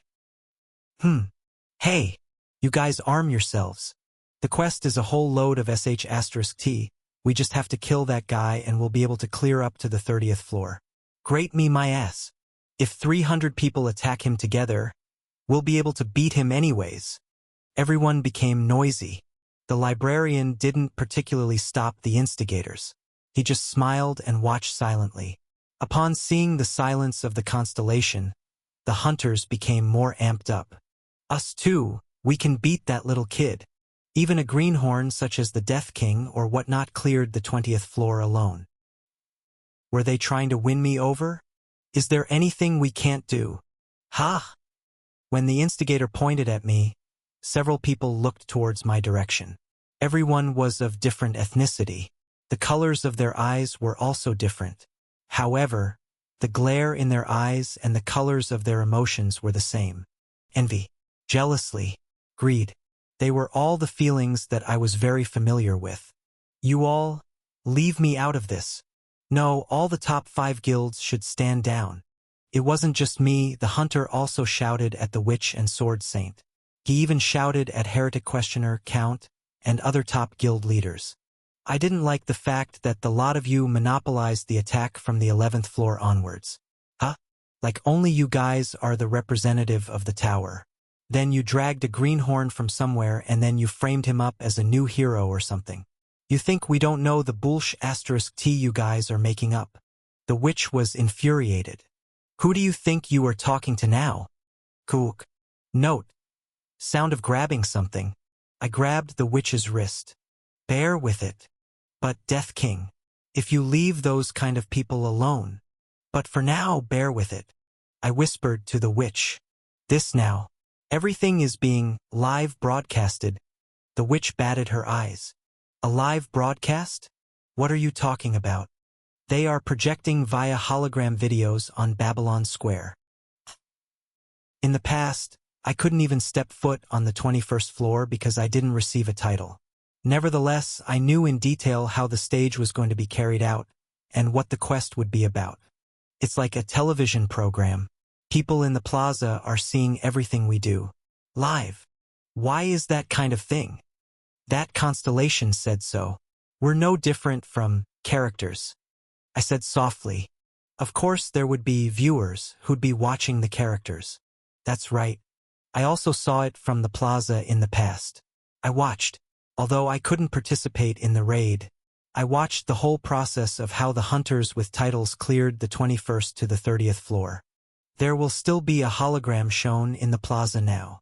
Every move the people gathered here made would be broadcasted live. The lines we say and the actions we make. All of it is being watched live by hundreds of thousands of viewers. In the truest sense, we were on the stage. Don't let your guard down just because there's no one looking. Black Dragon Witch. If you say strange things or show a bad image here, they will remain in the memories of others forever. The guild master in front of me immediately understood how scary it was. Indeed, it isn't important whether we clear the stage or not. I nodded. Yes, how we clear the stage is the most important thing. Don't do anything that would cause yourself to be blamed and caught later, even if you actually did it. People know. In the eyes of our viewers, we really were like the heroes that came out of a book, so we have to act the part and calm ourselves down. We are already in the series called The Great Library. It was at that moment, after the quest popped up, I heard a notification that should have been heard. Not the voice of the witch, nor the voice of the librarian, but the voice of the tower. Welcome, Death King. I smiled inwardly. The 20th floor clear reward is being given. The me yesterday protected the Ejim Empire and the continent. The time had come for me to receive it. 2. The tower was harsh on its latecomers. However, as much as it was harsh, it gave a high price to the frontrunners. Normal stage reward. Blessing.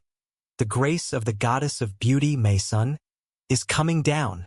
You can observe the favorability of the characters from the 21st to the 30th floor. The reward didn't end at that. The returns for completing the hidden quest still remained. Hidden stage reward. Blessing. The grace of the goddess of vitality, Nung Sun, is coming down. You can observe the psyche of the characters from the 21st to the 30th floor. Fantastic! These were perfect bonuses. In this quest, the key was how well you perform with the role you were given. These bonuses are exactly what I need right now. To perform a role, it wasn't enough to be good alone. People other than me.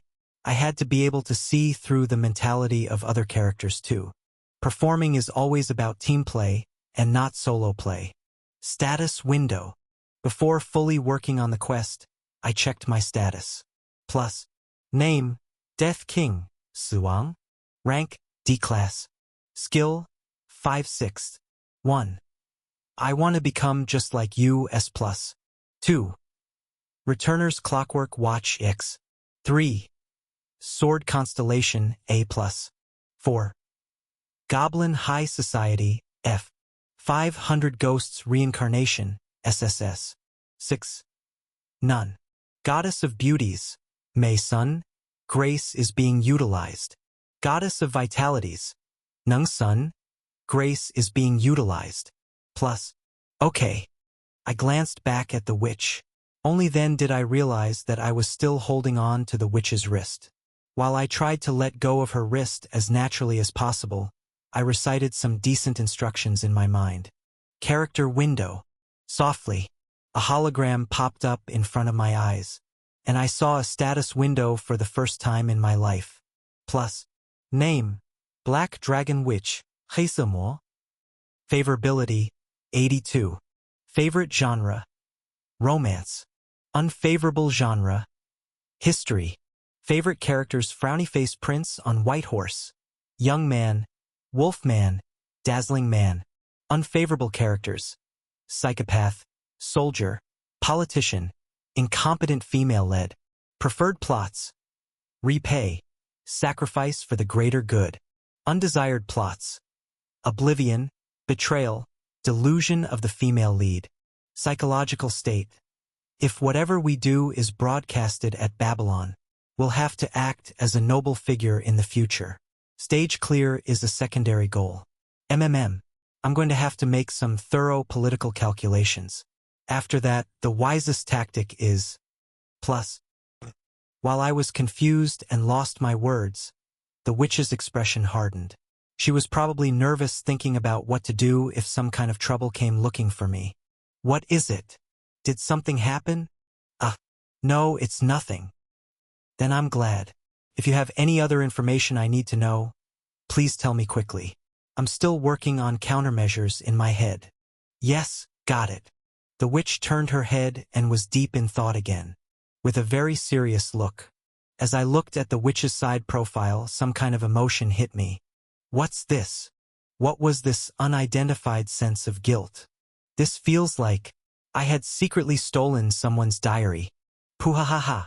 Bei Hurayong, who shared my consciousness, was already rolling around. He kicked the air with his feet and burst into laughter. White. The prince on a white horse. Prince on a white horse. Ku. A person who grew up and maintained the youth of her face. At that age, a prince on a white horse. Hey zombie. Get a nice horse from somewhere and ride it. You look just like a warrior. Doesn't a warrior who wears a crown become a prince? Wow, you'll be soul mates. I blatantly glared at Bei Hurayong. What? Those eyes. Why do you look like you're looking for a fight? I muttered quietly in my mind. Character window. Hey, Kim Zombie. What are you trying to do right now? You bastard. Hey. Bei Hurayong was flustered and shook his hands around. But shaking his hand couldn't stop the command. In my eyes, the character window of Bei Hurayong was clearly in view. Plus, name, Sword Emperor, Jian Di. Favorability, 59. Favorite genre, martial arts. Unfavorable genre, everything except martial arts. Favorite characters, macho, rival, mother. Unfavorable characters, weak guys, pushovers. Preferred plot, victory, cider. Undesired plot, defeat, sweet potato. Psychological state, damn, don't tell me that also works on me? Plus, Puhahahaha. I burst into laughter on the inside. My poker face nearly broke. Mo-mother, it says. Mr. Sword Emperor, I didn't see you that way. But don't tell me you're a mama boy. I'll kill you. Bei Hurayong glared angrily. It wasn't just a glare, he was completely furious. He desperately struggled. He swung his limbs around and started rampaging. I'll kill you. Damn. Turn it off right this instant. Forget it. Erase it from your brain, damn. If you don't erase it right now, I'll blow your head away. I will really kill you. I'll really end our relationship. You hear me, bastard? It had been a long time since I've met Bei Hurayong, but it was the first time I saw him this flustered. Usually, the more disadvantaged someone was, the louder they got. Unlike Bei Hurayong, I was completely relaxed. No small talks until the 30th floor, and bow to me. Otherwise, I will open up your psychological window whenever I have spare time. Hayek! Bei Hurayong huffed. The snort was great, but no matter how epic his snort was, what could he do? Bei Hurayong could never hit me, and he couldn't block my abilities too. Watch out. Someday you'll suffer badly. Cuckoo. I wasn't the least bit scared of the man who asked me to watch out. While I tried out my new bonus, the hunters continued to split into two different factions. On one side was a radical group that followed the instigator and tried to deal with the boss monster together. On the other side, including me and the witch, was a cautious faction who wanted to wait and see what would happen. The radical group had about 100 radicals. The cautious faction had about 200 people. Foolish people. Sword Saint, who had been quiet all this while, opened his mouth. The old detective was looking at the radical faction pathetically. Have you already forgotten that the constellation just showed you worlds themselves perishing? If he wanted to, that constellation could throw us into such a world, and slip out leisurely. And still, you're going to fight with such a being. You're crazy, I see. If it's a group suicide, I won't stop you. With one comment from the Sword Saint, half of them deserted the radical faction. About 50 hunters remained in the radical faction. Hey, don't be scared. The first person who instigated the hunters shouted. Death King also cleared the 10th floor by himself. The 20th floor was also played by him alone. Originally, all boss monsters were like this, but the top guilds are doing this to monopolize profits. If you guys plan to spend your whole lives wagging your tails in the top 5 guilds, then get lost. That instigator seemed to be a pretty high-ranking hunter. Seeing that there were still 50 people that listened to that hunter's words. Maybe not to the extent of a top guild, but he's probably a pretty reliable guild master of a small medium-sized guild. But the crucial point was that I couldn't remember the instigator's face or title. Flame Emperor, Alchemy Master, Witch, Sword Saint, and more. This came from me, who obsessively remembered all the top rankers. If even I couldn't remember, there was a reason for everything. Is all the traffic control done and over with? The librarian looked down at the 50 hunters from the radical faction. Hundreds of books were revolving around the librarian, just like planets revolving around the sun. Okay then, boss monster. 50 of us are enough for a kid like you. I'm sorry. I don't really prefer clichés. Thud. The librarian grabbed a book. The title, Epic Tales of the Sealed World, was written on the cover. Let's just get it over with quickly. Shying. When the book flipped open, a white light emanated out again. However, this time the light didn't stop shining. Somber arms. Countless tentacles oozed out. They swooped up the hunters from the radical faction. The hunters let out a scream. What's this? In this particular apocalypse, mankind went extinct, and only one wizard survived. One person, 2 people, 3 people. The hunters from the radical faction were caught by the monster's tentacles and dragged around into the air. Well, after going through various adversities, the wizard became more like a tentacle monster than a human. The main character was someone the Great Me was very fond of. It's on a higher number among my favorite characters. Kayawayawak. The hunters who were dragged around in the air were soon swallowed up into the book. Save Dash! Save me! The hunters who luckily managed to avoid the tentacles began to run away, but to no avail. Slurk! Tentacles 10 times more than before oozed out from the book. Some hunters had their wrists, some hunters had their waist, and some hunter had their ankles caught by the tentacles. This wizard, basically the Great Me's favorite character, specializes in sealing magic. Should I say it's a customer and owner relationship? In exchange for the materials I hand over occasionally, the wizard is willing to accept my request. In an instant, 50 hunters were eaten up by the book. The librarian giggled brightly. Just like right now. Thuck, thuck, thuck, hoodoo tuck, tuck tuck. Note. Sound of something falling from the sky. In this case, the book. The book that swallowed up the hunters began to spew something out. Binge eating and vomiting. We held our breaths and looked at the scene unfolding before our eyes. I couldn't see if from here, the hundreds of thousands of people gathered in Babylon Square was probably holding their breath just like we did. Oh yeah. What the book spewed out was a huge bookmark. As tall and big as a person. Bookmarks with limbs. The wizard's hobby is to make the products that he made wear made clothes. In the middle of the bookmark, made clothes were engraved. I know it's a little bit perverted. Well, what could he have done? All mankind had perished except for himself. If he stayed sane, it would be weirder. The hunters looked around fearfully. If we looked around the library a little more widely, it wasn't just 50, but hundreds. Thousands of bookmarks were doing work while holding mops and tablewares. The hunters went silent. Counting those in their line of sight was the extent of what they could do. This great library stretched beyond the horizon. If we could look at the library as a whole, exactly how many bookmarks would be walking around? It became cleaner. The useless extras have been taken care of. Thud. The librarian closed the book. Now would you all be more willing to become the main characters? Chapter 57, Bibliomania. 2.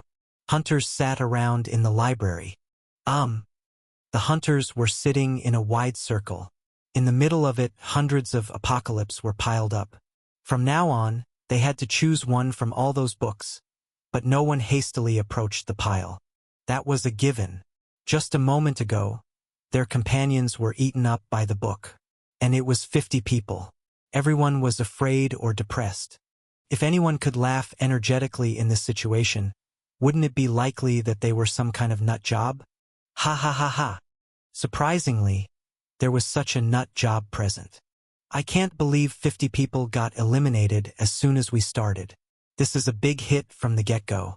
A blonde-haired boy, a certified top of all nut jobs in our world. Heretic questioner stroked his chin. But there is always a sacrifice needed to go forward. Let's not forget their sacrifice. We'll have to work harder to clear the tower. Let's cheer up. We're lucky we've only lost 50 people so far when it could have almost been 100 people. Instead of grieving for what was lost, we should be happy for what remained. The more heretic questioner opened his mouth, the more severe the mood became. Bookmark maids still roamed around us. They served hot coffee and black tea that we had no idea about where it came from. And out of 250 hunters, only the heretic questioner said, "Ah, thank you," and accepted it at once. Heretic questioner sipped the black tea and tilted his head. Everyone, are you all not going to drink? It's very delicious though. First, I cut off the heretic questioner. There was nothing good about letting a psychopath talk for a long time. Heretic questioner. Please keep your mouth shut for a bit. Huh? Why should I? The more you talk, the lower our morale becomes. We're losing motivation. It'll be big trouble if our morale drops any more from here on. So please shut up until I say it's okay. Oh, if that happens, it'll be a big problem. Heretic questioner gave me a broad smile. Okay, Death King. I'll happily shut up. The hunters stared at the heretic questioner and me with a puzzled look. Don't look at me like that. I just figured out how to deal with that nut job. Now, I purposely raised my voice to change the mood. Everyone, I'm sure you all know now, you can't just go against that constellation recklessly. Right now, we have no choice but to behave ourselves and follow the quest that the librarian gave us. The hunter's eyes slowly gathered on me. Instinctively, I felt a burden, but I swallowed hard. I'm third rank now, the third strongest hunter here with the right to speak. I had to get used to getting people's attention as if I was breathing. I opened my mouth while putting up my best poker face. But just because we're following the quest doesn't mean we're at a disadvantage. Everyone, please take a look at the quest window. The hunter's gazes were stuck in the air along with my words. The same hologram I saw would have also been reflected in their eyes. Plus, Remake the World. Volume 1. Difficulty.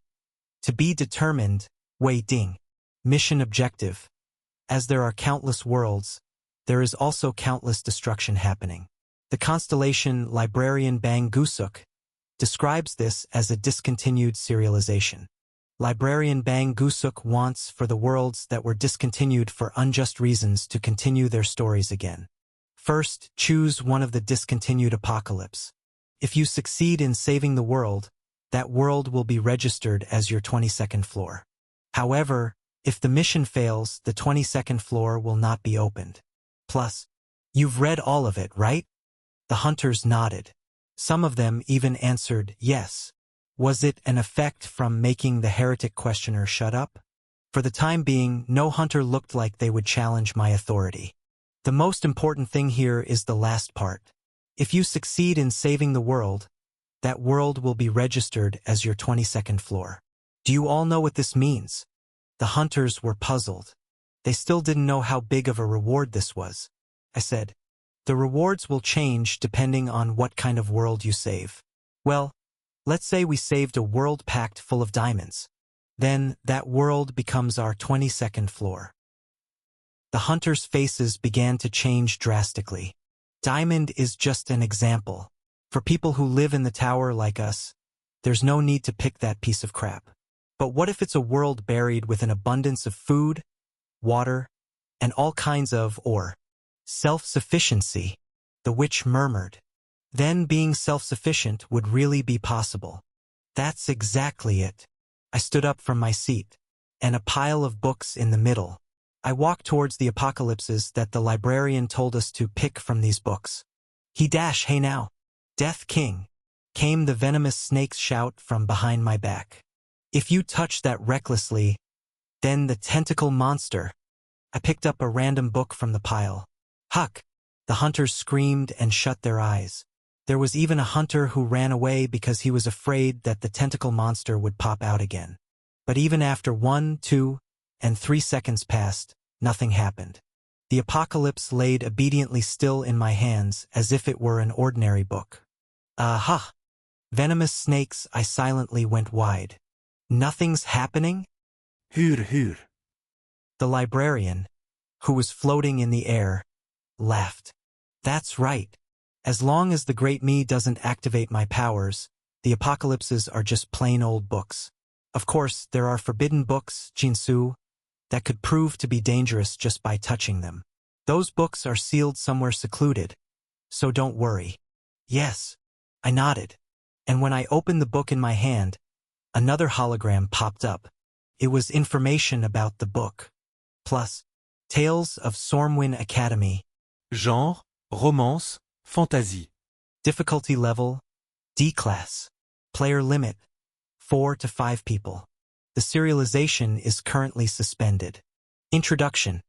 Stormwind is a historical magic academy. It's an ordinary academy where friendship and competition, love, and jealousy comes and goes.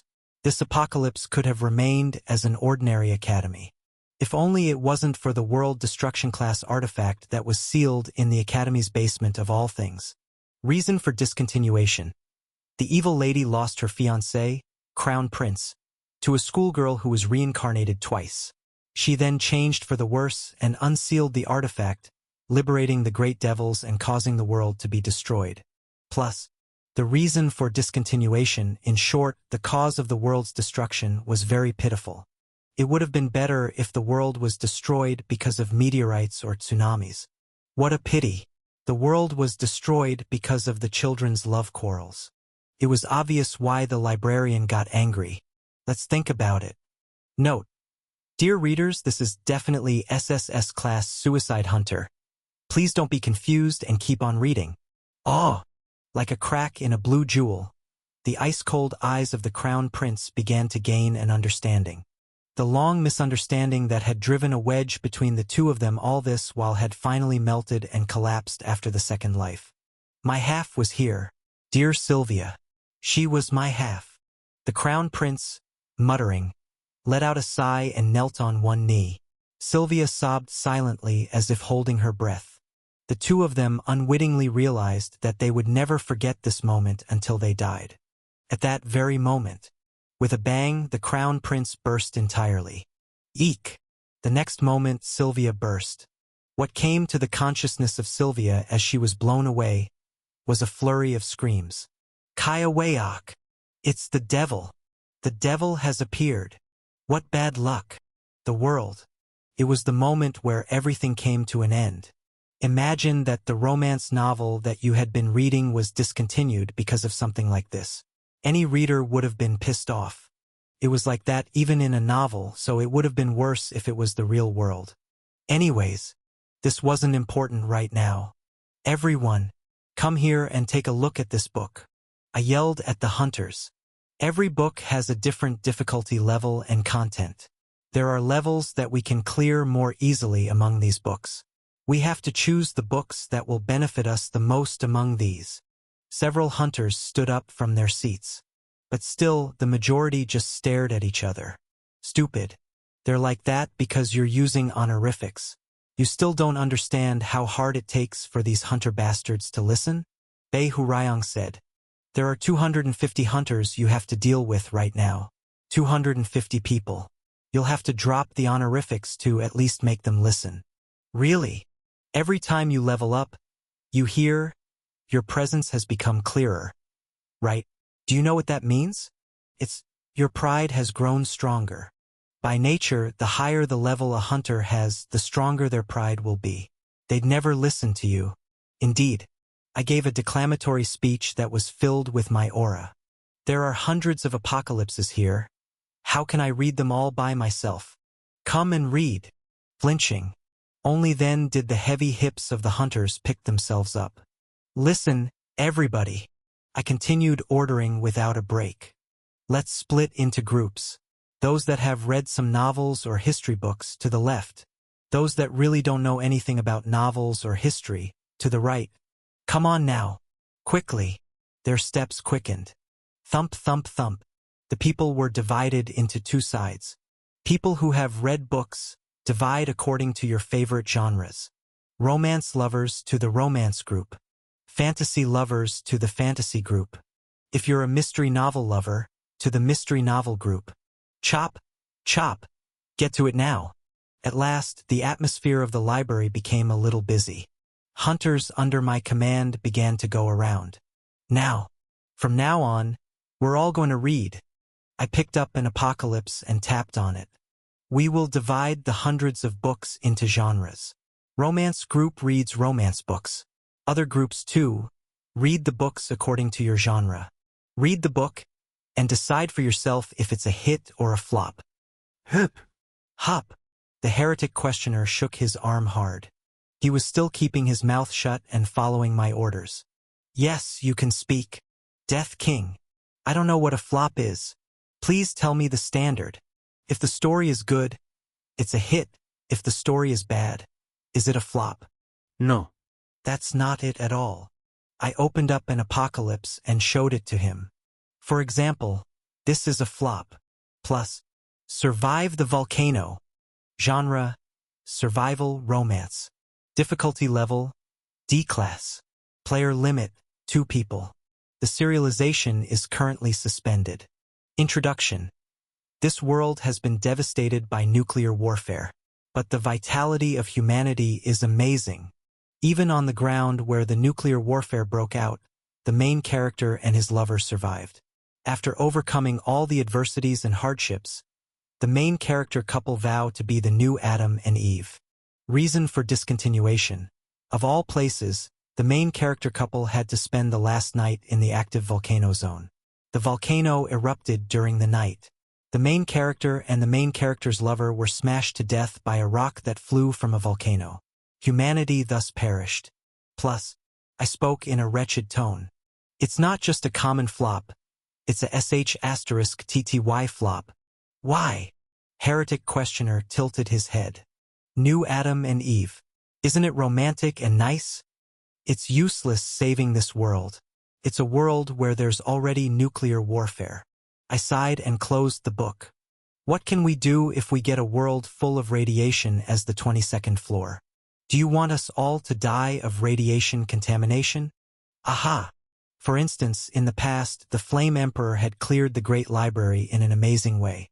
From the 22nd to 29th floors, he only targeted worlds that had lava or volcano. What a crazy bastard! The Flame Emperor was immune to fire. Even in a disastrous world where there was flowing lava and volcanic eruptions, he could leisurely take a stroll. He chose the apocalypses based solely on the criteria of how easily he can attack. He really didn't consider what kind of apocalypse he should have saved so that it'd be a benefit to all of us, not even a little. If he did well, there was a chance where he'd be able to get 8 treasure troves. At any rate, a man who feeds off his own pride wouldn't be of help.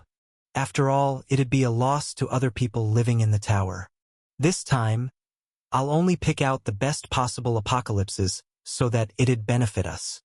Apocalypses where monsters sprang out which could help the hunters gain combat experience, or an apocalypses which was filled with rare minerals, or apocalypses which were set in ruins full of treasures, or an apocalypse where seasoned chicken and sweet sour pork run through the forest and shrimp fritters dance in the sea.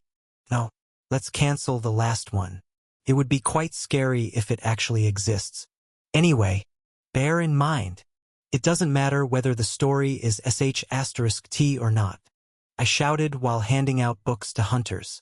Whether the main character has cancer, or if the story's no fun, pay no heed to anything like that. Just read it. Read it from beginning to end, and evaluate whether saving this world will benefit all of us. Paused. I paused when I was handing out a book. One hunter made eye contact with me. Excuse me. Black Dragon Witch. What's wrong? It was the witch. I slowly opened my mouth. This is the Mystery Group, a gathering of people who enjoyed reading mystery novels normally. For some reason, the witch was sitting there proudly. This person, didn't it show that she was a romance fan when the character window popped up just now? I know. The witch nodded as if it was natural. Would I have sat here without knowing where I was? Black Dragon Witch. Did you always like the mystery genre? Of course. Slurp. The witch modestly drank some black coffee. I'm an intelligent woman. Crazy. Why was this guild leader suddenly cosplaying as a normal person? She liked dramas. She liked romance. Anyone who knew her could tell she was an enthusiastic reader of nonsense romances even at a glance. No way. I realized something. Does she not want to let people around her know that she's obsessed with romance? Come to think of it, the romance group particularly had very few hunters. There was not even a single man. On the other hand, for some reason, the martial arts group was full of men. I assure you, less than a handful among them actually read martial arts novels. Wow! My mind went blank. Are these people cosplaying even in this situation? I told you. Bei Hurayong murmured sullenly. High-level hunters feed on their pride. Besides, they're all people who received a title. They'd rather die than lose face. Didn't you see? Just now, the 50 people that were doing a suicide special all at once? They're all crazy dudes. It drove me crazy. No, Black Dragon Witch, no matter how much you want to. What do you mean, no matter what? The witch asked back calmly. Her calm face had the feel of an impregnable fortress. I thought desperately of what to say, and I spoke slowly. No, I thought you were a pretty romantic person. That's what I thought. So to see that you aren't in the romance, but in the mystery group is a little surprising. The hand with which she was drinking coffee paused mid-action. Is that so? Her voice was exactly the same as usual. Do I look like someone who goes well with romance? Yes. That's why it's weird that you're not in the romance group, but somewhere else. It feels like you're wearing something that doesn't suit you. Ha! The witch put down the coffee cup and stood up. I can't help it if Death King says so. I've never read romance novels in my life. But yes, should I take this chance to get used to a new genre this time? It's the right attitude as a hunter to challenge new things no matter what the task is. It's just as you've said. Got it. The witch headed for the romance group with light steps. It was like a cowboy walking to the far side of the wilderness in a Western movie. I couldn't help but to look at her back with a very subtle feeling. Well done, Death King. Heretic Questioner looked at me with sparkling eyes. He was sitting in the mystery group too. When the Black Dragon Witch sits somewhere, she doesn't get up easily. Aha! For real. An incredible rookie showed up. 10,000 Temple Guild leader. Do you read mystery novels, too? Heretic Questioner smiled like an angel. I know Sherlock Holmes. Oh, I know Dr. Watson, too. I chanted the command quietly in my mind. Character window. Snicked. Messages flashed before my eyes. Plus. Name. Heretic Questioner. 异端审问官. Favorability. 50. Favorite genres. Fairy tale. Myth. Legend. Unfavorable genres. None. Favorite characters. Human. Unfavorable characters. None. Preferred plots. Greatest happiness of the greatest number. Undesired plots. None. Psychological state. I know Sherlock Holmes. I know Dr. Watson too. Plus. Crazy. I got goosebumps. How come his outward demeanor and his innermost thoughts are exactly the same? Furthermore, there was nothing he hated or disliked. Is he really a human? I genuinely felt fear and shock. In a literal sense, he was purely a natural-born crazy psycho. What's wrong, Death King? The crazy psycho tilted his head. I was pondering over how to deal with it. Then I took out a pen and wrote down some letters on the back of the hand of the Heretic Questioner. Fairy tale, I said with a solemn expression. Heretyk kwestionernim. Yes, you're in the fairy tale group from now on. Fairy tale, you say? That's right. Heretic Questioner Nim is the only person in this group. You have to verify and screen all the books that come into the group alone, Heretic Questioner Nim. Oh, what a heavy responsibility. The crazy psycho's eyes glistened. I nodded. Yes, it's very important. So I'll leave it in your good hands. Ahahaha. Don't worry, Death King. I'll screen it properly. That's right. Out of the hundreds of apocalypses, there was not a single fairy tale. I searched thoroughly to see if there was any other hunter who tried to cosplay as an ordinary person. The result was unbelievable. Out of the 250 people, as many as 100 of them were lying about their taste. These crazy assholes. In the end, it took 3 hours just to split them into groups. As many as 112 cosplayers were sent to their rightful places. But even for him, as the last one, he couldn't help but keep silent. Plus, name, Venomous Snake, Dunung, Favorability, 32. Favorite genres? Otherworldly fiction, strongest fiction, destruction fiction, harem fiction. Unfavorable genres. Political fiction, crime fiction. Favorite characters? Older sister, younger sister, married woman, pure, coy. girlish youths, unfavorable character, mafia, gangsters, blonde-haired and tanned bully, preferred plots. I've been summoned to this world, and it turns out that I have the blood of the world's strongest dragon and the devil realm's strongest empress. I'm going to show you what a purely peerless cheat character is, but something seems to be the problem. I think my younger sister became a god of creation for me, but I just want to be an ordinary high school student who just wants to have a quiet day, and it is only troubling me, and as follows: cheat, peerless, harem. Well, it seems I have no choice but to come forward. Undesired plots. NTR. Psychological status. Wow, damn. What's with this old file room? What's up with the martial arts group? Every time I read a line, I feel like my eyes are falling out and it feels like a sign. It's full of sweaty guys. H*T. Isn't this too inconsiderate for the readers? Plus, that person had an eye patch covering one of his eyes. That person was a swordsman called Chun Mumun Master. That person was the Emperor of Light Novels. Ha! Venomous Snake looked back at me. What are you looking at? I'm busy reading. And Venomous Snake was sitting in the martial arts group. Nothing. I couldn't bear to say anything. I'm sorry to interrupt you while you're reading. Continue reading. Okay. I turned my back and walked feebly. I realized for sure when I came to the 21st floor this time. The top-ranking hunters were all crazy, and I had to carry these crazy madmen. Chapter 58, Bibliomania. 3. Find a book that has high chances of having a popular plot. This was what I had instructed the hunters to do. Do you all understand? I roamed among the hunters and said, if the difficulty is too hard, it won't do. But then it shouldn't be too easy, too. An apocalypse with a suitable difficulty. In addition to that, choose one that will give us a suitable reward. Following my instructions, 250 hunters began reading the apocalypses. As if it documented the imprints of the world itself, the volume of each apocalypse was so extensive. Even when all of the hunters were reading it, it was never ending. Death King, it's strange. The only exception was the heretic questioner, who did not have a single book to read. On the back of the crazy psycho's hand, it still said, fairy tale. What is? I'm the only one who doesn't have an apocalypse. Is fairy tale a minor genre? No way. There may be people who have never read fantasy, and some may have never read romance, but I'm sure everyone has heard of fairy tales. It's a majority even among the majorities. You're right. But why isn't a single book coming to me?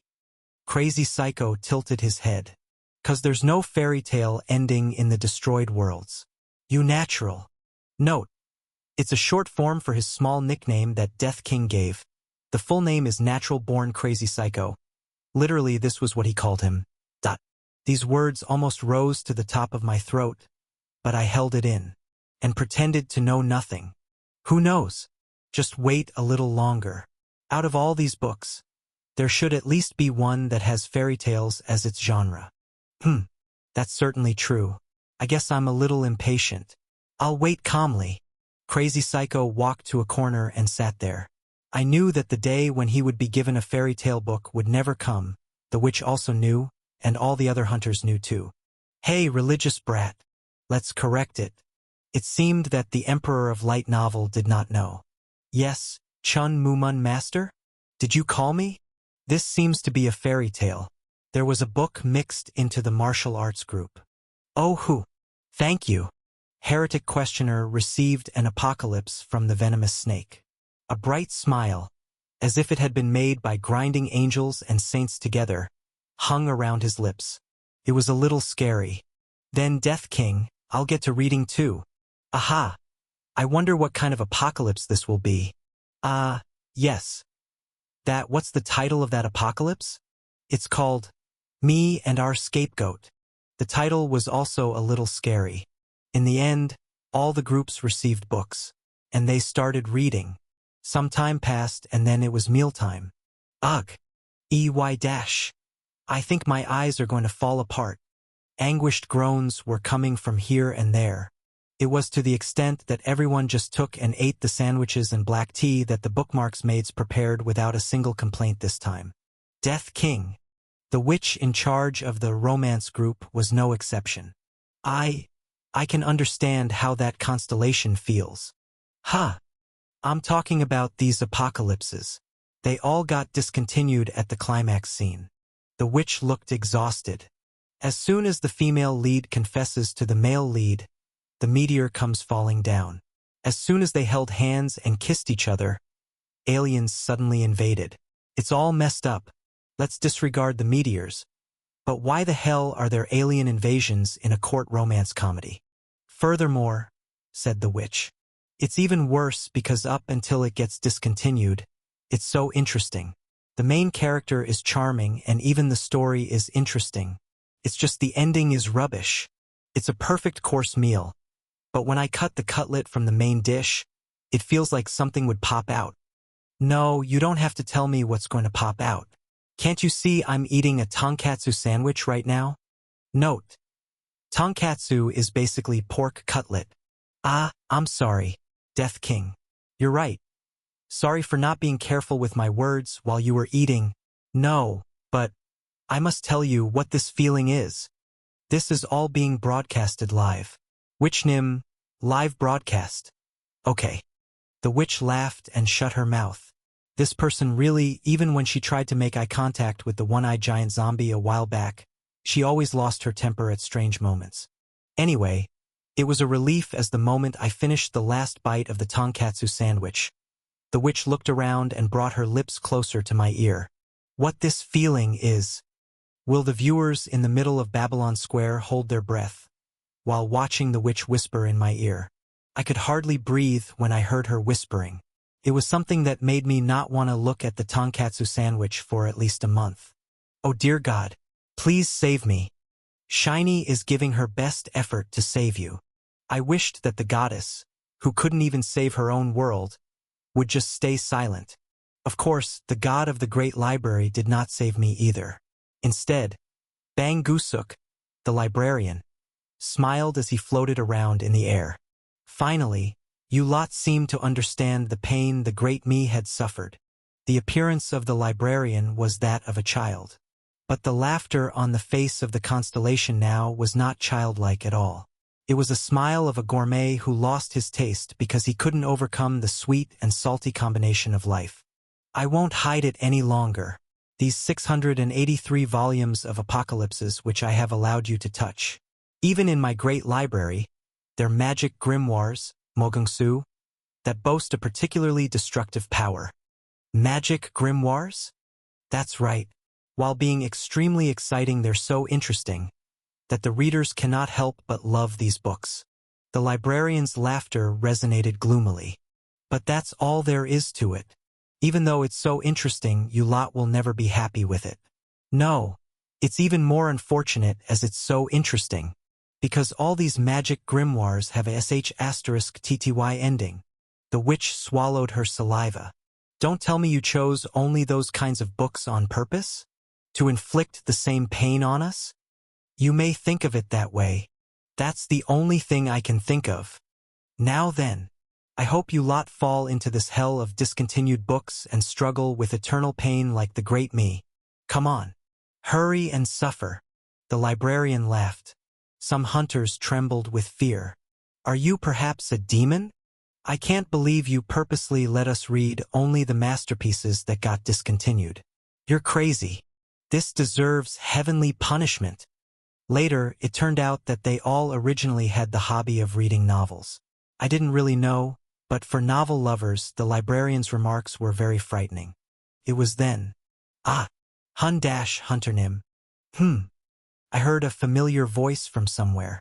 As I turned my head, one of the members of the fantasy group was waving his hand. For a while, I wondered who that woman was waving at, and soon after I recalled her face. What's this? Aren't you Sajang Nim? Note: Sajang Nim refers to boss/president. A hunter who would later grow to become the Ministry of Alchemy Master. The alchemist who made me an elixir was here. Did Sajang Nim also receive a title too? It happened by chance. though it's a tasteless title such as alchemist. Eh. The alchemist who became an alchemist smiled awkwardly. I was a little surprised. The Ministry of Alchemy Master already received her title? No matter how great of a hunter she was, the woman in front of her had been wandering around the slums until recently. Title. It was a little early for her to have made an admirable achievement. Even me, who was armed with fraud skills, I only managed to get a title after doing crazy things repeatedly. As expected, as the twig is bent, so grows the tree. Note. As the twig is bent, so grows the tree is an idiom that means a promising person that stands out even when they're young. You're really amazing, Sajangnim. How did you get a title in such a short time? As expected, my eyes are never wrong. At first glance, I knew that Sajangnim would succeed. I did a profitable investment. No. I'm not amazing at all. The alchemist shook her dry right hand. I'm serious. I'm not being modest or anything. All I did was stay still and I got a title. What? I also don't know what happened. A few days ago, I suddenly heard a sound. The item you produced has helped save the world, and I was given a title. But, I'm sorry. You're probably really baffled, right? Ah. The alchemist looked like she didn't know what she was talking about even after she said it. But I was different. I realized the truth of the situation upon hearing her words. It's because of the elixir you made for me. The cause was the elixir I took when I was fighting the Devil King. In my bloody fight with the Devil King, I properly felt the effects of the elixir. Thanks to it maximizing my senses, I was able to watch the Devil King swinging his sword in slow motion. What the? Then, in other words, have I been carrying her all this while? Note, carry in this context is like the gaming term. In other words, our MC carried her by using the item she made. That was why she could get a title. It was like giving someone a bus ride unintentionally. The alchemist wriggled his fingers as she didn't know that. Really what's amazing is not me, but you, Hunter Nim. I should call you the Death King now. Death King Nim is indeed the awesome one. Up till a few days ago you were out of the rankings, but you went up to 3rd rank at once.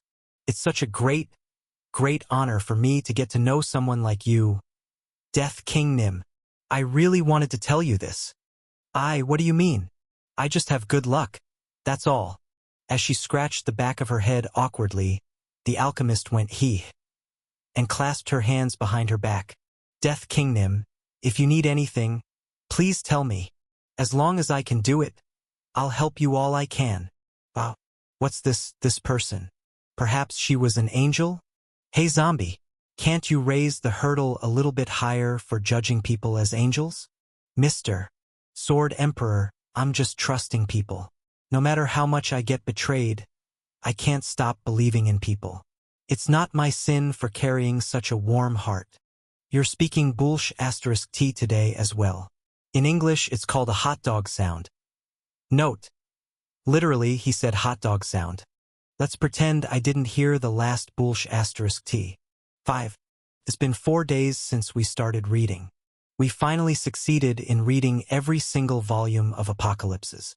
Every hunter announced that they had completed reading, Wandu. In Romance Group, we recommend a total of 4 books. The SF Group recommends 2 books. In the Mystery Group, each group announced their recommended masterpiece. Moderate difficulty, adequate reward. Recommendations that fit these 2 criteria were listed. My Fairy Tale Group will recommend this, although that's the only book I have. Plus, me and our scapegoat. Genre, fairy tale. Difficulty level, A-class. Player limit, 2 or more. The serialization is currently suspended. Introduction. This world's humanity had succeeded in creating a utopia, but a special power source was required to maintain the utopia. The power source needed were the screams of suffering of an innocent child who bears no crimes. Though it was a pity, for the perfect happiness of 17 million people, one innocent child should bear with it, right? Thanks to the meticulously developed torture techniques and life-saving treatments, about 5 years' worth of screams were able to be extracted from each child. Such efficiency. Reason for discontinuation. 118,000 years had passed since the creation of Utopia. Eventually, all the innocent children were used up. The Utopia, which lost its power source, came to a stop. Plus, I'll have to stop by that apocalypse regardless of the level of difficulty or reward being given. However, there was a separate apocalypse that caught the eye right now. The martial arts group strongly recommends this masterpiece. The Sword Saint said. Sword Saint was the team leader of the martial arts genre. Unlike someone who appeared as a martial arts lover but instead lived as an emperor of light novel, the Sword Saint was indeed a connoisseur of martial arts. The old man flipped opens an apocalypse. This is the book. Plus, the Chronicles of Heavenly Demon, Tenmo. Genre martial arts, fusion. Difficulty level, B class. Player limit, 2 to 4 people. The serialization is currently suspended. Introduction, Murim. A world of those who revere Mu, those who use Mu, those who strive to attain Mu. A heavenly demon descended here and tried to unify Murim. A demonic cult, Mojal, brought together centering on the heavenly demon. The opposing forces who go against this demonic cult, fighting over the control of the world, would be what they would have done. Note, Murim Wulin is the martial arts world. Mu Wo is basically martial arts. If it wasn't for the sudden super epidemic. Reason for discontinuation. An unidentified epidemic went rampant in the world, causing the heavenly demon to die.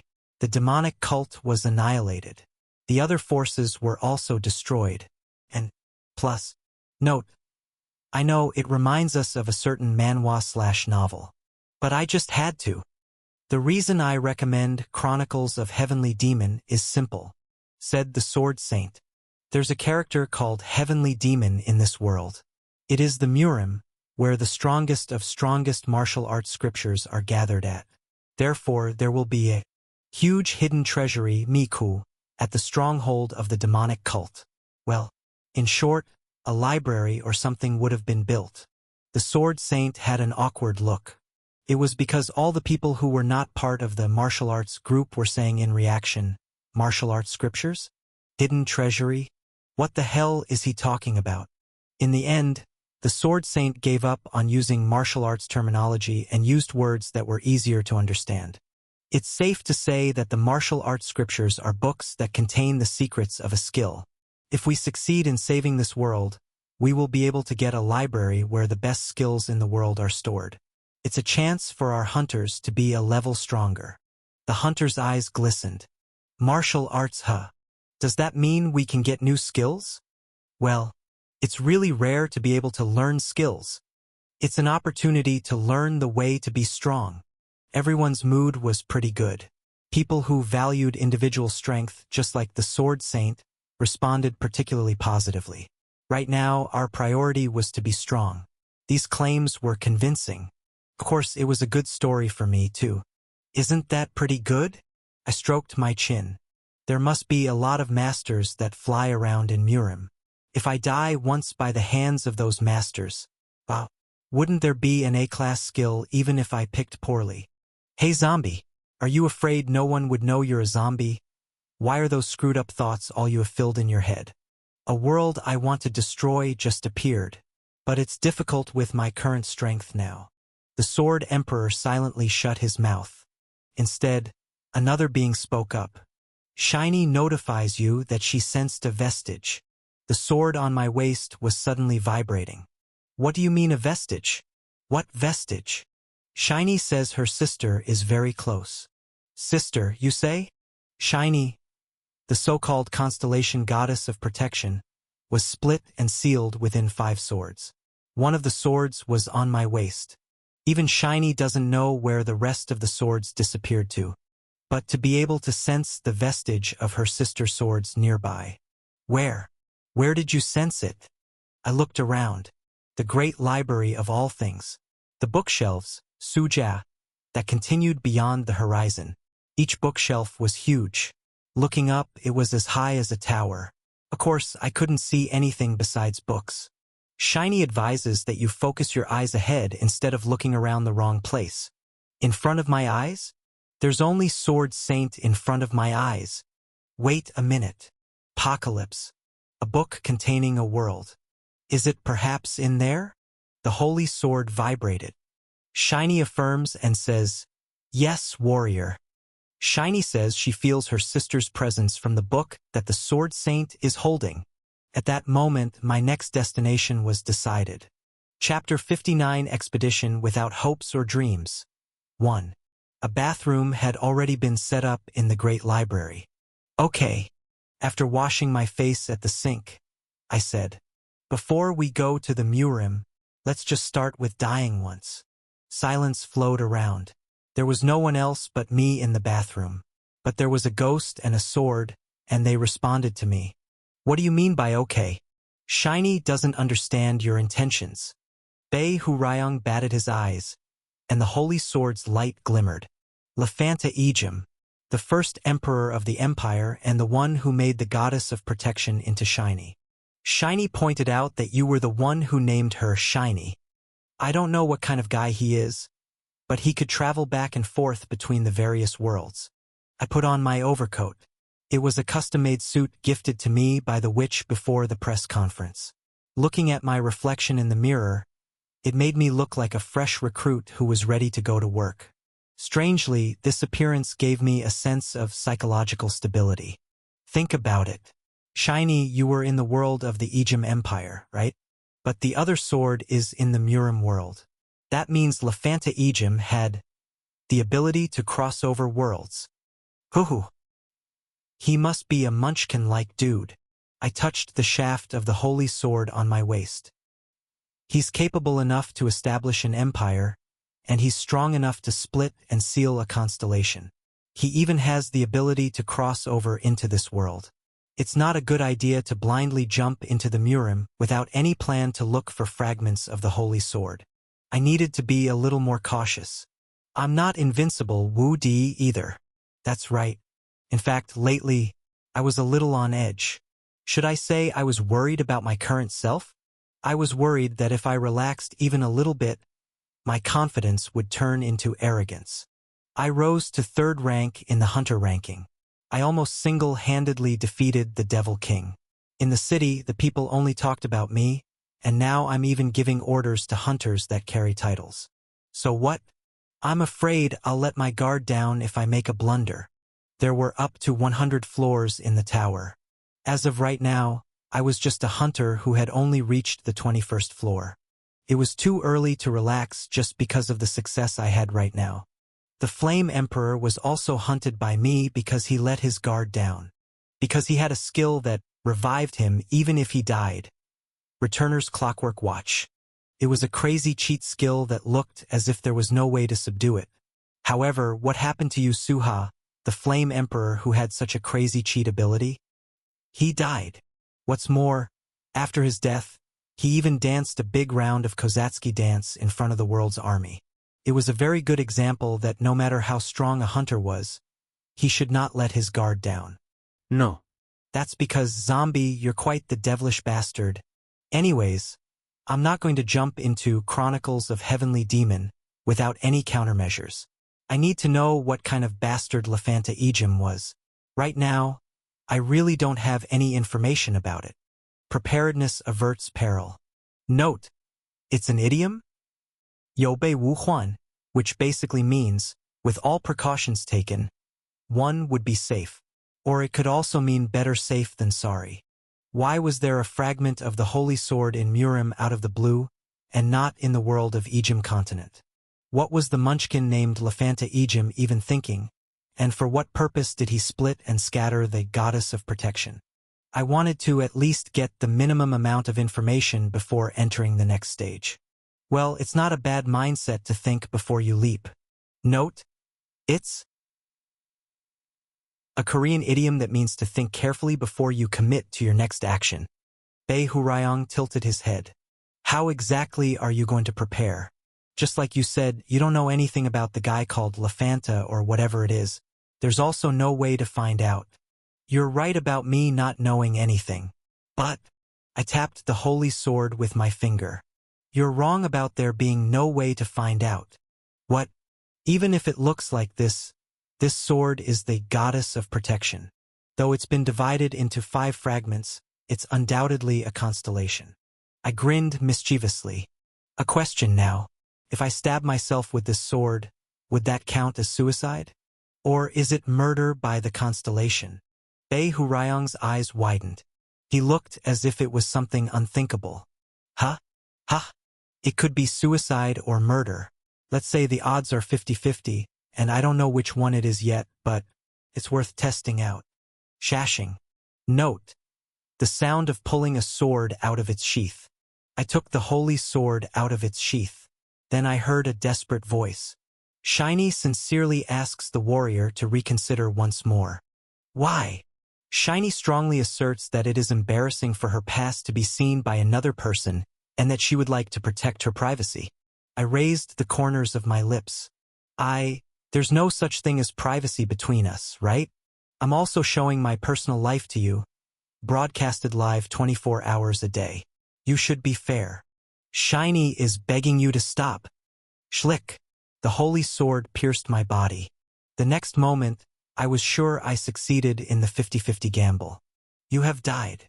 Your death has satisfied the skill condition. Goddess of Protection skill is currently sealed and cannot be acquired. It was a bit disappointing that I couldn't copy her skills. But what I was trying to get right now was not a skill. You are currently a D-class hunter. You will receive a penalty due to your skill. The trauma of your enemy is being reenacted. The extremity is moderate, Zhong. Vengeful Ghost Road. Shingig. The scene I had hoped for unfolded before my eyes. Your long journey finally came to an end. I could hear a beautiful voice. I knew you could do it. Warriornim. It was a woman I had never seen before, but somehow I realized right away who she was. The goddess of protection. That wasn't sealed in the blade. It was a constellation that could fully control her power. Yes, a man. A silver-haired nobleman, probably whom the goddess was referring to as a warrior, was sitting on a rustic jade throne. From the chin upwards, there was a hint of fatigue on his face. It was the empire's first emperor, Lafanta Ejim, who replied to her. Is that dude Lafanta Ejim?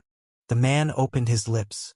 It seemed like it was just a few days ago that I was taken aback by the sudden summoning. Before I knew it, I've become an emperor that unified the continent.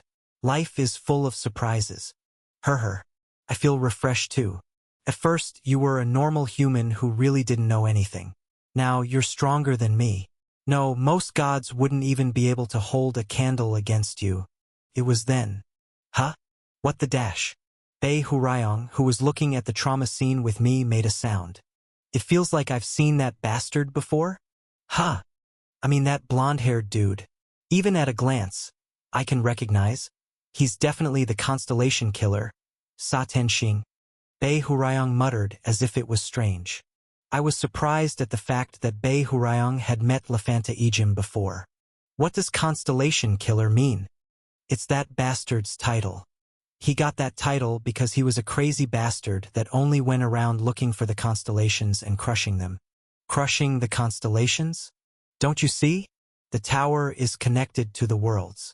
From the 50th floor, you have to compete with hunters from all over the world. Oh, really? MMHMMM. And that constellation killer was a bastard that was cooped up on the 50th floor. Bei Hurayang said. He would never climb the tower and just stayed locked up on the 50th floor all the time, and when the words of a constellation being there came by, he'd chase after them immediately. I'm sure that there are at least a few hundred constellations that were killed by him. Then Lafanta Ejim is also a hunter? That's right. I was wondering what kind of world such a crazy madman was born in, that brat. So he's from Ejim. Baehiriong Mumut. I never thought I'd see an old connection in a place like this. Phew. What was the relationship between the two of you? What else could our relationship be? We had a proper fight, that's what our relationship was. He was strong, that I'll give him, but he couldn't dare match me. The trauma scene kept unfolding even in the midst of our chatter. The goddess of protection opened her mouth. What do you plan to do from now on, Warrior Nim?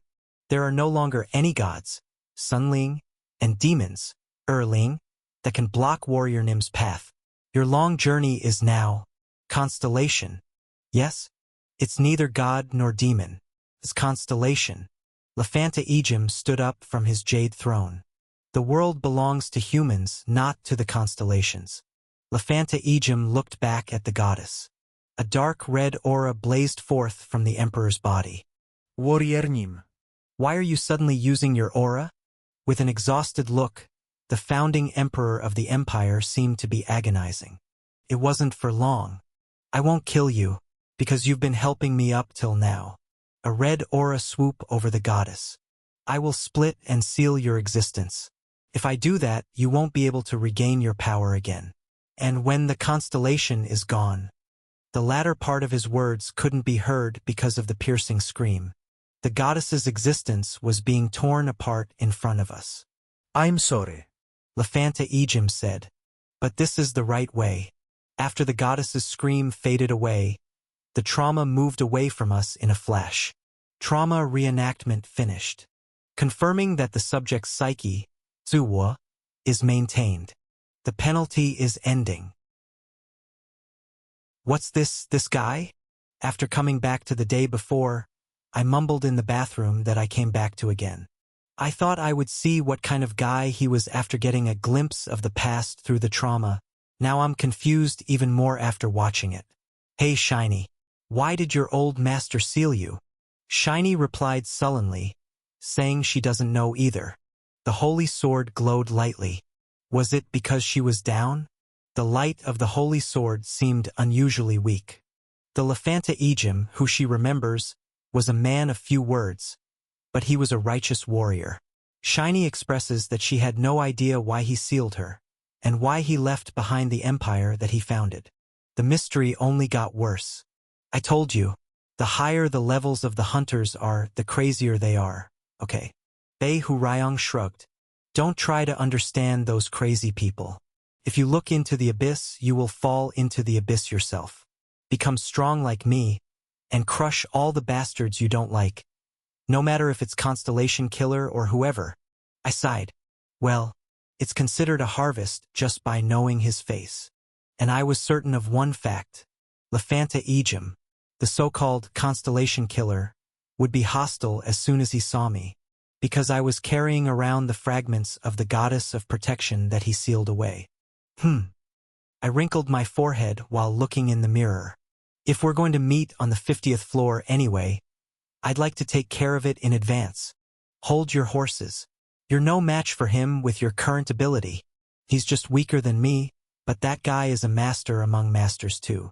Also, if you already have time to worry about the 50th floor, how about you clear the 22nd floor, you wimp? Ejim. He wasn't wrong, so I quietly repeated the same day.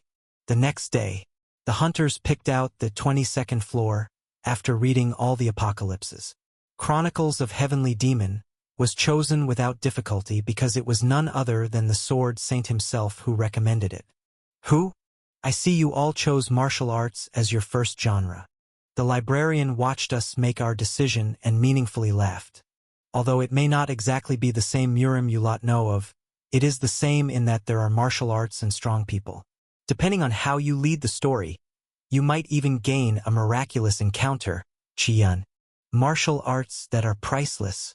According to the expression you lot use, you may even be able to learn skills.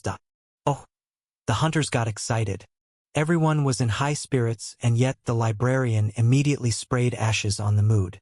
Note: sprayed ashes is a Korean slang for ruining a mood. However, all things are high risk, high returns. That's how strong the enemy characters are. Needless to say, but if you enter the apocalypse and lose your life, you will actually die in reality. Of course, you won't be able to escape from the apocalypse until you've completed the ending properly. The hunters shut their mouths. It was a given. Unless you had an unusual skill like me, death always had the power to shut people up. Chronicles of Heavenly Demon has a play limit of 2 to 4 people. Now, who's going to be part of the characters of this apocalypse? The hunter's eyes naturally turned towards the top rankers. Among them, I was the one who garnered the most attention. The reason was simple. It was because, Over the past few days, I ordered and directed the hunters around as if I was some sort of representative. With power comes great responsibility. I'll take part. And I had no intention of running away from my responsibilities. At my quick answer, the guild masters smiled delightfully, as if saying, I knew he would do that, and the majority of the hunters stared at me with a surprised look. I'll get in on the act too. The Sword Saint followed up and said, You can't leave out the person who recommended the apocalypse. He looked solemn, but there was a slight smile on the corner of his lips. I could plainly see his body was itching for excitement. Perhaps as a reader who loves martial arts, isn't the fact that he could enter the real Murim a pleasure in itself? I'm glad. The minimum number of people has been met. The librarian chuckled. We can have 2 more characters coming with us here. How do you guys want to do it? There's one more reason why I recommended this apocalypse. The Sword Saint immediately opened his mouth with confidence. Everyone, look at all the reason for discontinuation. Plus, the Chronicles of Heavenly Demon, Tanmoa, genre martial arts, fusion. Difficulty level, B class. Player limit, 2 to 4 people. The serialization is currently suspended. Introduction, Murim, a world of those who revere Mu, those who use Mu, those who strive to attain Mu. A heavenly demon descended here and tried to unify Murim. A demonic cult, Mojal, brought together centering on the heavenly demon, the opposing forces who go against this demonic cult. Fighting over the control of the world would be what they would have done. Note, Murim Wulin is the martial arts world. Mu Wo is basically martial arts. If it wasn't for the sudden super epidemic. Reason for discontinuation. An unidentified epidemic went rampant in the world, causing the heavenly demon to die. The demonic cult was annihilated. The other forces were also destroyed. And, plus, looking at it again, the reason for discontinuation was ridiculous. It didn't even state exactly what the epidemic was. In the text of the apocalypse, only this was written. The heavenly demon suddenly died due to the unidentified epidemic. Soon all the other forces died too. No one knew what happened specifically. We'll find out when we really enter this world. In any case, it was clear that the Murim was destroyed because of the unidentified epidemic. The Sword Saint nodded. As you can see, the epidemic was what destroyed this world. Needless to say, we should not only take strong hunters but also hunters who have extensive knowledge about diseases. And I know who is the most educated when it comes to diseases. The Sword Saint smiled brightly and called for someone from the martial arts group where he came from. Medicine King, will you come out? A stubborn-looking elderly man walked out with his hands behind his back. This time again, the Sword Emperor pretended as if he knew. Ah, that guy. Why? Who's that? What do you mean why? You know that store, right? The place where I tried to bring you to first, Zombie. He's the shop owner of Marcus Grandpop's favorite drugstore. Ha, really now? That Grandpop is good at making drugs. But, he's good at it, but... The Sword Emperor mumbled towards the end of his sentence. No one knew the reason better than I did. Don't worry, I will be the one mainly fighting, and Death King will help if I am not enough. And when this Medicine King resolves the matter regarding the disease, this apocalypse will only be for the 3 us. Death King, is there anything you want to say? As he spoke confidently, the Sword Saint stared at me with his hands raised. Ah, yes, there's one person I'd like to bring with me. I lowered my hand and pointed to one hunter. The hunter, who was pointed out of nowhere, gasped for words. Ah, huh? Are you talking about me? It was the alchemist. I nodded. Yes, that's right.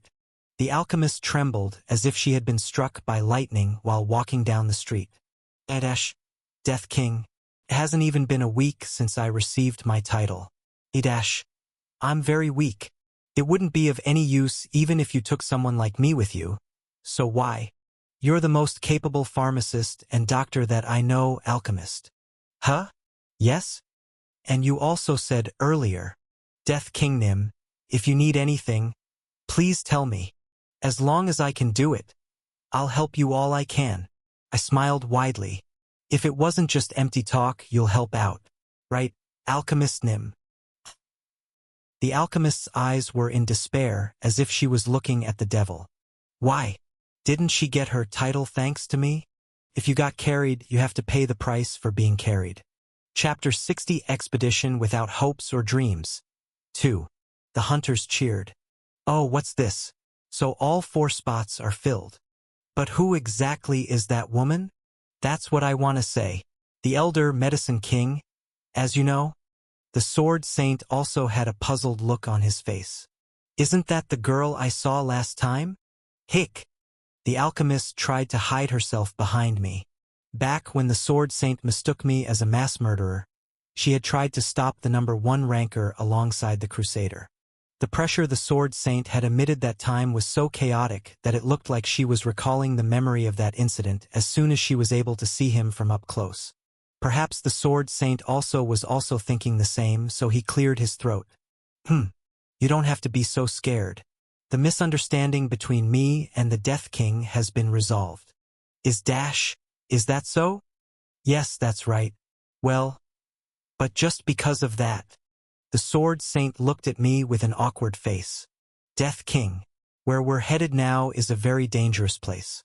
Didn't the constellation also say so himself? If you die in the apocalypse, you also die in reality. Is it okay to take that lady to such a dangerous place? Yes. I nodded confidently. She's the best alchemist I know. At the same time, she was probably the greatest alchemist in existence. Ugh. Did the Sword Emperor also disagree? Even though they used the same ingredients, she produced 15 times the quantity than the store he had originally introduced me to. In other words, it was the store of the Medicine King or whatever that was standing over there. That guy makes pretty good elixirs, but it's not the best. Now, since we have that lady, yes. However, the Sword Saint eyes had a subtle feel in them. The best alchemist you know. I pulled up the character window to get a handle on the Sword Saint's psychological state. It's a remarkable young man's recommendation, so there must be something special. But there's a bigger ocean in the world. I see, Sword Emperor. It's been a long time since you said the right thing. Even a king carp who's been living in the open water all this while, when it goes to a river, it will find out that it isn't the smallest carp. Alright, I think we should take this opportunity to build a relationship with those 2 young people and the Medicine King. Note. Bigger ocean in the world. It means that there are always people that are better or more skilled. Wow.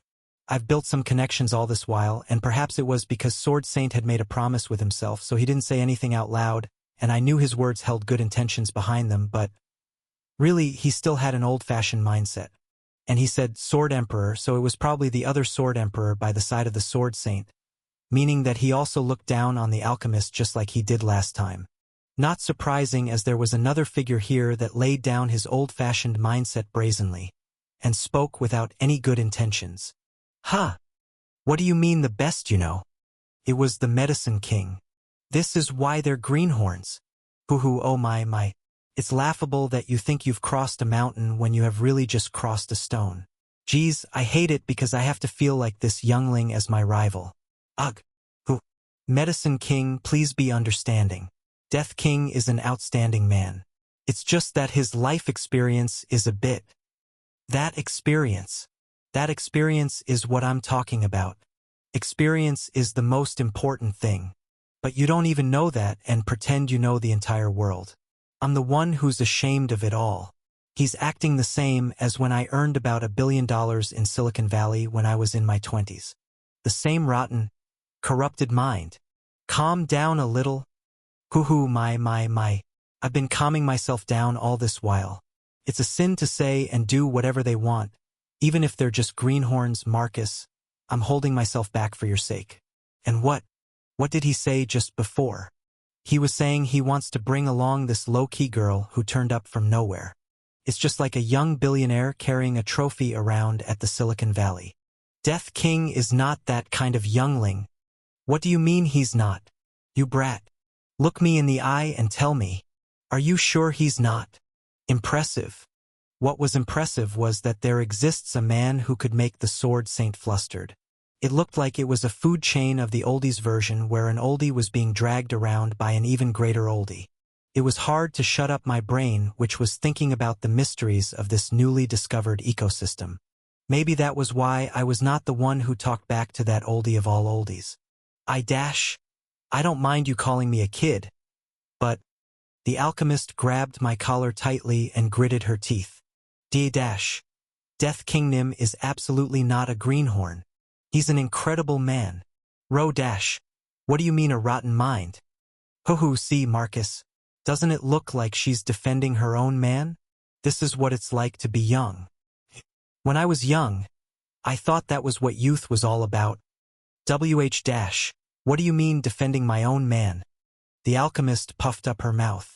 She had heard such absurd things that it seemed like her brain couldn't process it. Crusader took a step forward and defended the alchemist. Stop. Alchemist is undoubtedly an excellent pharmacist. Although I learned of her existence because of the introduction from Death King, my civil militia has also received countless excellent medicine from the alchemist. The Medicine King snorted. Only the civil militia standard would be able to accept that. What did you say?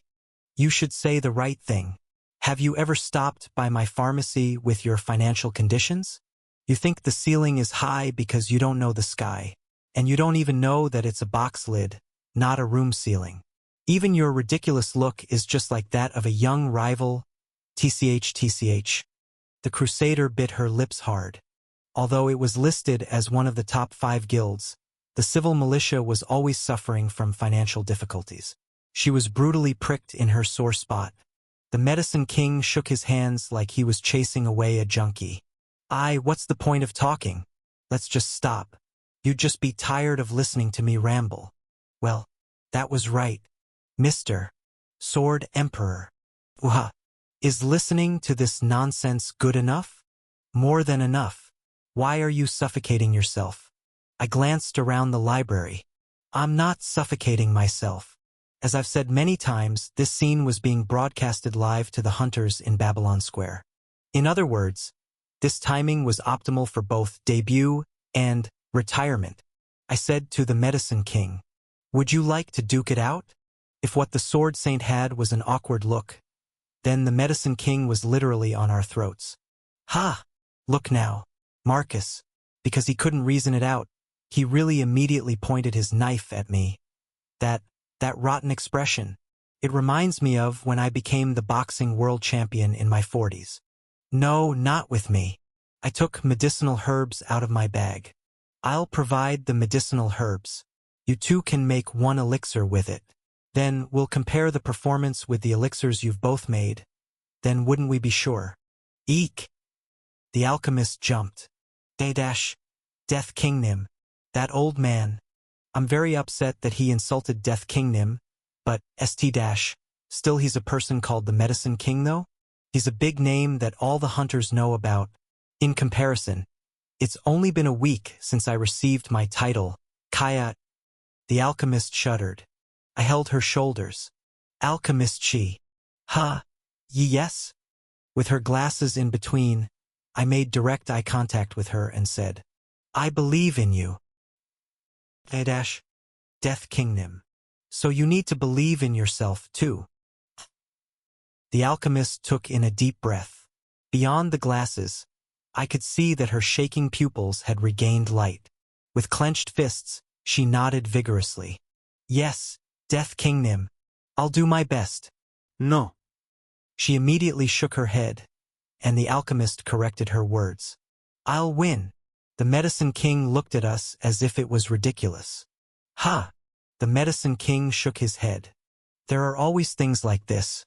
You have to dip it and try to see if it was ketchup or blood so that they'd know their place. It's the same as when I was about 3 years old. You've been blabbering for too long. Are you trying to run away? All right, youngin', be prepared to see that girl shed tears. I don't know how to go easy on young people. Medicine King versus Alchemist. An extraordinary match had begun. 3. The hunters' reactions were cynical when the match began. Of course, the old man Medicine King will win.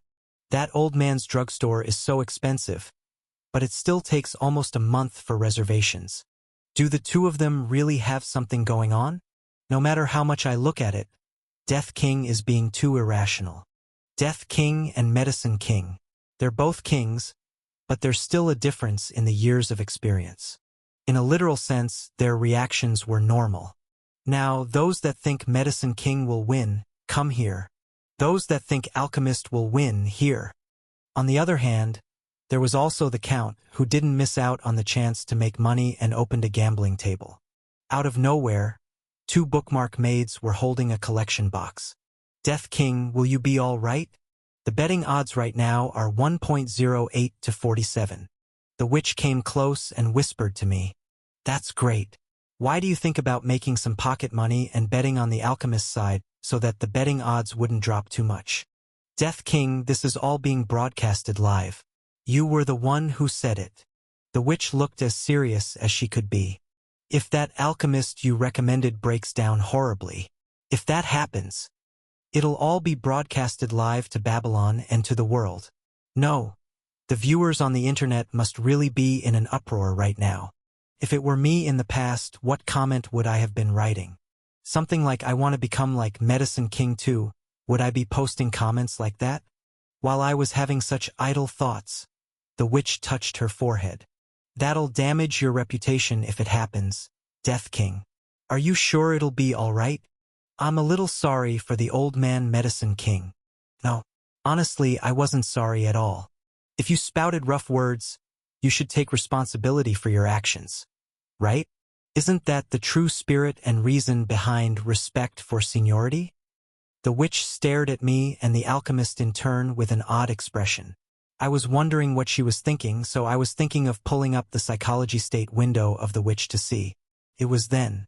"I'm finished, Greenhorn, Medicine King," he bellowed while lifting up the elixir he had made. "Bow your head before my great creation. Plus, unique recovery potion. Rarity unique. Producer Medicine King. Description: although it is a little bitter, drinking it will heal even the deadliest of wounds. Needless to say, as it's a recovery potion, it has to be taken in a safe location to take into consideration the aftereffects of healing. Anyway, it's an amazing feat to be able to produce a potion of this quality.